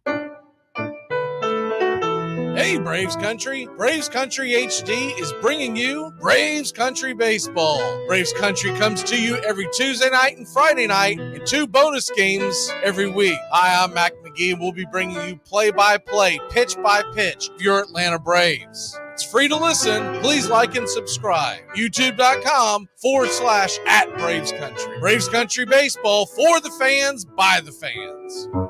Here's good news. There's still a need for hundreds of thousands of cybersecurity professionals in the U.S. right now. And My Computer Career is training people to help meet the demand. No IT experience? No problem. Take the free career evaluation today. Start your new life as an IT pro in as little as 4 months. Grants covering up to 53% of the cost are available to those who qualify. It's not rocket science. It's mycomputercareer.edu.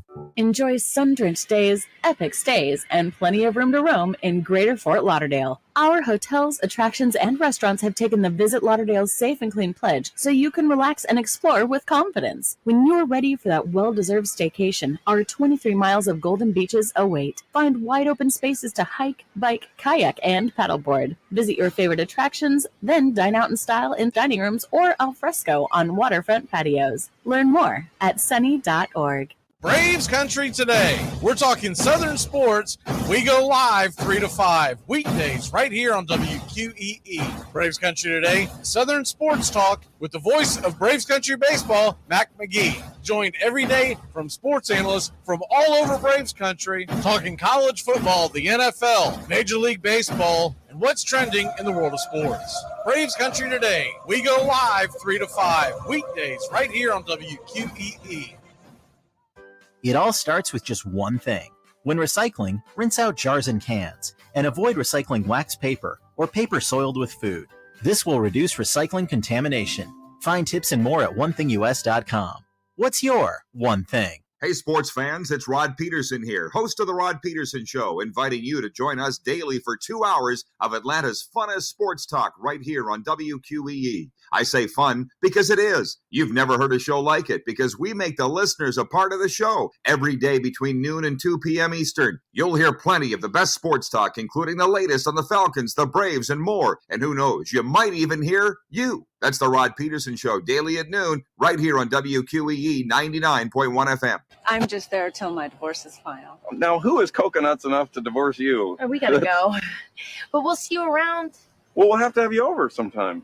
I'd love it. All right. Bye. Bye. She's awesome. No, we are never having her over. Heard she already slept with 2 dads from the school. What? Mm-hmm. That's horrible. Whenever I bring home Entenmann's Little Bites muffins. Little Bites? That's right, sweetie. Can you just give Mommy a minute? I love Little Bites. I know you do, but we're doing a commercial right now, okay? Got it. As I was saying, whenever I bring home you-know-what, you-know-who gets pretty excited. And so do I. Little Bites muffins are made with real ingredients, no high-fructose corn syrup, and are baked moist and delicious. I love Little Bites. Here you go. Yes. Entenmann's Little Bites muffins. The perfect portion of happiness. Hey, sports fans, it's Rod Peterson here, host of The Rod Peterson Show, inviting you to join us daily for 2 hours of Atlanta's funnest sports talk right here on WQEE. I say fun because it is. You've never heard a show like it because we make the listeners a part of the show every day between noon and 2 p.m. Eastern. You'll hear plenty of the best sports talk, including the latest on the Falcons, the Braves, and more. And who knows, you might even hear you. That's the Rod Peterson Show, daily at noon, right here on WQEE 99.1 FM. Do you want to lose 18 pounds fast and improve your health? Now you can lose up to 18 pounds in your first 2 months with Nutrisystem. Get delicious breakfasts, lunches, dinners, even snacks and shakes delivered safely to your door. All delivered for free. It's easy to follow, and you'll see results in your first week. You'll get your favorite foods made healthier and perfectly balanced to put your body in fat-burning mode. Millions of people have lost weight with Nutrisystem, and you can too. Lose up to 18 pounds in your first 2 months. Texting privacy policy and terms and conditions posted at textplan.us. Texting enrolls for recurring automated text marketing messages. Message and data rates may apply. Reply stop to opt out. Take the scenic route in the new Hyundai Santa Fe, the family SUV with available H-Track all-wheel drive to help you travel way off the beaten path. Find new adventures together in Hyundai Santa Fe. You're listening to WQEE 99.1 FM, The Key in Noonan, Georgia.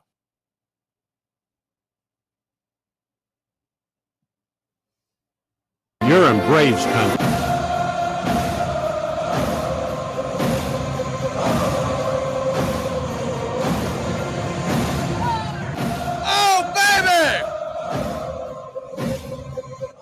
How about that win? God bless.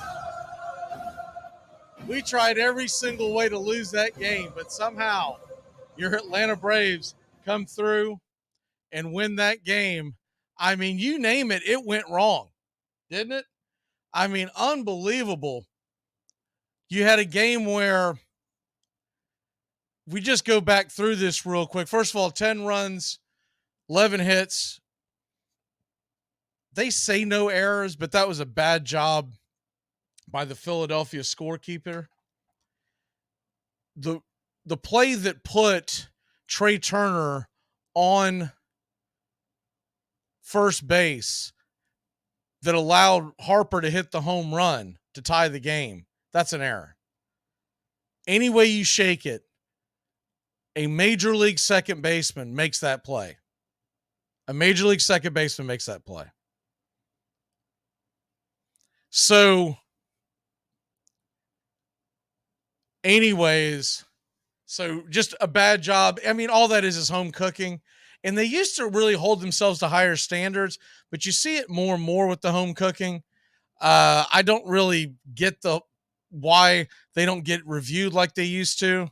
But long story short, the Braves win the game, even though that there should have been an error in that game because, and I guarantee Ozzie Albies would tell you that that's an error. There's no way you would ask Ozzie, hey, was that a base hit? Heck no, it was a base hit. It was a ground ball to the left side or the right side of the infield, right to him.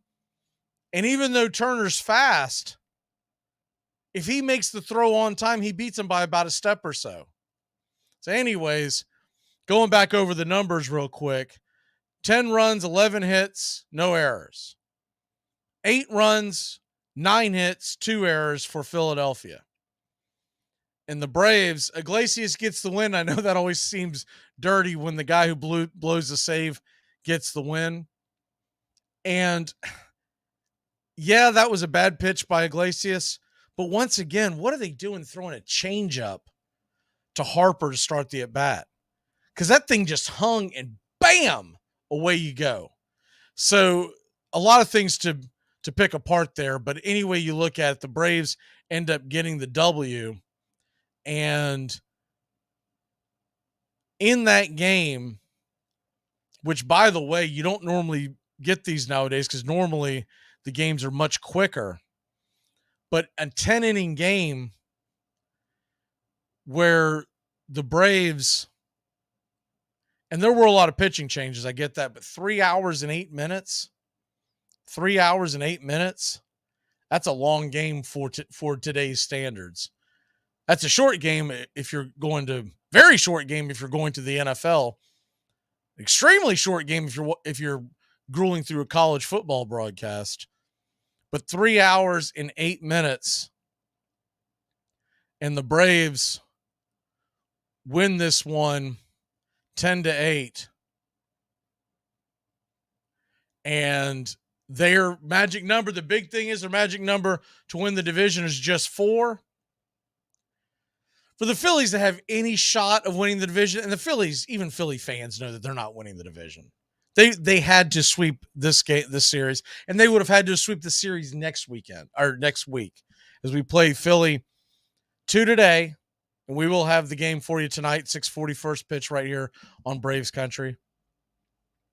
And then we play Tuesday night and Wednesday night.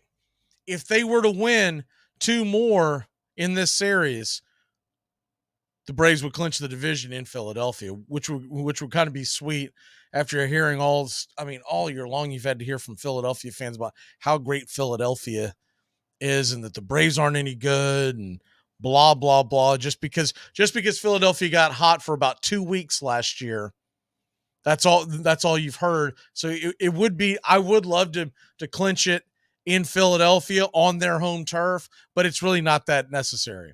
I'd be happy with the split. The big thing to me is the more losses we can pile on Philadelphia, they won't be able to host the first series in the playoffs. Right now, they're sitting at the number 4 spot in the playoffs, and sitting at that number 4 spot right now, they would play the Cubs in Philadelphia. They would dust the Cubs in Philadelphia. But if they had to play them in Chicago, it could get a little tricky because you never know what kind of weather you're going to get in Chicago. So it would get a little tricky.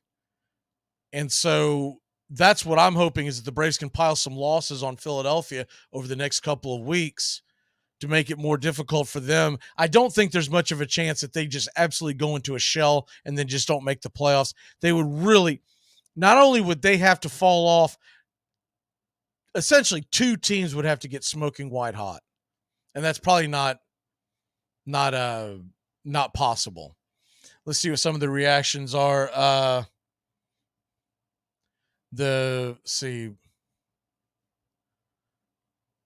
Now the umpire tonight, in fact, the umpire behind home plate on a doubleheader won't even be on the field tonight. That's a part of their union. It should be, unless they change it. We'll find that out closer to first pitch. It should be Jacoby Metz behind home plate, but sometimes they bring someone just to do home plate. So you might get Metz, Moscaso, and Rayburn at first, second, and third again, and get someone in there to just do home plate balls and strikes. Because that's typically what they choose to do. Because as you can imagine, if you've been out there on the field calling balls and strikes, you're done. You doing a second game is just going to wear you out, right? The other thing would be if you've been out there on the field all day and then you're asked to go behind home plate, are you going to give your best effort? So most likely they're going to have what they call the alternate umpire behind home plate, and Vanover will take the night off. I don't know who the alternate umpire in this group is. I have not seen this particular umpire team many times because Rayburn used to be a part of another team. So was Mets. So they've switched them up here last few weeks. I saw an update where they had shuffled some of the upcoming crews, essentially looking towards October. But anyways, the Braves win. And, it's funny. I see this a lot. And it's not just in our chat on YouTube, but it's more so I hear it. I see it on Twitter, which is obviously is just an absolute. I mean, if you read too much Twitter, I mean, you're going to have your head in the oven. It's just an absolute cesspool. And it's like the driest spot for knowledge, right? The biggest idiots are on Twitter, right? So you got to take it with a grain of salt. And, I'm noticing more and more some of the schmucks who are, why do they pay for for the blue check mark? If you're not like a part of, it's different when you're getting the yellow check mark because you're ESPN, you're Fox Sports, whatever. I get that. Why would you pay for the blue check mark? So anyways, to that point, what I've noticed more and more when you get these baseball hot takes, it's usually some idiot with the blue check mark that's paying. Basically what they're doing is they're paying for friendship, right? And one of the constant themes on Twitter and Facebook is as bad, if not worse than Twitter, because Facebook is usually for people who haven't figured out how to log into Twitter. But they will come at and they will say things like the Braves pitching is awful. And I really think what it comes down to is there's many factors. A, they don't watch a lot of baseball outside the Atlanta Braves. B, they think that the Braves should win every game easily like their college football team does. Well, newsflash, college football, I hate to break your hearts because I'm a college football fan too. If you're a powerhouse team, you really have about a 2, maybe 3 game schedule. The rest of it's Cupcake City. So to try to compare that and say, oh, we don't look dominant and da-da-da-da, you're not going to look dominant. That's the way baseball is set up. It's the way the National Football League set up. You see all these teams that lost in week 1, they're going to bounce back and take your money in week 2. Mark my words. People are going to be jumping all over teams in week 1 that lost because they're just going to be thinking that they have figured it out. Well, it's the same thing with baseball. It's day to day, and bullpens are so fragile because one guy comes out and doesn't have it, and you can lose a game. But the Braves currently have the second best bullpen in all of Major League Baseball. Not the National League, and not just over the last few weeks. Nothing, no. For all of 2023, second best. They have the third best rotation ERA. So what that tells you is the Braves pitching is elite. It may not feel elite when you see them give up the runs because you're like, what the hell? But then again, go do yourself a favor. Go watch Philadelphia every night. Philadelphia, who everyone's darling was to go out there and win the whole shebang. They've got 65 losses. You think there's 65 losses because their offense isn't banging? There's 65 losses because the pitching every team gives up runs. And the way they've changed it, the way they've changed the strike zones, the way they've changed everything, it's geared up for that. And guys now swing for the downs. But you see this and you understand why people make the comments, because usually it's in the heat. They're just pissed off because their team gave up a run or two. But was the Braves bullpen great today? Absolutely not. But it's still the second best in baseball. And it'll be the best in all of October because the team with the best ERA isn't going to the playoffs. It's the New York Yankees. So I thought Jimenez looked pretty good today. Minter looked very good, very sharp. Iglesias just hung one. But let's be honest, I know they didn't give it an error, but the game should have been over. The game absolutely should have been over. I'm starting to get some really dangerous weather here in this area, so I do want to check something. Good chance I'm going to lose you because I'm starting to see lights flicker. So just a heads up there. But I didn't know we were in some bad weather, but it looks like we are in some bad weather here in this area. So with that said, I'm going to take a real quick break and reset, come back and try to figure this out because may need to duck for cover. We'll be back in a flash. Been all over the world, beat them all. And it's hard to believe, isn't it? Really hard to believe that so much man could be wrapped in such a good-looking package. Hey, sports fans. The Key has a brand new show. Braves Country is coming your way weekdays 3 p.m. Eastern to 5 p.m. Eastern. Drive time on WQEE. Braves Country is a Southern sports talk show with Mac Magee and the Armchair Quarterbacks. We'll be talking the Atlanta Braves and Major League Baseball, along with everything important to sports fans in Braves Country. The SEC, ACC, Big Ten, and the National Football League, and the big sports news of the day. That's Braves Country with Mac Magee and the Armchair Quarterbacks. Weekdays, 3 p.m. to 5 p.m. right here on WQEE, The Key, 99.1 FM, and simulcasting on youtube.com/@Braves Country.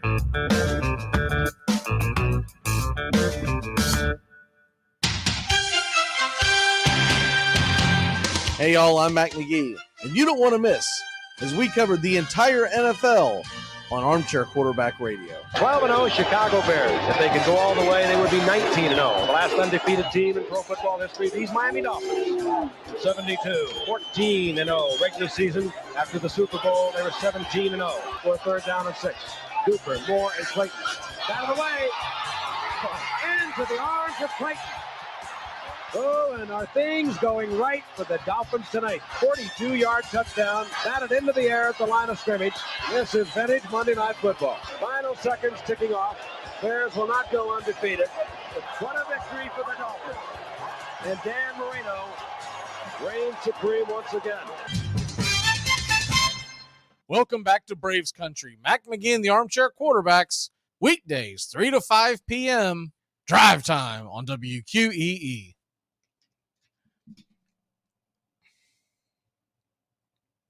You mean to tell me we're going to drive from here to Texarkana, Texas, and back to here in 28 hours? It's only 900 miles there, 900 miles back. Well, for your information, that ain't never been done, not no rig. That's because you and I ain't never done it in no rig. You got to stop thinking so negative, son. Welcome back. Yeah, it's like the Bandit says, you got to quit thinking so negative.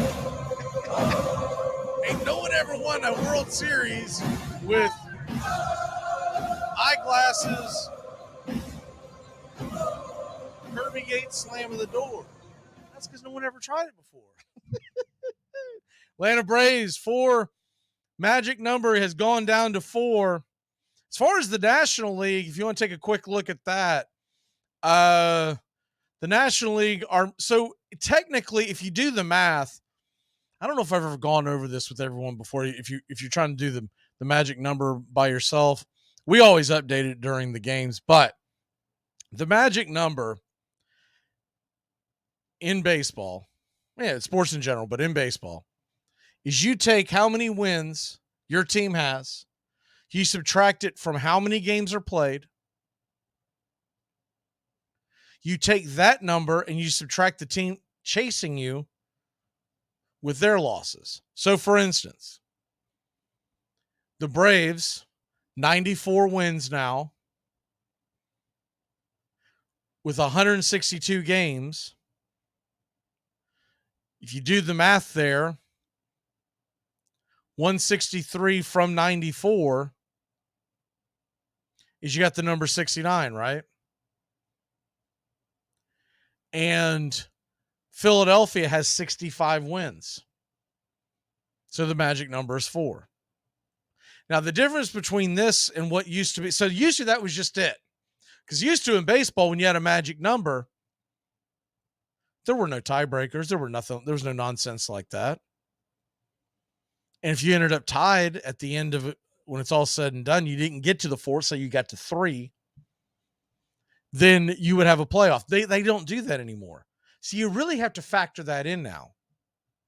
So, for instance, with the Dodgers, I'm going to take the Dodgers for the magic number for the best record in the National League. They have 55 losses. So if you take that same number, 69, for the Braves, and you take the 55 losses, it breaks down to the number being 14.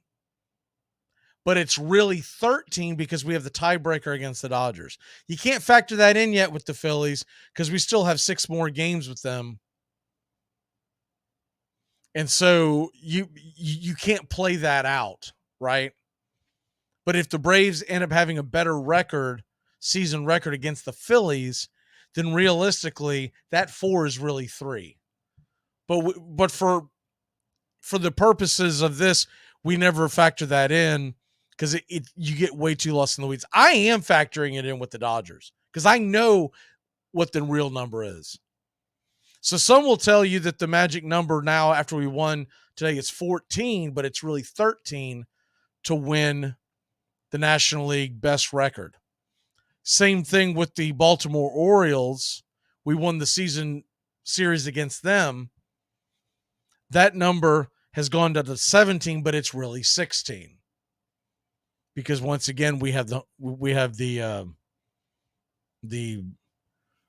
tiebreaker. So I know that interests some folks. Some folks are like, I don't give a damn. I just want to know. Just tell me what the number is, which fair enough. But just wanted to explain why if my magic number's a little shorter than others, it's because I'm already factoring in the fact that we beat the Dodgers and we beat the Orioles. And for that matter, if the Rays were to sneak in there, we've taken the season series against the Rays. No one else is a threat in the American League. And for that matter, no one else is a threat in the National League. The disparity is just way too. I mean, the Braves would literally have to just go on like a 20-game losing streak. And at that point, I'm not worried about it because we're not going to the damn. If we go on a 20-game losing streak, we're not going to the World Series, so who cares? At that point, you're just like, all right, we'll see you. We'll see you next spring. But Atlanta, now what I'm waiting to see, and I've been trying to refresh this. I'm sure they're going to announce it any minute. But the rumor was all about the fact that Kyle Wright is in Philadelphia with the team. And with that being said, I believe it has been announced, but I just want to double check. Yep, it's official. Kyle Wright is back for game 2. I thought that's what we were going to get just reading the tea leaves, but Kyle Wright is back for game number 2. And we'll have that game. And I know that's long awaited. I mean, Kyle Wright, expect. Now, they'll let him pitch as long as he can, as long as he looks well. But they're also not going to let him get out there and get hammered. They're just not going to do it. So, with that being said, by the way, there's a pretty funny video out there of the Philly fanatic pretending like he's pitching to Acuna while Acuna's on deck. And Acuna mimicking like he took him yard and the Philly fanatic saying, no, you swung and missed. So it's pretty funny. I do love Blooper the best, but the fanatic is pretty darn good. Anyways, it'll be Kyle Wright on the mound. It's what we thought, and we reported it, but way back first inning of game 1. So you read the tea leaves. Now Kyle Wright has not pitched deep into games, but in his stint down in Gwinnett. But I think they're going to be looking to get 60 pitches. They might let him go a tad longer, but 50 to 60 pitches. My guess would be this: twice through the lineup. You get them twice through the lineup, and then you can remember they didn't use Jackson Stevens. They expanded the roster and brought Jackson Stevens up. They sent a couple of guys down. So Jackson Stevens, you could see him coming in and making an appearance in mop-up duty if the game is one that we can actually win, because they've already used Minter and Iglesias and Yates. It'll be interesting to see how they try to piece together the back end of the bullpen. Remember something else. I mentioned he was warming up. He didn't get in. And whether they will view that as, well, he got up, so we can't put him up. Can't put him in the game, right?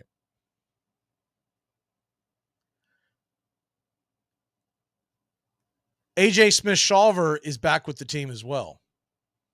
So you could see a scenario, which would be fun, and I kind of hope it unfolds this way, where Kyle Wright opens and AJ Smith-Shawver is the piggyback. Now, the one thing to remember about Smith-Shawver, I'm a big SSAJ fan, so that's probably why I'm excited to see it if it happens this way. He recently, since he's come back, he has not been pitching long innings, long stints.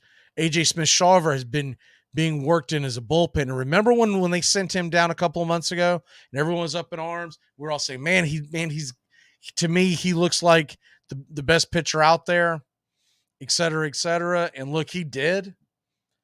But they were setting this up for AJ Smith-Shawver to possibly be, if he could transition this year, to be in the bullpen later in the year, because they were worried about his innings. Remember, AJ Smith-Shawver, the SSAJ, that dude is 20 years old.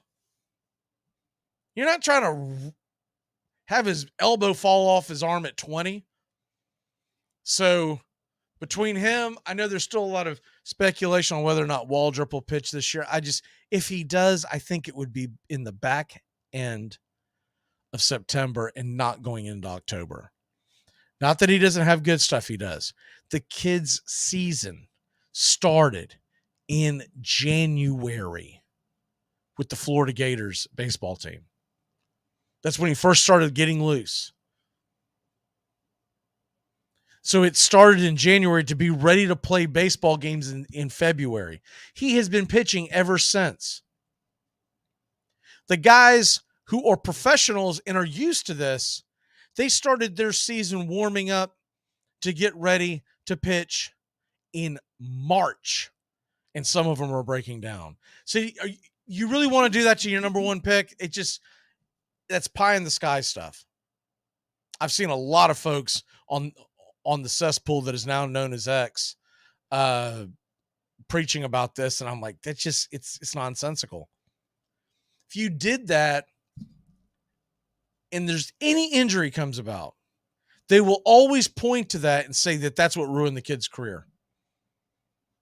The risk isn't worth the reward. And what is a kid straight out of college going to bring you in October baseball?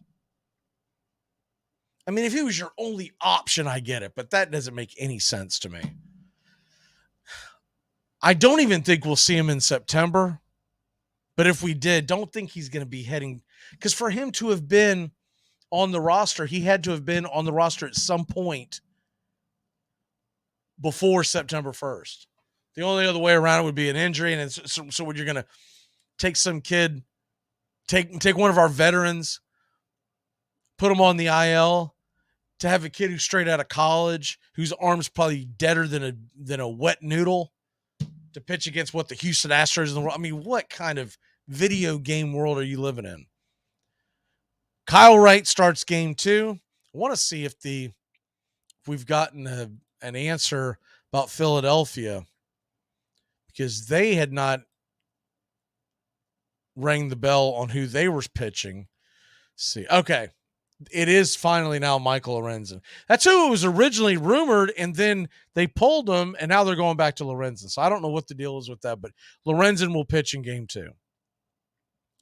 Lorenzen, remember he threw the no-hitter when he first came over and was like, oh, man, Philadelphia won the trade. And I'm like, dude, if you know Michael Lorenzen and you know his career, he's not a guy you're going to lean on. And right after that, he got pounded.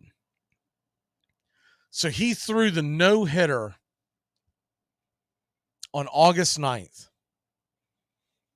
That was his second start since the trade. After that no-hitter, same team. He pitched 9 days later. Excuse me. I thought it was 1 week. They gave him 9 days off, 3 1/3, and got pounded. 6 earned runs, 8 hits against Washington. Then he came back to pitch against San Francisco. 5 innings, 4 runs. Goes up against the Angels. This is after the Angels lost everybody.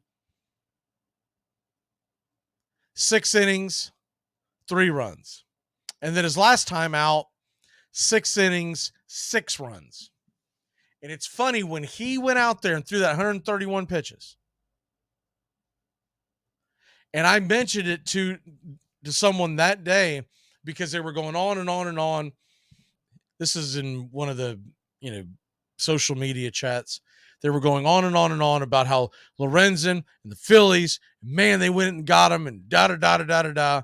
And I made the comparisons of Johan Santana. Remember when Johan Santana went out there and threw 135 pitches and he had never really gone that far before to get the no-hitter for the Mets? This is a long time ago for you youngsters. You may not remember this. Probably 15 years ago. Probably not quite that long. Anyways, he was never worth the damn cents. Ended up retiring a few years after that. It was a shell. And at one point, Johan Santana, he's a Cy Young winner. Johan Santana was elite. Michael Lorenzen's never been elite.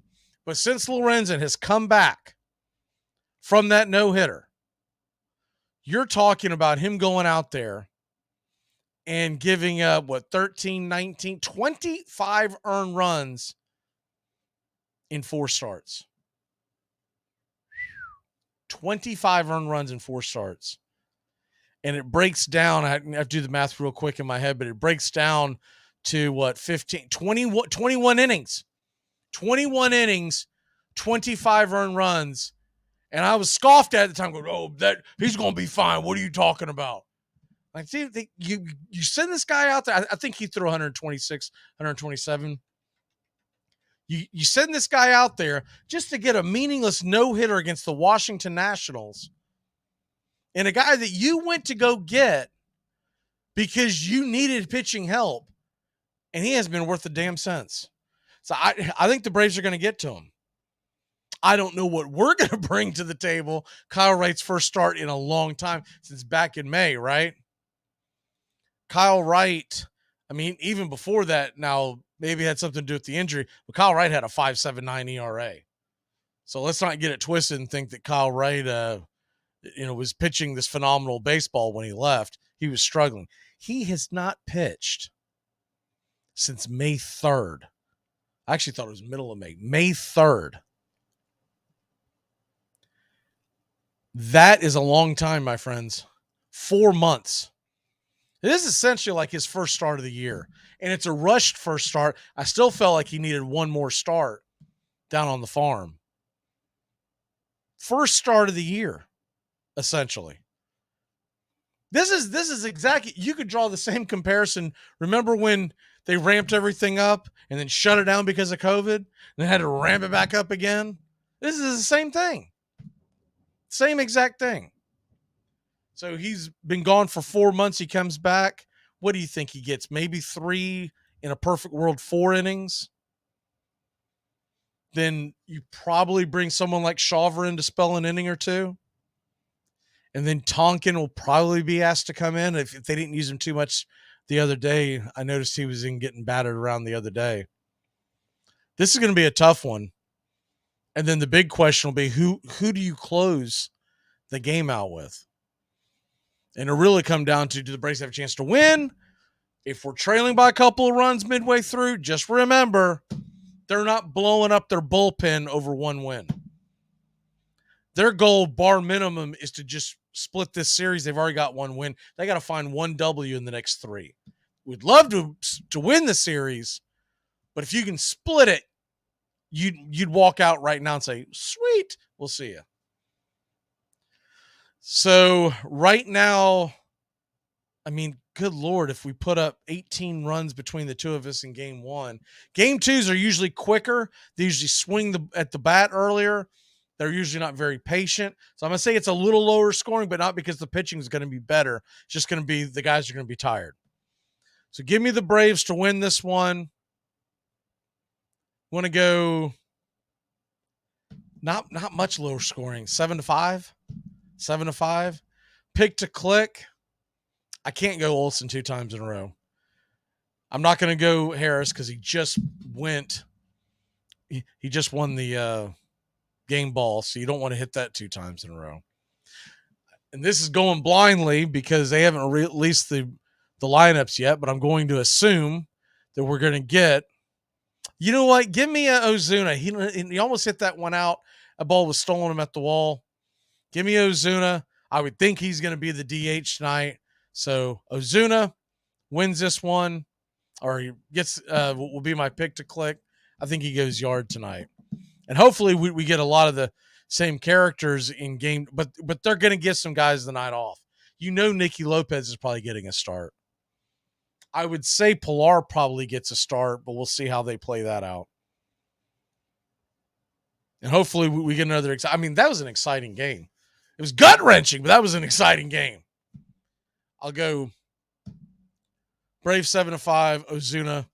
I'm really just playing it safe because, I mean, you either go him or you go with Sean Murphy because you know Sean Murphy's going to catch. There's no way in hell it's going to be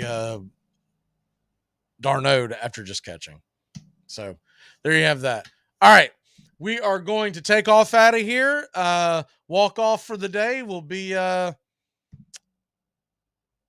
hopefully we can get the doubleheader sweep. And hopefully I'm excited to see Wright back in the saddle again. And it would be really cool to see a Wright AJ Smith-Shawver combo. So we'll see you at 6:40 first pitch. We're going to end this stream and start up another one for the new one, mainly because I'm getting some bad weather here, and I think I need to shut everything down here for a little bit. Y'all have a good one, and keep it locked in here on 99.1 FM WQEE if you're listening on radio. And get your morning started right with Rhino Radio Penitentiary. Braves win! Braves win! Your Atlanta Braves win 10-8 if you're just joining us.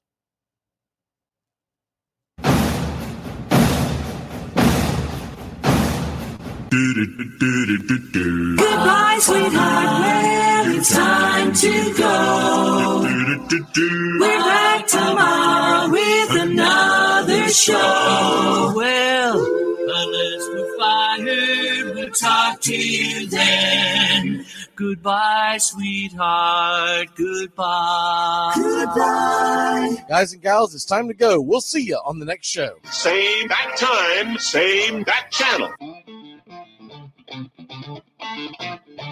Thanks for listening to Braves Country with Mac Magee and the Armchair Quarterbacks on 99.1 FM WQEE, The Key in Noonan, Georgia, and simulcasting on youtube.com/@Braves Country.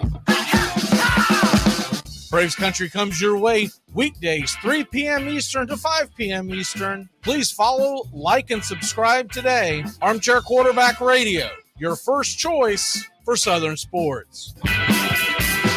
Something of the 5th of September. Something of the 5th of September. She said a lot that I can't remember. Something of the 5th.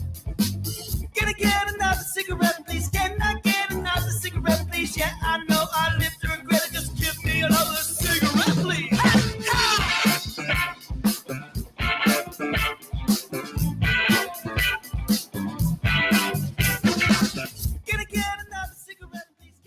You're listening to WQEE 99.1 FM, The Key in Noonan, Georgia.